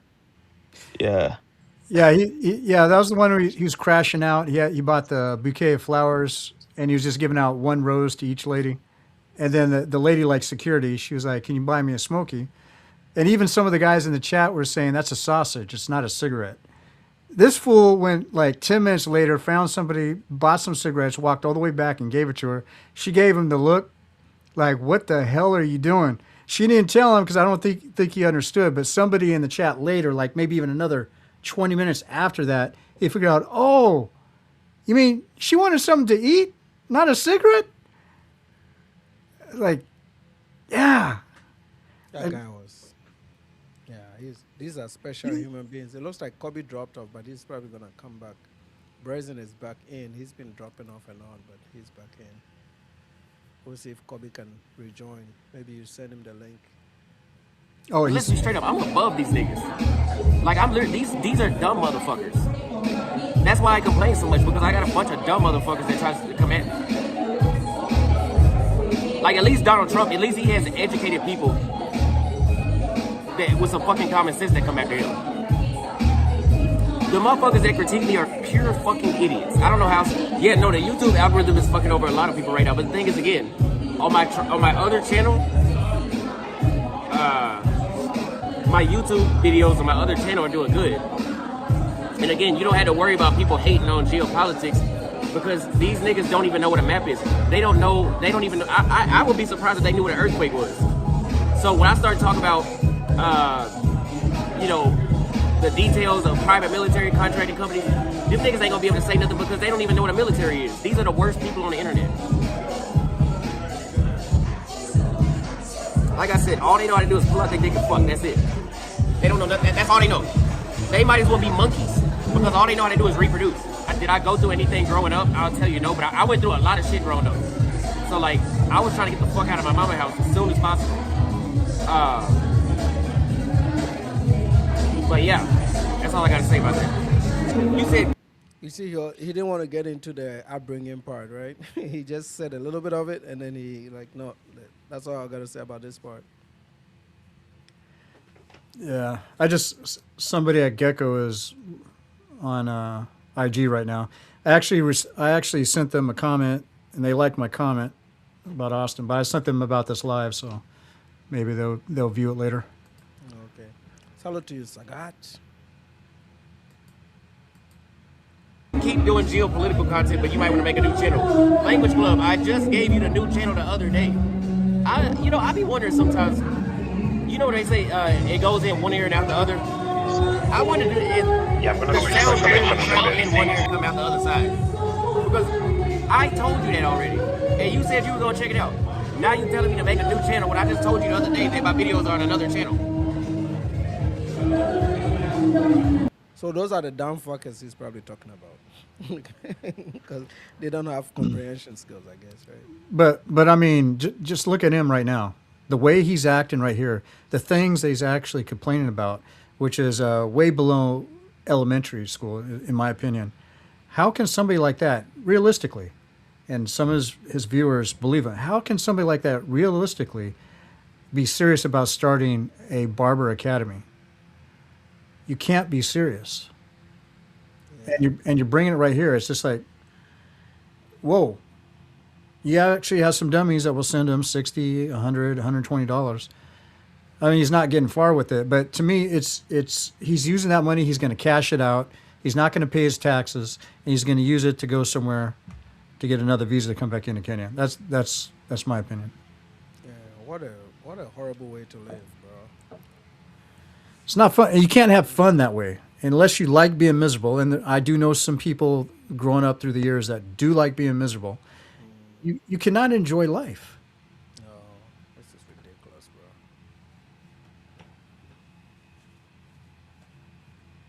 bro. Maybe that's why we ain't got no cash apps, because going in one ear out the other. Y'all, the cash app is $$ Auston Holleman, man. We gonna go to Egypt. Could I see myself as a news correspondent? Yes. I think Z will be better as a news correspondent because I am opinionated. You said respectfully, do you think you get mad so quickly? I don't get mad quickly, bro. I don't think y'all have ever seen me mad.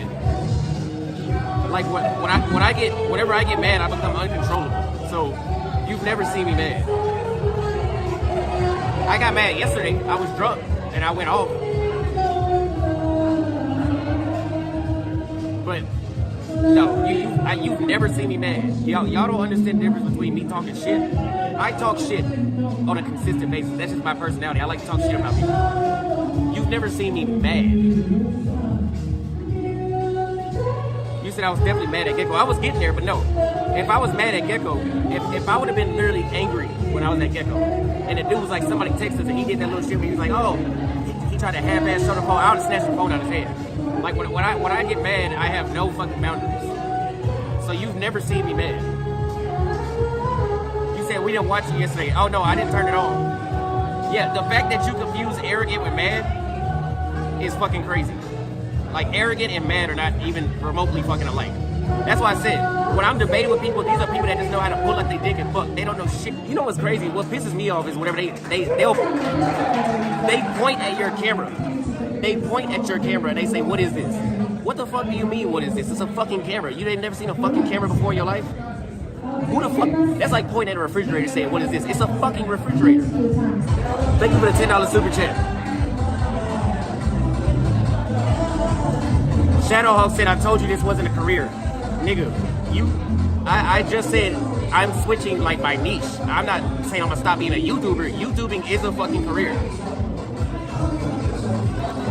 This is the part you're talking about there, right, Kev? Yep. Where he says he's switching his career, and it says YouTubing is a career if you're Poetic Flacco or Shedu Jackson, right? Yeah. But when you're, if he admits it, when your numbers are like my numbers, YouTube should not be a career. Like, jeez. That's why you're begging. So their YouTube is not AdSense, Super Chats, is Cash Apps and Venmos. That's begging. That's e-begging. This is why you find that some of them don't even want to build an audience. Like the dude that was reacting to me today that you sent me, Yeah. he has 139 subs, but he has paid for a subscription, and then he has his Cash App there. How are you going? What are you gonna grow? Give it to him. He's a funny dude, though. But how do you expect to grow your channel like that when you're already starting out, trying to get people's money out of their pocket? Yeah. It's lazy content creation. They're He'll, using he'll, he'll never make it. Yeah. He wouldn't. He got a little bit of potential. I could tell he's funny, but nah. They just YouTube has become more analytical and complicated now. So you really have to do it a little bit differently than they've been used to doing it, right? Right. Now, on his last live stream, I think that was yesterday or maybe it was early this morning, he had quiz on his panel. The one that was with Pab in Nairobi. Keys, Or right? Keys, yeah, Keys. Who did he have? Who had him? Austin did? No, that Boogs guy. Oh, the books guy. Okay, yeah. Yeah, because he came to my content, I think, earlier on when we were doing the Gerello thing. And he may have sent me an email. I think he bought my SAP book on That's what he Amazon. said. That's what he said, yeah. And he said he also bought some of the books you recommended. Yeah, but most of the books I recommended were not directly to me. It was for them. It's to help people. Right. But it's if you watch it again and how he explains it, which is not that long, it doesn't make any sense anyway. Yeah, So I think he's trying to say he supported me, but now I'm saying things he doesn't like, right? right. But my Well, book is to well, help see, them, because not me. it's Right? because you made that reaction live stream or video about Juneteenth. That's what he didn't like. Oh, That's what set him off. yeah. But here's the thing, though. Like, if you bought the SAP book, what maybe the time? If I look at this timeline, I think he bought the book probably about 6 months ago. That's enough time to gain your first certification in SAP. So that means he'd never read the book. He just bought it just like that and put it on the side. Because I will agree with you.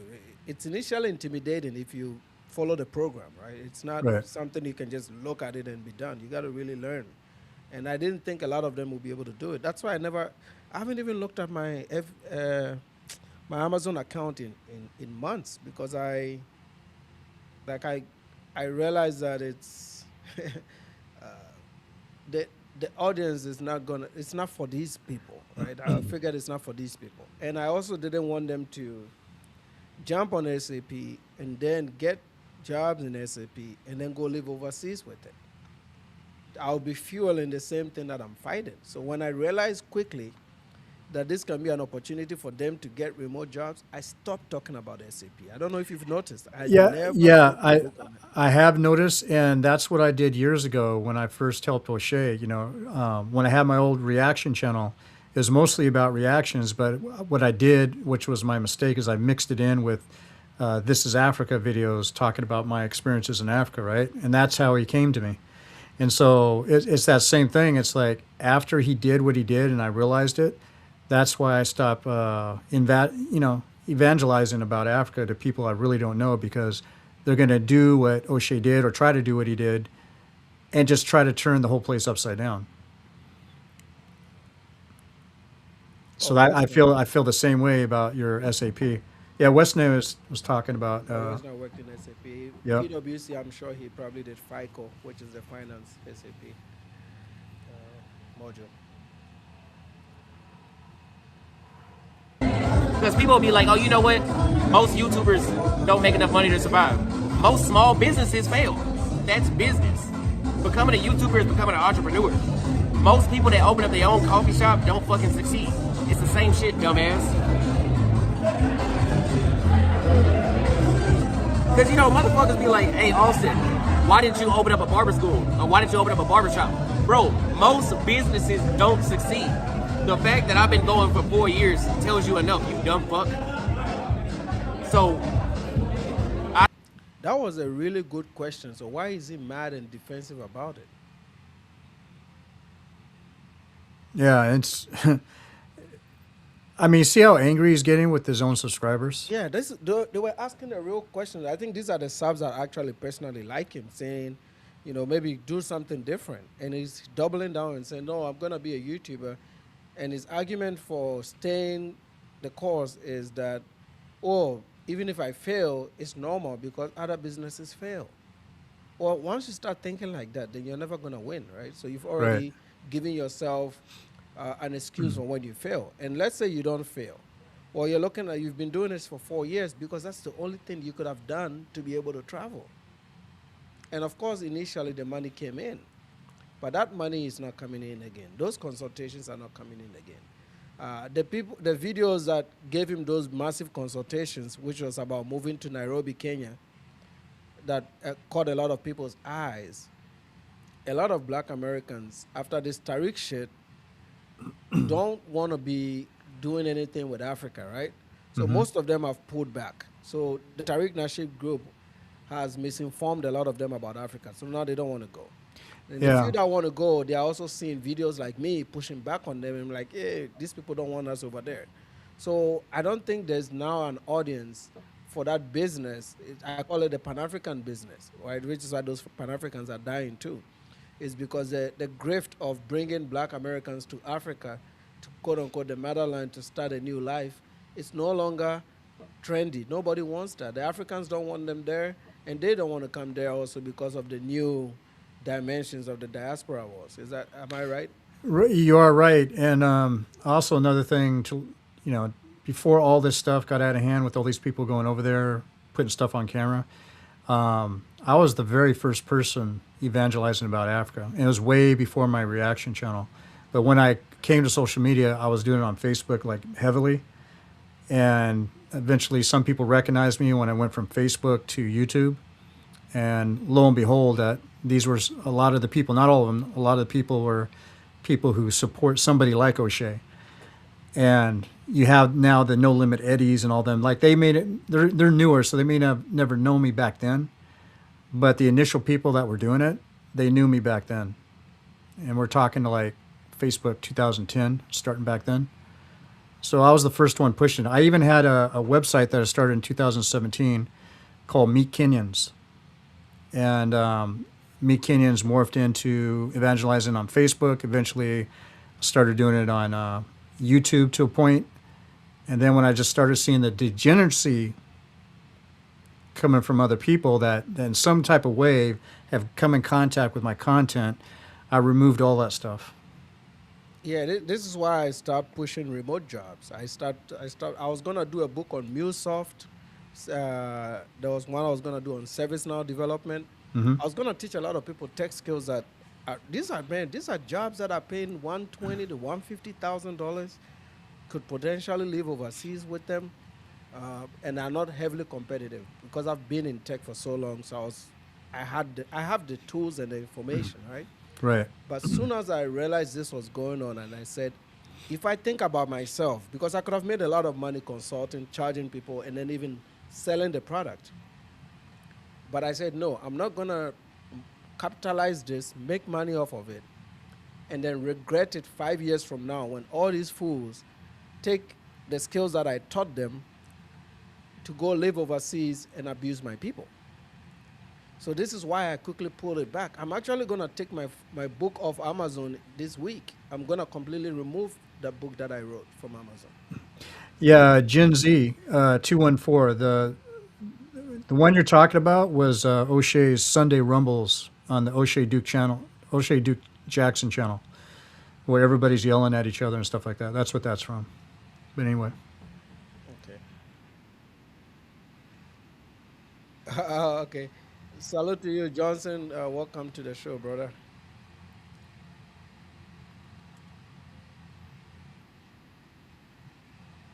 Yep, I can hear you.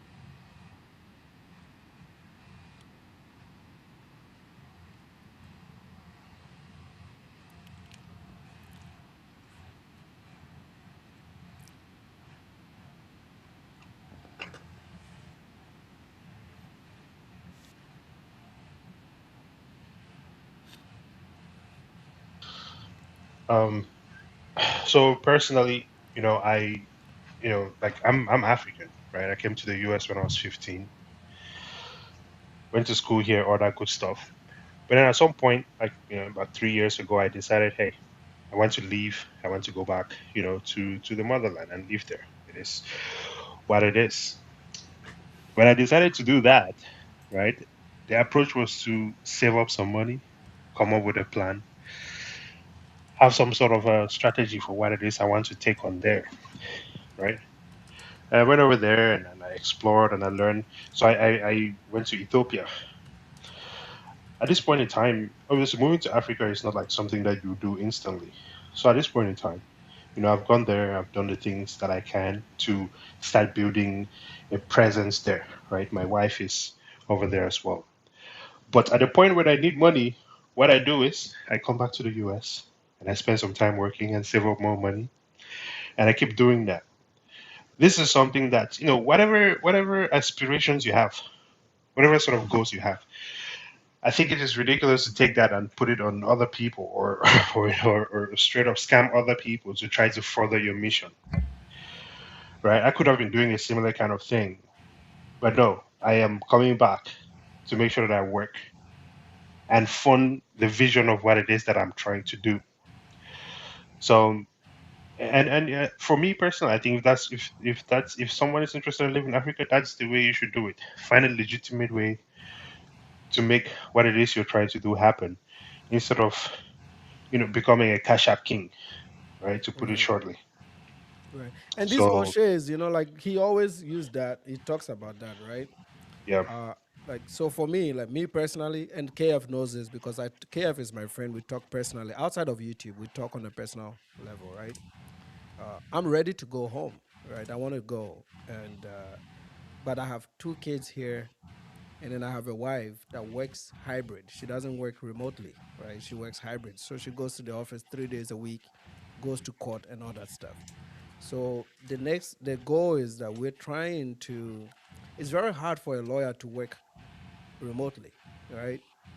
But there are some legal of jobs, course. or you can find a gap between legal and IT to get remote work. Once I solve my wife's side of the equation, we're gonna sell up and leave, Yeah. right? So And it's not like I've spoken to many other Africans who are on that same path, right? It's just you have if you're here with the family, you can't just up and leave. exactly The only reason I did what I was able to do is because I was single at the time, right? right. I pretty much managed to work and pay off all of my debt, right? It's very minimal in debt that I have now. I don't know, maybe not up to 5K, but it's something I can handle. Then it gives you this freedom to go do other stuff. So I completely understand where you're coming from. You have to Right. have a strategy and a plan He makes to it be able to sound execute like on this. the same reason they are in Africa. We Africans in the West want to be in Africa for the same reasons, right? And it's a lot more easier for us to be home. So like Austin in Nairobi enjoying Nairobi, uh, this guy in Uganda enjoying Uganda. Uh, they are able to do it because they figured out the income part. Then that's the same questions that most black immigrants ask, right? If they figure out a way to make money or to build their dream out, because you can still make money in Africa if you have the right strategy for Africa, right? If you they are Yeah, like you all the certainly can. Airbnbs they are living in are owned by Kenyans. The regular Kenyans own these Airbnbs, right? So if Absolutely. you can figure it out, there's quite a lot of opportunity, and it's good living, and it's there are some problems. We understand there are some problems, but those Yeah, but there's problems problems everywhere.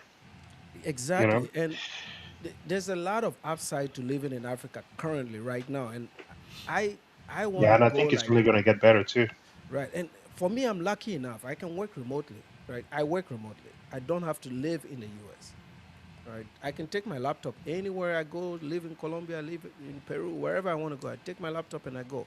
And that has been the case for all these years, right? So I don't have a money problem when it comes to living in Africa. I can just go. I'm not running away from Africa. Actually, I want to go. But I have to, I'm married, right? I'm married, so I have to be very cautious when I'm doing this transition. I will return to Africa. I'm very, very interested in Africa right now. I have a lot of interest in it. I have a lot of love for it. I like how quiet and peaceful it gets. I'm a village boy, so I miss the farm. I miss that farm life. I miss the palm wine, bro. Like I miss so many things about it that I want to go Man to said there. palm But wine. Oshay doesn't get that. He thinks that we're running away from it. No, we're not running away from the problem. A lot of us Yeah, want to face that problem and those challenges too. right. But And when we that's are the thing. married, it's not easy to just up and leave. It's two Yeah, people. that's one thing too. These guys, they comment too freely and too confidently about things that they are not aware of. Most Africans here, they've built something back home, right? Some are buying land. All this remittance that is going back, it's not just, it does not end up somewhere in the cloud. You know, this is money that translates to real things on the ground, right? Whether it's land for the future, whether it's building apartments, building businesses. Sometimes you're not even building anything. You're just supporting your family. I think that gives them a better life over there. But sometimes I see O'Shea, talking about Africans like someone who understands Africans on a certain level. He's been there for 8 years. Is it 8 to 7 years or I think something? it's 6. Right.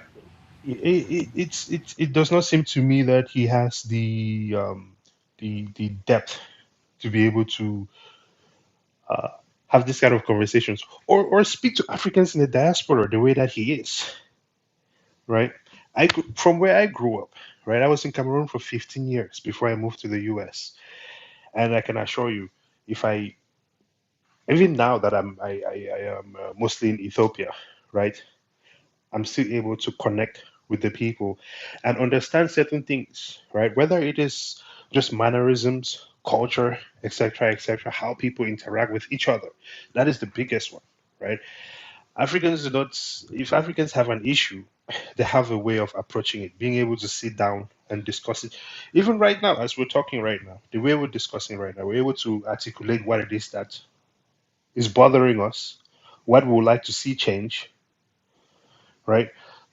Instead of coming online and calling people stupid and ridiculous, Austin does it. What's his name? O'Shea does it, right? And so it's this sort of behavior. No matter where you go, right, you have to make these adjustments so that you can fit into the community. I don't see this sort of adjustments happening from these With these guys, guys, right? right? Exactly. To allow them to be in this position where they believe that they can address African issues in a certain way. Yes, Africa is corrupt, but what is America right now? You can call it lobbying or you can call it corruption. It's the same thing, True. right? So I don't see where they come from with this higher than thou perspective that they have. I think that this is something that we need to disabuse them of. One Right. thing is Africans are not confrontational people. I know the generation before me probably would not say much, right? I don't know how old you are, Nana, but I'm 30, 42. 42. Okay, so I'm 35, right? And I've been in this country for long enough. I came here in high school, Oh, wow. right, to recognize that, to be able to.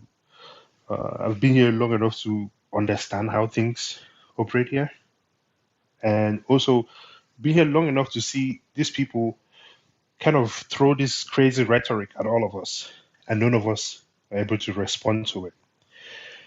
This is something that I would give to the FBA people.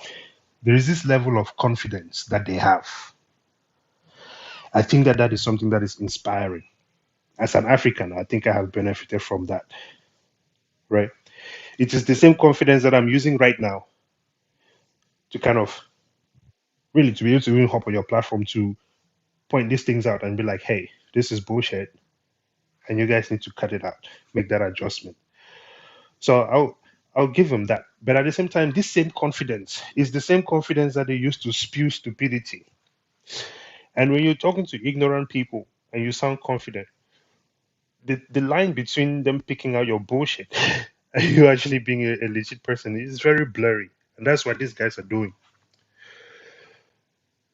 So I hope we can point this out and kind of encourage more people to speak up about this.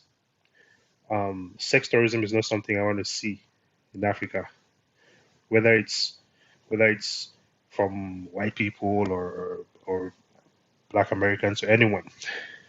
You know, we have to uphold our respect. I don't think they'll do this in many other countries. There's countries that want to allow this kind of things to happen. That's fine. But as Africans, we cannot see stuff like this and let it slide. Yeah, great. They are trying to make us not say anything, right? It's just like, geez. Yes.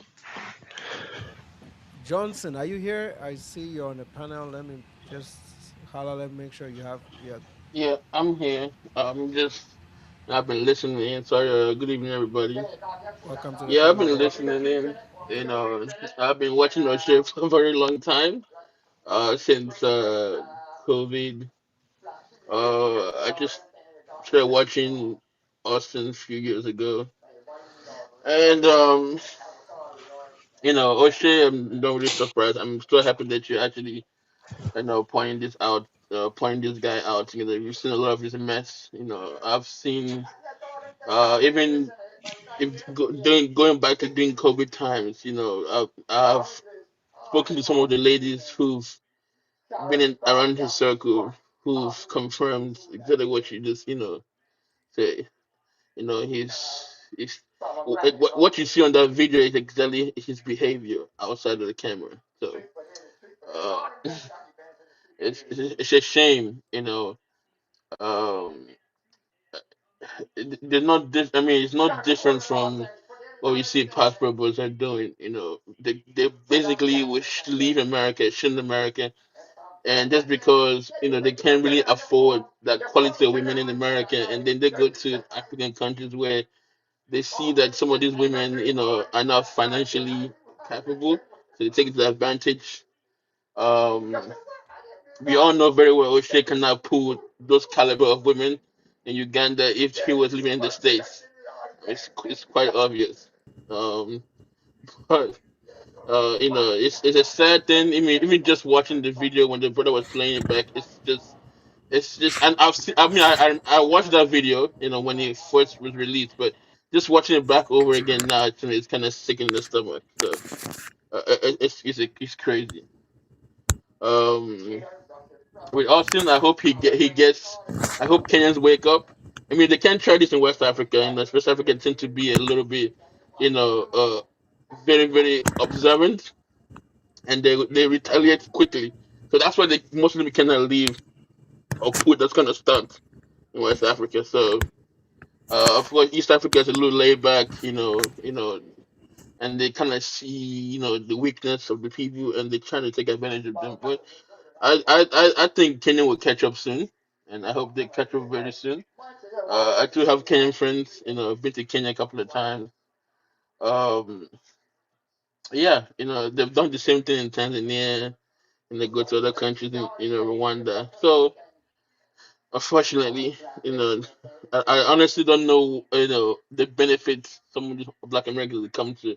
Don't get me wrong. There's some, for example, as a Nigerian, there's some Black Americans who are bringing businesses in Nigeria who are actually affecting the community, but you don't see them on social media like this, But it's these ones that come here, you know, they realize the currency exchange rate, and they try to prey on these innocent people. I'm glad you're calling out some of this BS, some of these so-called passport bros who are taking advantage of, especially the women in the continent. So yeah, we just keep calling them out until they leave. I don't think they need to be there. We rather praise people who are gonna be on the continent, bringing proper change. Someone like O'Shea, he claimed that I don't know whatever he did in Poland. He studied medical. You should be expecting him to bring whatever he learned from Poland to Uganda. I'm sorry, bringing YouTube to Uganda can get that to me. It's not impressive. I'm sorry. It doesn't. I know many people might say, "Oh, It's he's doing just some." personal interest. Yeah, it's not impressive at all. It's just for his own benefit gain. He's not putting anything tangible that changing the community of Uganda. I'm just quite honest. You Yeah, I know, mean, it, even YouTube, we have Tayo Aina, exactly, we have Tayo Aina, we have Wodemaya. yeah, exactly. So those people are, and they're doing those, and they are more effective on a larger scale than they are. Yeah, yeah, they're much So bigger too, much bigger. exactly. So I'm not really impressed. I'm not fooled here. I'm not being fooled. You can't fool me with that. That crap they're doing. So they I'll be know what they're honest, I've doing. been very disappointed in him as a person, though. Like, outside of the fights we've had, like, as a person, his personality, I've been very, very Mm, disappointed with him. When I first got his stories, I was very mm. shocked. Like those videos you saw today, right? I was Oh very yeah, disappointed when I first discovered him. I was like, really? Because I thought he would be somebody like the lead attorney, right? Like people like that. yeah. Yeah, Like I yeah. had No, no, so no, no. much respect for him when I first heard his name. Yeah, But yeah, when I I'm not heard sure. him speak, I Yeah, was his like, name does sound man, official.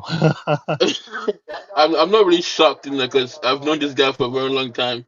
So um, and no, it's been going for so long because nobody has called him out. So unfortunately now, because if you can recall, he started this because if you can recall what was happening in South Africa issues, you can see he has a tendency of supporting whatever is going on in South Africa. Have a lot of violence has been going on. A lot of people, have lost their lives. He seemed to sympathize with whatever behavior that's been displayed towards other Africans in South Africa. And you can, I don't care how much he tries to hide it. The undertone says a lot. You know, he seems to have issues with West Africans, especially Nigerians, yeah, he and does. Ghanaians. Yeah, you can tell from his undertone. I've watched his video. I know. That's not Yeah. how you can dissect it. He's just, you know, Yeah, on and the hating he's thing. he has Yeah, this Hmm. you idea, right? This Hmm. thing they run with that we sold them. You hear them say that a lot, Yes, right? yes, Like yes, yes, they yes. forget everything. It's like they never learned the history. Were there some Hmm. Africans that did participate in the slave trade? Yes, there were some, but there Exactly. was a small minority. And even that, Hmm. the people who did, they didn't think like Hmm. we think today. So why Exactly. should I take the blame for what some old dude did 10 generations ago? That does not Hmm. reflect me. Exactly. yeah. They've You never know. been slaves. So why are they complaining to make it look like they've been slaves? They've never been slaves. Hmm. This Yeah, is and they're very angry about things that, you know, again, it's their Yeah. ancestors, like, whether it's being angry about, like you said, being sold. They have this perpetual rebellious spirit, which But makes it but. difficult to ever come to a point of having a normal conversation with them, right? Because they Mhm. go straight into activist mode, and if it's not working, then they start throwing insults, Uh, or boycott something. but I'm not gonna I'm trying not to be I'm not gonna say this just to undermine the struggles of Black Americans, what the case may be. We as Africans, we struggle too. You know, um, we can see here evident discuss how Black Americans went through a lot. I mean, you got to also remember Africans were under colonialism, under colonial power. We have countries in Africa where some of these colonizers literally were, dismembering our people. That's trauma. You don't see us, as Africans looking for who to blame or up on their faces. We are rather dealing with our government more of than over than what people did to us in the past. Yes, if our grandparents was to complain, yes, they have the right because they went through it. As us, the new generations, our job is to prevent that from repeating it ever again. But it seems like every sometimes some black Americans, not all, like him, especially the FBA, always crying every day to our faces or use it to shut us up by saying we're not with them with their struggles. It's always just making us remember the struggles. And we also have our struggles as Africans. So it wasn't like Black Americans was suffering and we were just enjoying AC. on land. That wasn't the case. We went through a whole lot too, if not worse. I'm not here to compare struggles, but we all went through the same thing. So I'm more disappointed with with Austin behavior than even O'Shea. O'Shea Well, doesn't no, really shock me. Austin, I'm not because he's young. He's a kid, right? Ah, no, I'm not buying the younger thing. I'm I sorry. don't know, man. It He's doesn't work, bro. 25, I right? think you stopped being a kid in America at 18, right? I Yeah. swear. Come Isn't on, it? bro. He's not 18 now. This man is in his 20, Plus, 20 what, plus. 26? Yeah. Hey Come on. guys. The father, bro. DJ, I think you are in now. Finally, I know you've been trying to connect, but it looks like we got you now. I'll let you say a few words, then I'll look at some comments, and then we keep going. So go ahead, bro. Okay, man. I appreciate you getting me on the show. Yeah, man. So like I've been watching your video now, and what you're doing is pretty nice. And like what you mostly talk about, that's like the same issue we face in Philadelphia because being an African, coming from Africa, like going to school out there, like the black people always the one that hating on us, we African. So it's just like seeing these guys going to Africa now, it just sometimes it just surprised me, you know, because we all know what they're going out there for. Just women.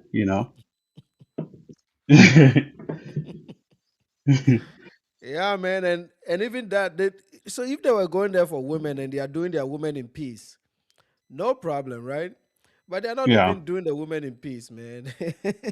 They are still Yeah. doing videos complaining about us, bro. Yeah, that's you Yeah. know what intrigued me, man.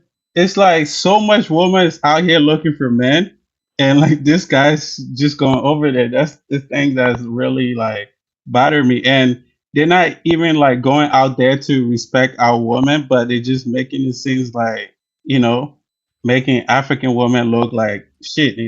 I'm sorry for saying that. You know. But it's the truth. The reason I've been to Kenya, I've been to Tanzania, I've seen these things in my eyes, with my eyes. How some of these people will come to the continent and realize, you know, and how financially we're not stable, and they use that to their advantage. Um, and I've actually confronted a few people, a couple of times when I was over there. Uh, you know, and even not just other Black Americans, even I've seen white people do the same thing, especially in Tanzania. So it's sad. Um, why we keep allowing these people to just sometimes we might blame our government and here and there, for making these loopholes for people to just come and take advantage of us, because these people will not do this in their country where you know it's financial stability. Because O'Shea wouldn't get away with this in the U.S. He wouldn't No. dare. you know, he wouldn't trust me. He Of wouldn't dare course go not. to They America, wouldn't. yeah, and do such thing. He would have been. They would have tear him apart. Um, you Yeah. know, Yeah. The so problem. The problem with O'Shea, I don't know, is uh Johnson. Yeah. Yeah, the problem with O'Shea is, like what he's doing. It's all right, but O'Shea is an old man, but he's not trying to settle down. And O'Shea can find a good African woman in Africa. I think he'll stop all this complaining, man. But he's trying to be young, but his age is just too old for him, man. How old is he? Is it He's, yeah, I he's in was his video? told, 50. I was told he's in his 40s. I was speaking to some of the Black American guys that used Mm. to do content with him. Don't like like O'Shea coming in and talking all this stuff about Africa and whatnot. A lot of those guys in that space as well that he was in prior. I was speaking to some of those guys in the past, and they had informed me that they don't even like him.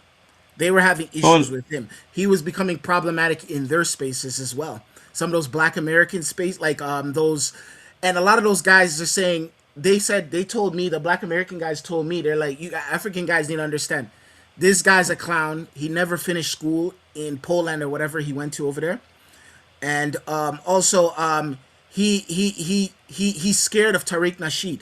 That's what they said. They said this all derives from Tariq Nasheed because Tariq Nasheed was making jokes about him, and there was another guy, I forgot his name. There was another YouTuber as well who was clowning him as well, and he were Black American, and they don't respect him either. They said Angry he's a man. fraud. No, there's some other guy. I think his name is like he's like a bald guy. You see him, he's a bald guy.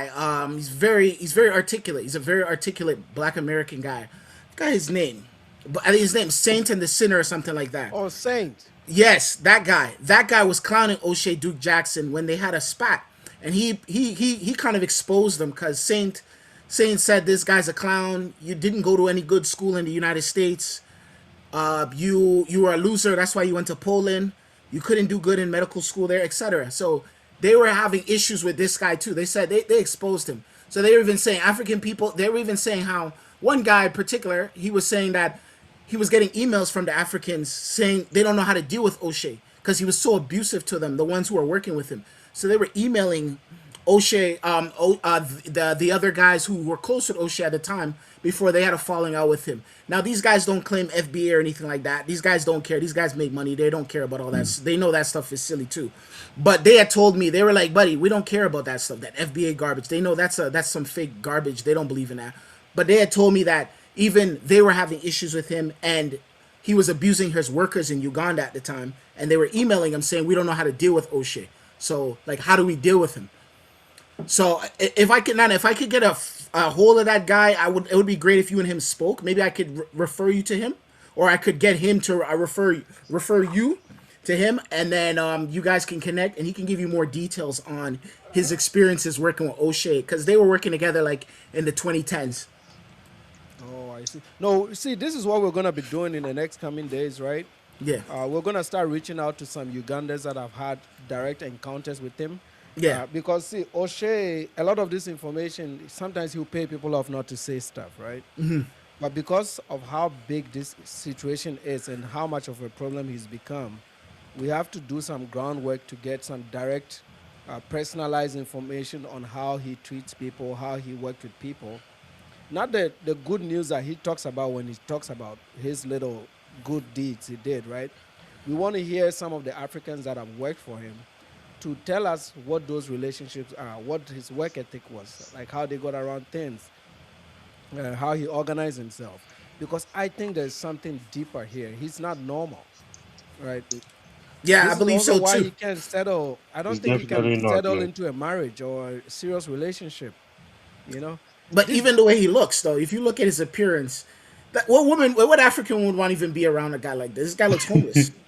I'm yeah, not Man, trying to be who? funny. He looks Hold on, homeless. hold on. Austin got a girlfriend, man. Give O'Shea some shit, man. No, but at least Austin Austin has takes a care of decent himself. appearance. O'Shea looks horrendous. O'Shea looks like O'Shea is he was 46. sleeping 46. He looks like he was sleeping in the streets. Like You he saw the looks. shirt, the shirt he wears to do live streams. He's been live streaming with that shirt for 10 years. Yeah, Yeah, he likes the Look, tough skin man. brand. yeah, My people say when you're crazy, you will not even know it, man. I yeah, think yeah, that's it. I was like, even yeah, if you are trying to use that as a brand shirt, like, geez, that shirt you've been wearing, that same shirt for 10 years, bro. yeah. Like you think this guy is like, you think claims he went to medical school in Poland, right?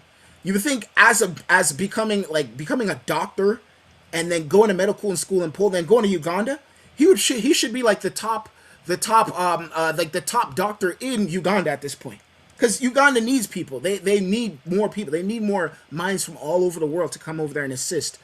But for him to actually do something that can change lives and et cetera, he goes on the internet all day and does celebrity junk and does Kenganda and all this other stupid this is child's play. This is like you go to school to do something like, and you go to school, you had the opportunity, you were fortunate to be born in the United States, which is like, to be born in the United States and actually go to school in the United States is like one of the greatest blessings to mankind. You see what I'm saying? Because of the education system and because of the access to resources and whatnot. Like all of us who grew up in the Americas, we're all fortunate, or who went to school in the Americas, got jobs. We're fortunate. I've been to Uganda. Uganda, once you even to go to high school, you got to pay money. So like you got to pay money just to go to high school. So and then you have to pay money and all this other stuff to go to university, and to get that money is difficult. The economy is not good over there. So the fact that you're over there and you have that opportunity, you're going around there just bullshitting around. Like he snuck back into the country. Is that correct? Is that what I Yeah, heard? yeah, they kicked his ass out of there because you remember he was talking reckless and he had Yeah, these fights with the Agabes. He yeah, got some people fired in corporate Uganda because he didn't get his way, yeah, and he started saying a whole lot of stuff. So he thought those people were going to harm him. And this is just speculation now. I think what he's done is whoever he had these issues with, he's resolved those particular issues yeah, by paying his way, and then he's made his way back into Uganda because he just couldn't survive Kenya. Kenya is a yeah. little bit more expensive. Uh, he's not gonna be seen as big as Ugandans will see him. I think he struggled to adjust there because he got so used to Uganda, and maybe his team just didn't like Kenya, so they went back to Uganda. I think he paid his way back in there. As long as he's not criticizing the government, he's gonna be fine, right?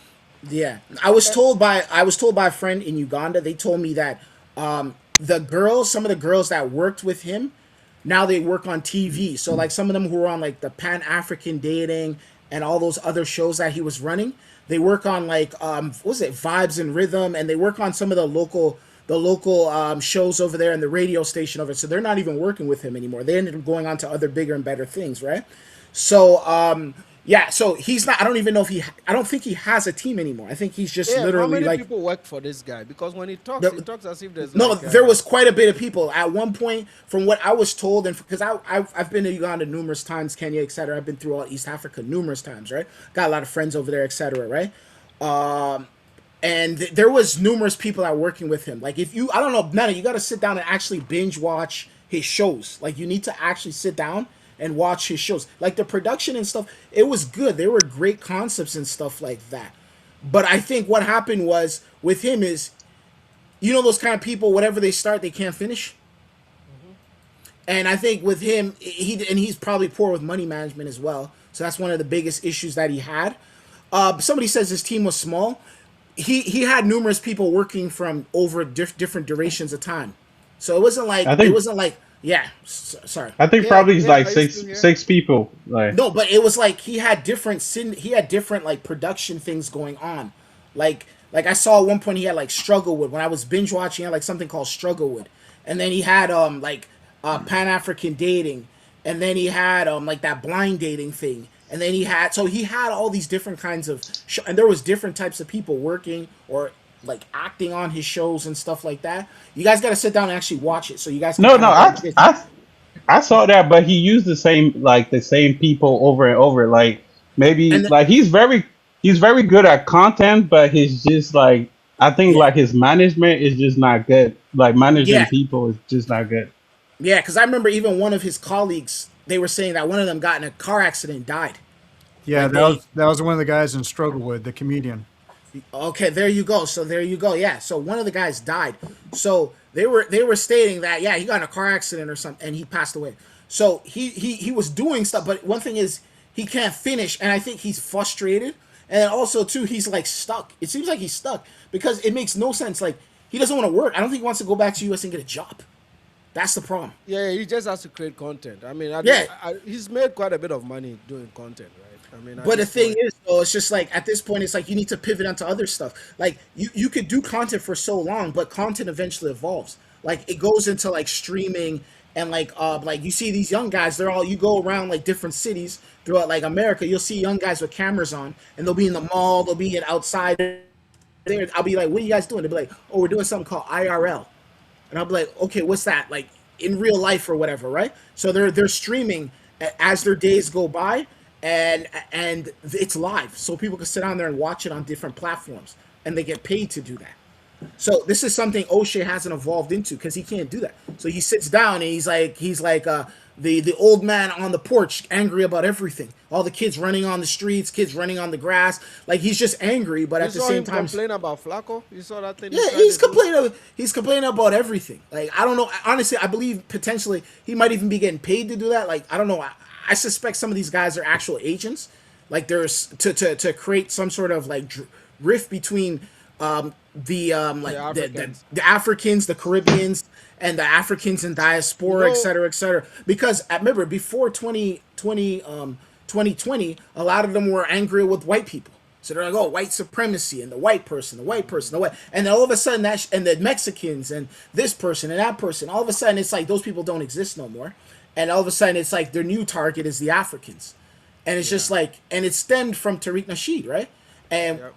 that, and then a lot of these guys now they're claiming the Egypt is in America and the aliens are here and you know, we're the gods of gods and just all that. It's like some like I don't know, like they're on some sort of drug and they They're can't get crazy, off that bro. drug. These guys are crazy, bro. I'm Yeah, telling you, man. yeah, yeah, So, yeah. so Nana, I have a question for you, right? I have a question for both of you guys. So, if you have to pick one person to stay in Africa between Austin and O'Shea, who will you pick? Man, I hate to say this, but I would take Austin Holloman. Same, So same. really? Oh Yeah, my yeah, I'll take God. Austin. I would. Same, I want O'Shea out of there. O'Shea needs to go get a job. He needs to yeah, go get I a would take job. Austin the Holloman because the Austin Holloman is salvageable. Austin Holloman at least now has a relationship that is stable, right? And apart from when he gets into fights, right, like this emotional bullshit, right? Hmm. For the most part, he doesn't do content disrespecting Africans unless something is provoked, right? And he has more room to grow because he got there at a much younger age, right? So a lot of the stupidity can be cleaned up with time. But these guys only, they are good until they face some challenges, right? Once they face challenges, all the goodwill that Africans have done for them goes out the door. You know, even if they got scammed by one person, all of a sudden they are mad at everybody, right? So honestly, I wouldn't want any of them. But to answer your question, I think I can work with Austin Holloman more. Oshay is dangerous, man.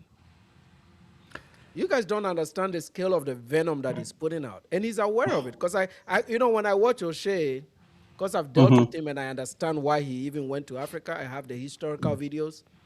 I could see in his face that he was making that video with me in mind. He was just saying a whole bunch of things as a way to kind of defend why he's doing these ridiculous things to Africans, and that we want to hurt him. I was like, man, nobody wants to hurt you, man.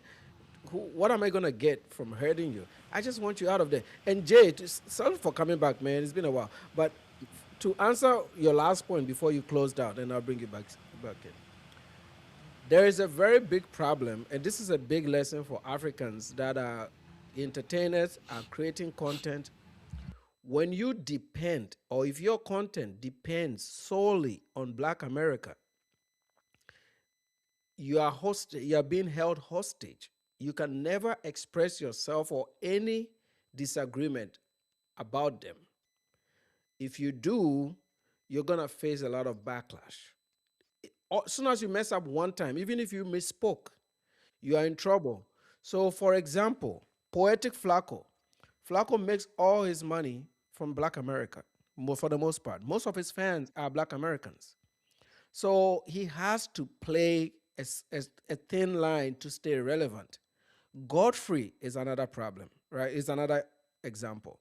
He has to play that line, you know. And I'm like, at some point, you have to decide that, like, and this is why when I started doing this, I could have done middle of the pack, maybe just password bro commentary, middle of the pack commentary about issues, and not fight this FBA bullshit, right?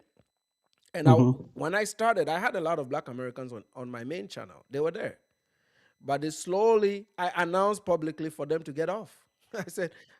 I told them to get off. I was like, man, go, because I knew that as soon as you pivot to depend on them you can't speak objectively. And if you do speak objectively, they're gonna try to use that against you, and then they're gonna cancel you, and eventually they're gonna destroy what you're trying to build. So I don't Yeah. get my money from Black America, right? I don't. Maybe a few of them will pop in and out and maybe donate depending on the topic, but my audience is blacks in the Caribbean, my black people in Africa and in Europe and in Canada and the extended black diaspora and people that want to champion positive African causes, okay? And white America and Hispanics. I'm open to all those other groups, and the good blacks, right? The good blacks. uh, Hmm. oh, my volume is much lower than the others. Okay, that should be good now. Let me know if I need to crank it up a little bit more. But yeah, go ahead, guys. Yeah, no, you have a valid point there. I've spoken to like numerous Black American guys. I'm telling you right now, Nana, this is like 0.00000 like 00 like one like literally this is like next to nobody. When I talk to Black Americans, they'll be like, what is FBA? They'll be like, what are you talking about? They don't they're because they have real lives. They gotta go to work. They gotta go feed their families. They gotta put food on the table. I've even spoken to Black Americans and they be like, those people are stupid. They gotta focus on more important. Like they don't realize that you're in the United States. In the United States, it's all about capital. It's about building. It's about actually contributing to the economy. So they're not really worried about this kind of stupid stuff. It's just a tiny niche audience of idiots who listen to guys like Tariq Nasheed and all these other O'Shea Duke Jackson and these moron guys who sit down there and spew nonsense, and they do it for capital. They do it. This is like a hustle for them. So they do this to make actual money itself. So the rest of the people, they just get up and go to work. They don't care about all this other Jay, stupid stuff.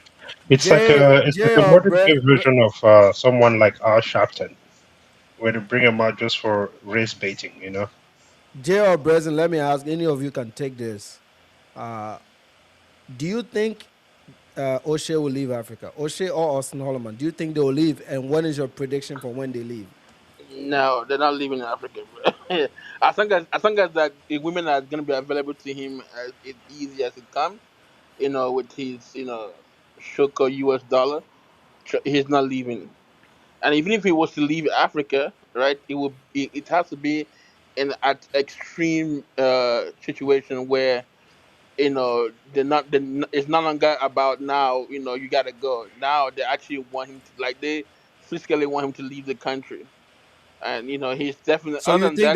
it's only he'll leave only if he's told maybe by the Ugandan government to leave, right? Something like that. Yeah, and or if the Ugandan citizens are putting pressure for him to leave, like if people in Uganda, yeah. But other than that, he's not going anywhere.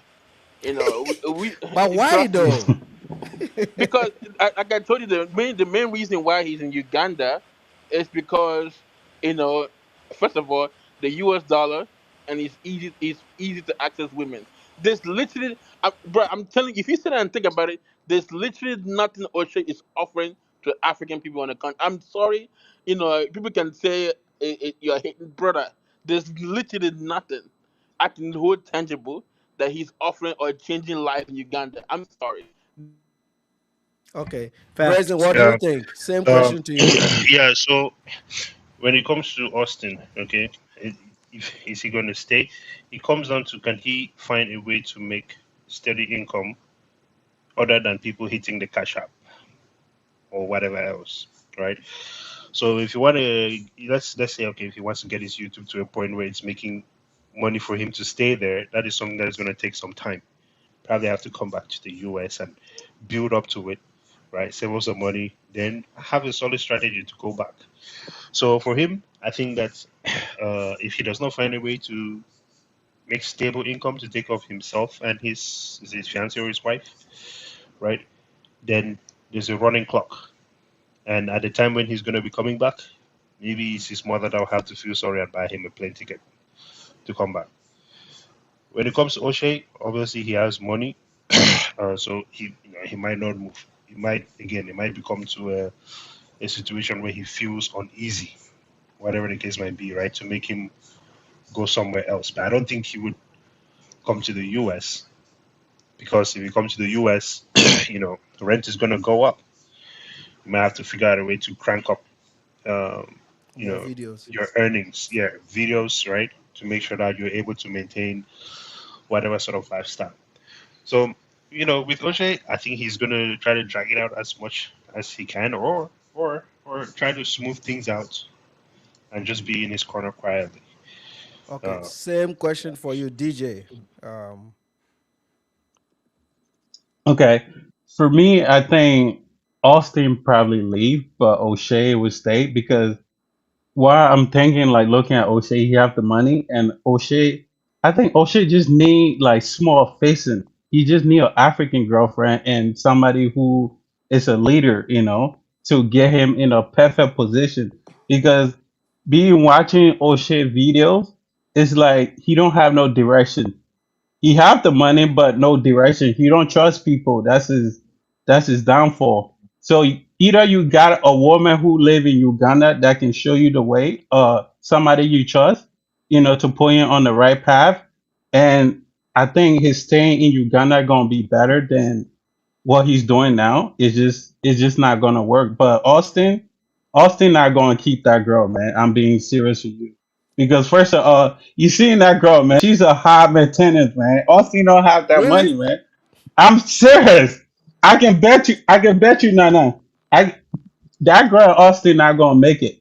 And one of this brother on this live gonna probably get that girl. Just watch. Gaba, welcome to the show. Gaba, same question to you, bro. Hey guys, how's everybody? Good, sir. Come on. Yeah, I've been Yeah, listening man. to you guys, man. Great job, man. You guys doing extremely well. My view on that, first of all, I've been into these two countries, right? I was in Ivory Coast. I'm from West Africa, but I went to the east after African Cup of Nation in Abidjan. Oh, So I Gaba, traveled you've to been the here before. I remember you. right, exactly, yeah. So I went there because of Miss Trudy. When I saw her video, she was talking about those investment properties. So I said, well, let me go to Kenya. Let me check out Kenya, how it looks like. I'm divorced. Let me make this clear right now, right? I have two kids, but believe me or not, man, the women in Kenya, in Nairobi, I mean, in Nairobi, in Uganda, woo, these two guys, you got to kill them before they leave these two countries. They will never leave. I Oh my swear to god, God, man. Guys, if you walk into the mall in Nairobi that is and true. see the women, ah, you probably get 5 or 6 numbers in a day. Trust me or Ah, not. Everything Austin is doing right now, he just using Z. Z is not his target. He's just trying to cover up because the whole I, thing that s- happened I in say the J-Lo same thing, situation, man. right? He looking at the Kenyan women. Z is not a match to Kenyan women. In fact, she's Yeah, short. because there's nothing on the chest, and I'm No, like, yeah. oh my God, Kenya? Phew. And they're not gonna leave. Except you killed these two guys. He's frustrated right now with Nana. He doesn't. He probably right now would probably prefer coming to big Nana to leave me alone. But he will never leave Nairobi. Nairobi is like a heaven, bro. Nairobi, there's some women, the weather, the food. Do you know the amount of Westerners that in Nairobi? You won't believe it. It's a because I work in finance. Luckily for me, because my job went or remotely in 2029. No, 2019, right? Immediately after during COVID. So we went remotely. So since then I've been working from home. Right. And a lot of our workers in Hong Kong, China, India. So we spread all over the place. Luckily for me, my job still go remotely. So I travel most of the time. So I bought an apartment in Westland and put out in rent.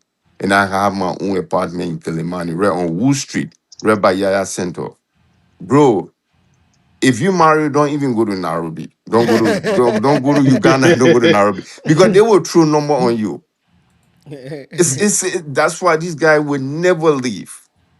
Ah, You don't even need AC in Nairobi to live. The weather is perfect, bro. The food, Uber ride is like $1. The most expensive ride you'll get is $2. Can you imagine I'm making corporate money over there and I'm going out? Money is not like I just spend it. So everything this guy is doing right now, Oshay, he just doesn't even want African Americans to go there because he's afraid when they start going there, they're going to fuck up the show for him. He's stuck there. He's not favor Mm. these guys. He's not so you telling so you them guys. say He's not going to go so you anywhere. say or I'm should telling you crop right now. blocking or what? Yeah. So Man. everything Austin is doing right now, he just fooling people with Z. Z is not his target. No, Z is not beautiful. This Kia, nah, she just light skin. Yeah, yeah, she's just light skin. She's That's light skin. it. There's nothing in the front. But anybody who look no beautifully won't is it to No, be that but type she of has quality nyash. that you're looking at. She has nyash. I'm No, telling she you. has nyash. So Johnson said she has some yeah, nyash. but in Kenya, when you go there, they No, She have has no, nyash. both. She has nyash. There's Kenya is specialized. especially Uganda, Oh, both Uganda Nash has in some oh serious back my though. God, Ooh. Uganda. Damn, man. First of all, Nairobi is even expensive, but Uganda is cheaper, far cheaper than anything. Far cheaper. O'Shea not going to go anywhere. He just don't want the African American guys, do FBA guys to go to Uganda. He just that's what he's doing. He want to possess everything. He want to own it by himself. He doesn't want anybody to enjoy what he's enjoying right now. That's what he's That, doing. that's what that's what I'm telling you. He cannot get the caliber of women like that from Uganda in the No, U.S. bro. You can't in the U.S. You can't.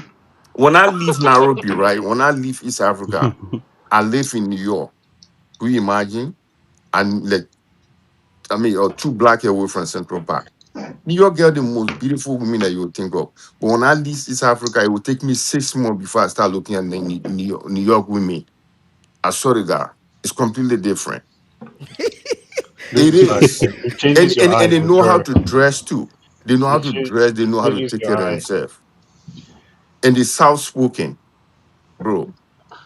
It's unbelievable. It's not the same. These guys will never leave. Everything Austin is saying right now, oh, I'm going to go to Malaysia. He's just fooling you guys. He loves Nairobi to death. He's not going to go Yeah, Austin is not anywhere. going to Malaysia. Definitely not. No, no. I'm a West African man, especially when you're a West African man, when immediately when they see, when they see West African men, they all think we're all Nigerian. They love West African men. Kenyan women love, especially Ghanaians and Nigerians.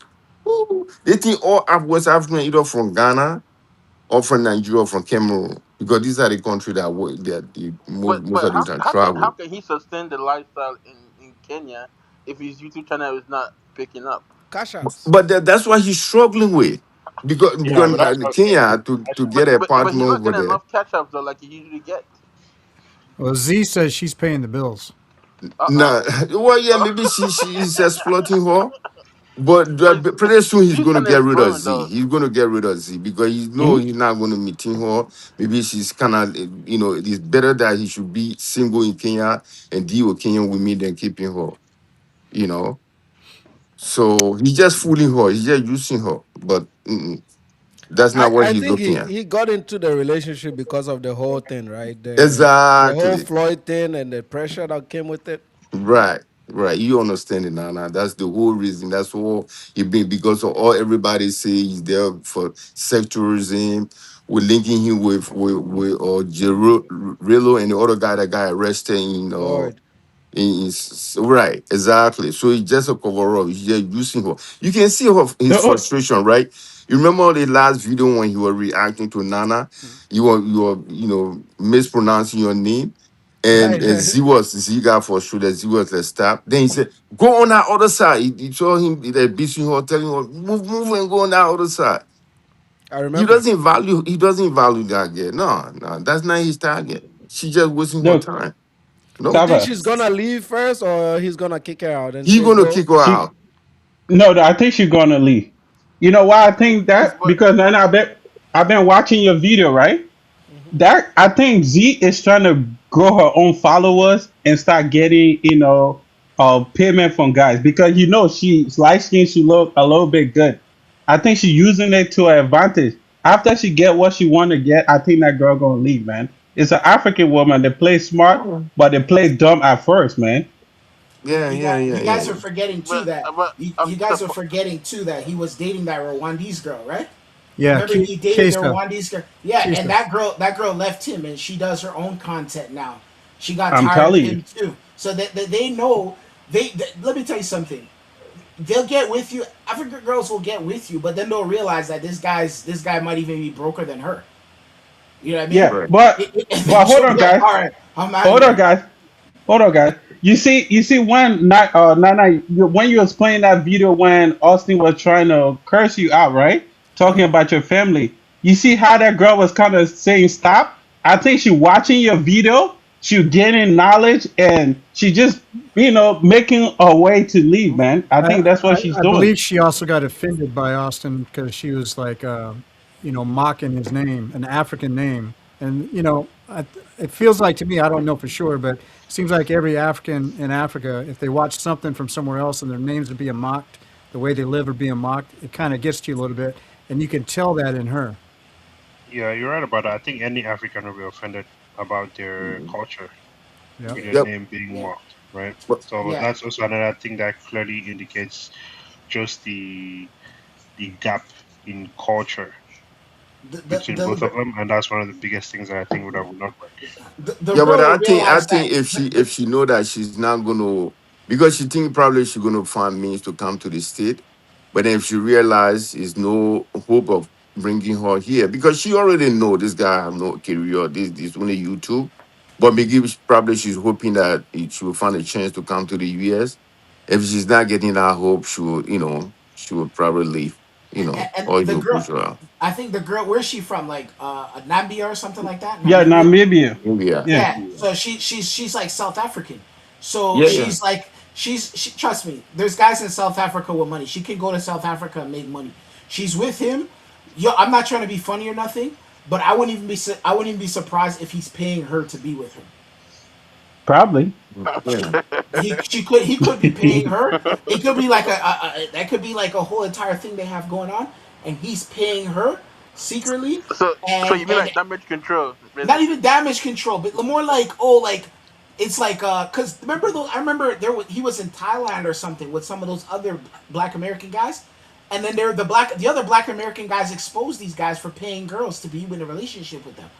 So there was a Yeah, I remember that controversy too. with that. Yeah, and Austin was a part of that.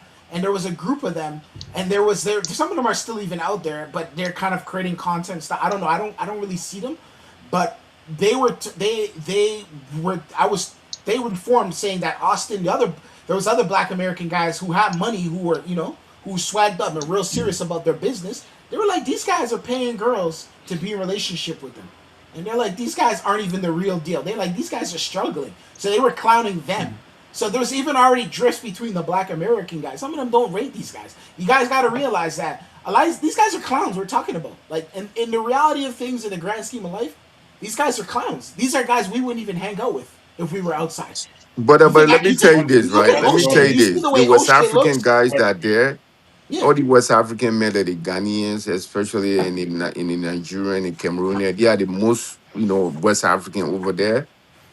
They have the most beautiful women. If they don't want any girl, that's the one the African American guys can go after. That be it.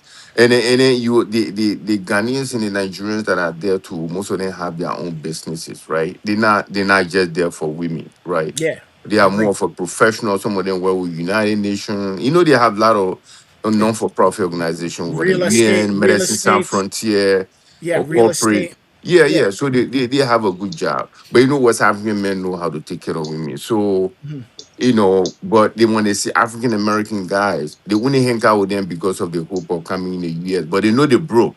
When it comes down to spending, you can't match up with West African man. It's completely Oh yeah, different. yeah, yeah. Nah. So Facts. No, I agree with you on that. I yeah. agree. Unless the top Black American guys go over there, but they're Right. not gonna go over there. They're gonna be in Miami and Los Angeles and New Right. York, and they're happy. They're settled where they're good where they're at. They have the women where they're at, so they Yeah. don't care. They have their business and their money's in their city, so they don't need to go over there to go spend Nah. money. Yeah. Like you think like a 50 Cent is gonna go to Kenya to spend? This guy's a what?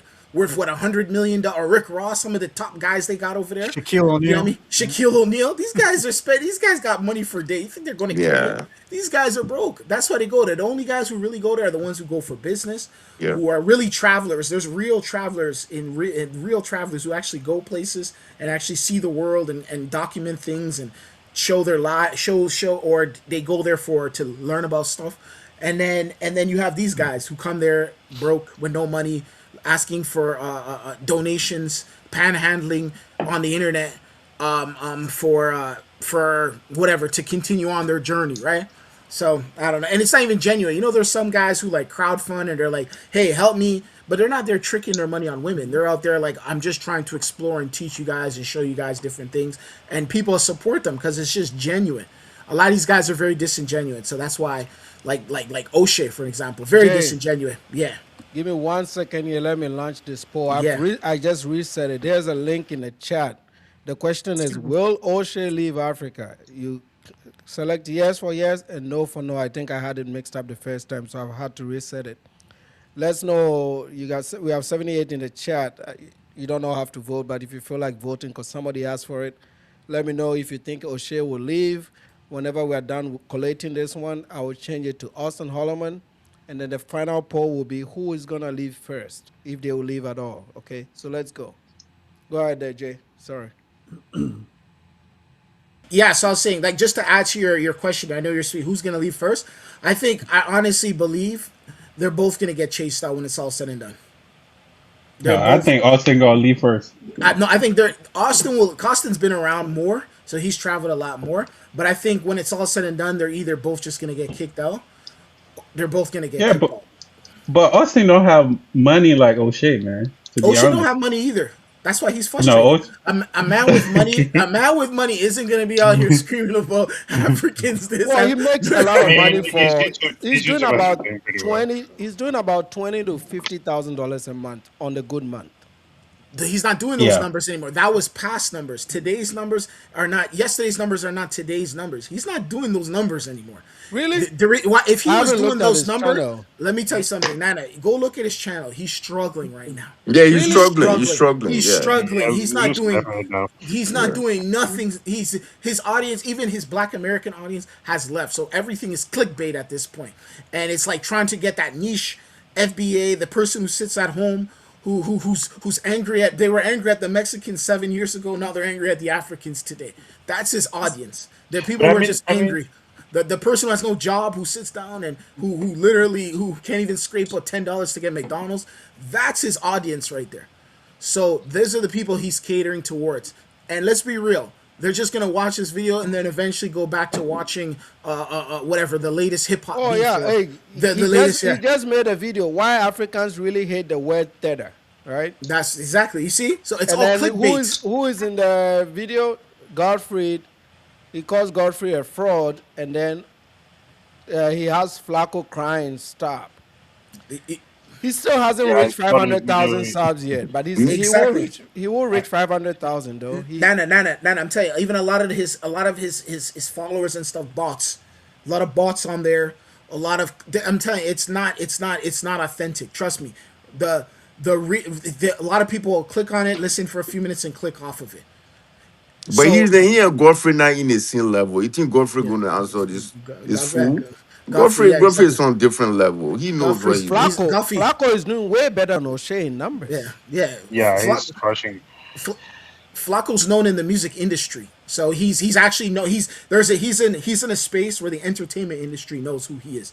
Like executives in Universal Music and people who work on those spaces know Flacco because he does with hip hop coverage as well, and he was on the show, the No Jumper show there. So he does in the hip hop industry as well. So O'Shea is what sector is he in? Nobody. He's not in any sector at all. What I'm is he in? looking at his thumbnails. The last 5 videos are targeting Godfrey, Africans, and Flacco. So this thing is really, really working him up. You think he's gonna leave Africa? Nah, I don't I think no, want him so. to hate no. us so much that he I hope he leaves, does. I right? mean, look, man, I don't want them to stop what they're doing. I think they should keep going so we can get rid of this situation Yeah, properly. yeah, yeah. Okay. Guys, I would be willing to contribute any amount to get rid of O'Shea. For They Austin, should keep Austin will going crash so that the anytime. He will crash. I can see him management crashing. can come to them. But if you guys Honestly, want to form a group to, I would contribute any amount to get rid of that guy. honestly, I'll put down dollars to I get. saw the guy. Oh shit! I'll put down money to get him out of there. Oh I don't yeah, even care. yeah. I want him. I want them to make it. I want him to be the first YouTuber to be banned from all African country, the whole entire continent as a whole. guys, Everybody get guys, rid of him. I want him to be the poster boy. Like, oh, they like, there's a phrase like the O'Shea Do Jackson law. Like, I want something like that where everybody and he's back. guys. I You have know a why? question. I have a question. I just The I want have to a throw Jackson this question. one thing Law. out there. From what I heard, The reason why he's ducking the U.S. is because he owes taxes to the United States government. Now, I hope you can look that up because he owes taxes. He owes money to the U.S. government. Yeah, Well, and they that typically they all do owe taxes typically because it's 1099, right? So you have to pay in Yep. for the most part. So they always all do owe taxes. They get that foreign exemption, but that's only for the first 100,000.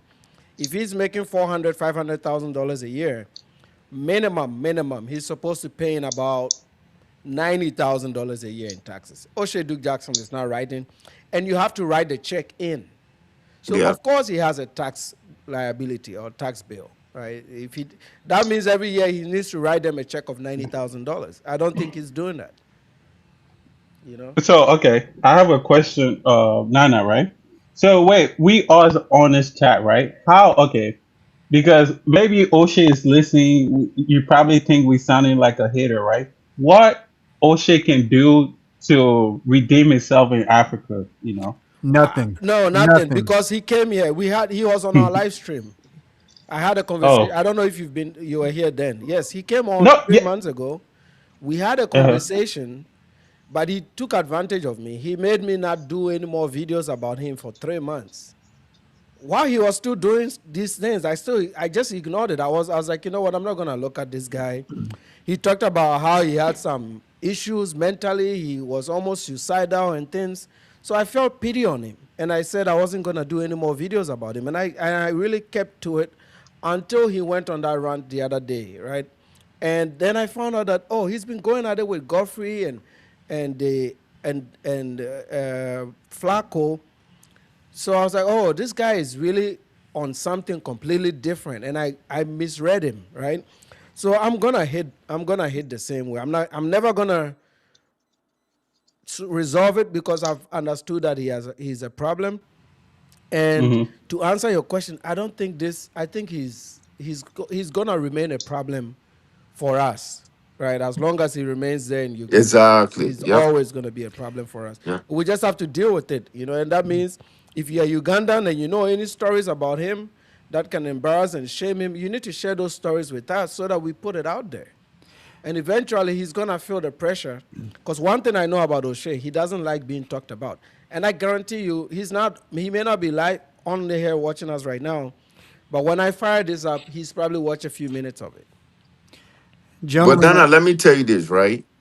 If you go to Uganda, all Ugandan women know is Nigerian men, right? Especially West African men. For Kenyan women, at least they can control themselves a little bit. But Ugandan, what they know is Nigerian and Ghanaian. They didn't think all West African are Ghanaian and Nigerian. So they control that whole territories. And most of these people have businesses for themselves. Yeah, it's not like they don't own business, they're running legitimate businesses. Yeah, they have one or two Nigerian that are doing scam, but it's not all of Nigerian. I've seen Nigerian that own huge amount of farm, coffee farm in Kenya. And where he was living, he was in England, and then he moved to Kenya. They have rich West African men over there that have access to all the women. Maybe that jealousy is there, Jay, you you are know. right. His But the channel is things that he's struggling. saying about West African, classic, going to detail, targeting, even why you should target Godfrey, what Godfrey is saying on his show. Is that 154 Africa? They're not saying anything about on their show. They wouldn't bring it talented African, right? So why he's going after West African is because of jealousy, is because of hate, right? His So we channel, you have to guys make can see it sure. on I the mean, screen, right? Austin, at least Austin guy is limit because for even if you leave Austin alone, he's not going to survive. He's going to crash somewhere down the line. He's not going to make it because Nairobi is too expensive for him, right? But O'Shea, no, we got to try by all means to get rid of this guy. This guy, the thing that he's saying about African is unbelievable. It's Hey, unacceptable. Jay, you are very right about this. So I don't know. I'm sharing the screen. I hope you guys can see it. Uh, why I left for Panama, he talked to somebody. He did a video on somebody. He only got 13,000 views 2 weeks ago. This channel See? has almost 500,000 people. You see? Yeah, his engagement is in there. I'm telling you, Nana, The he's not poetic making any money. He's not making money. poetic Flacco video 3 weeks ago, 42,000. I mean, 42,000. If they watch all 16 minutes of it, that is, $50, $60, maybe $100. Um, Godfried, this Godfried video he made got 52, so he got a little bit of it. So guess what he does? He doubles down and does another Godfried video. Godfried shouldn't have said this about Black Americans, right? Rage baiting, getting Black Americans in. Let's see some more of it. I just want to see what he's doing. See, I don't pay attention to his channels. I didn't know how he was doing analytically.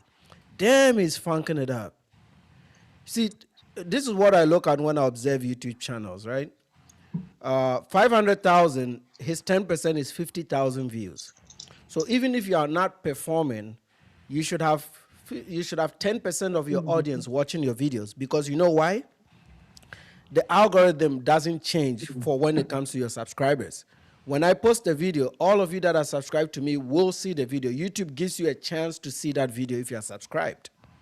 When your subscribers don't click on it, then the algorithm just won't push it. So even his subscribers are not watching enough of the videos. View per hour rate is another analytic. He posted this video an hour ago, and he has less than 3,000 people that have seen this video from an hour ago. Because I think he thinks he's getting some traction from the Godfrey video, so he's kind of doubling down on it. But these views stink. 16,000, 24,000, 22,000. He's not even getting 10%. 3 days into the video, most of the videos will die off after 3 days, right? 3 days they die off. 12,000 views. Yeah, but Nana, you also have to look at his Damn. Nana. You have to look at his Kinganda channel as well. So he has two different channels he's operating from.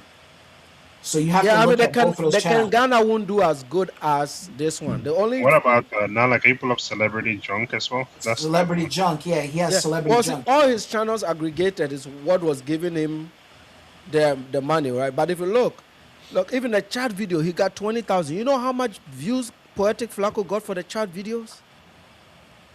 In one day, Flacco, just one video, 200,000 views, one video.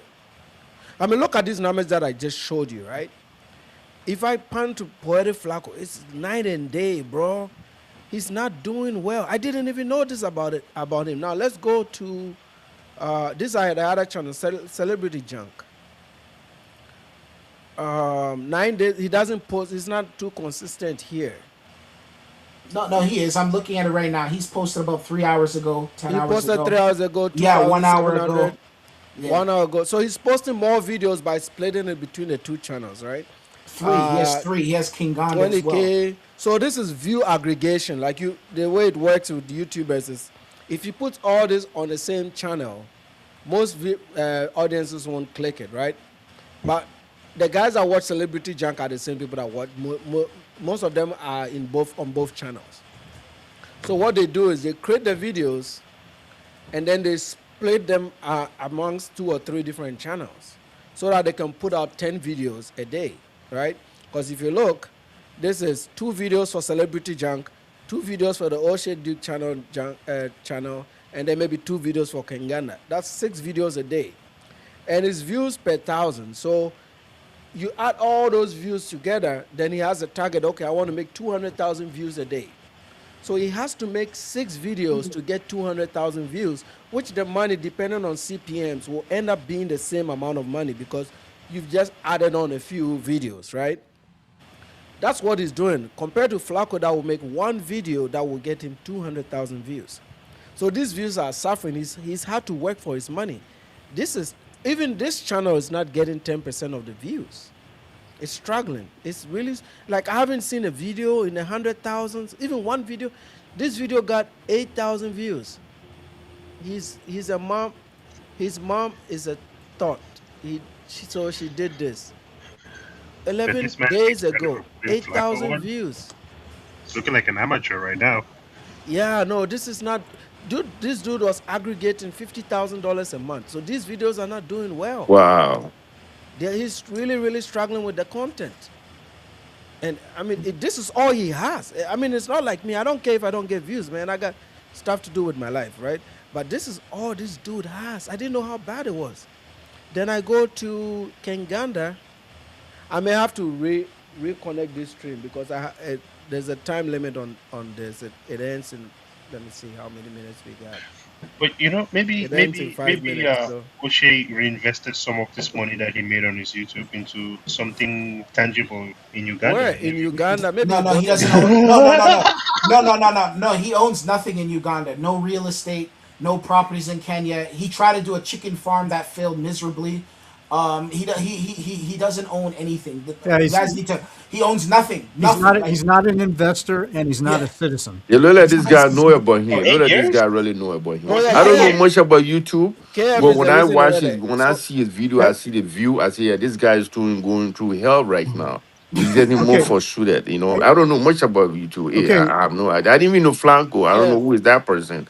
But I got attracted to Nana stuff because he reacting to this stupid guy O'Shea and that's why I don't watch it that much. But when I'm working from home, I watch more of Nana video, the old video. Sometimes I Jada, don't meet which up with it. comment is that? I may have You to know. reconnect because EV Max has a 6 hour limit and we've been on for 6 hours. So if I disconnect slightly, I will reconnect it. I don't know. KF, does it come on the same link or you guys will have to re-click and rejoin? Usually it's re-clicking, Okay. but So yeah, if could be getting mixed up with StreamYard because I didn't use EVMux that much. okay. So if this transmission ends, I'll just get right back into it. So I know you guys would have to rejoin slowly because I Real want to quick, allow you guys to talk. Okay, real go ahead. quick. Everybody on the panel, this is what I'm willing to do. I'm the reason O'Shea's in Uganda, so I apologize. I'll explain it. I'll explain it in detail. So what I'm going to do is I'm going to start making some live streams here in a few weeks, and I'm going to react, and you're going to find out the full details on why he came to Uganda and why he's doing what he's doing. It all started with me. So what I'm saying is that this guy used me, social engineering, to get what he wanted, and everything that you know about him, I didn't know about him like that.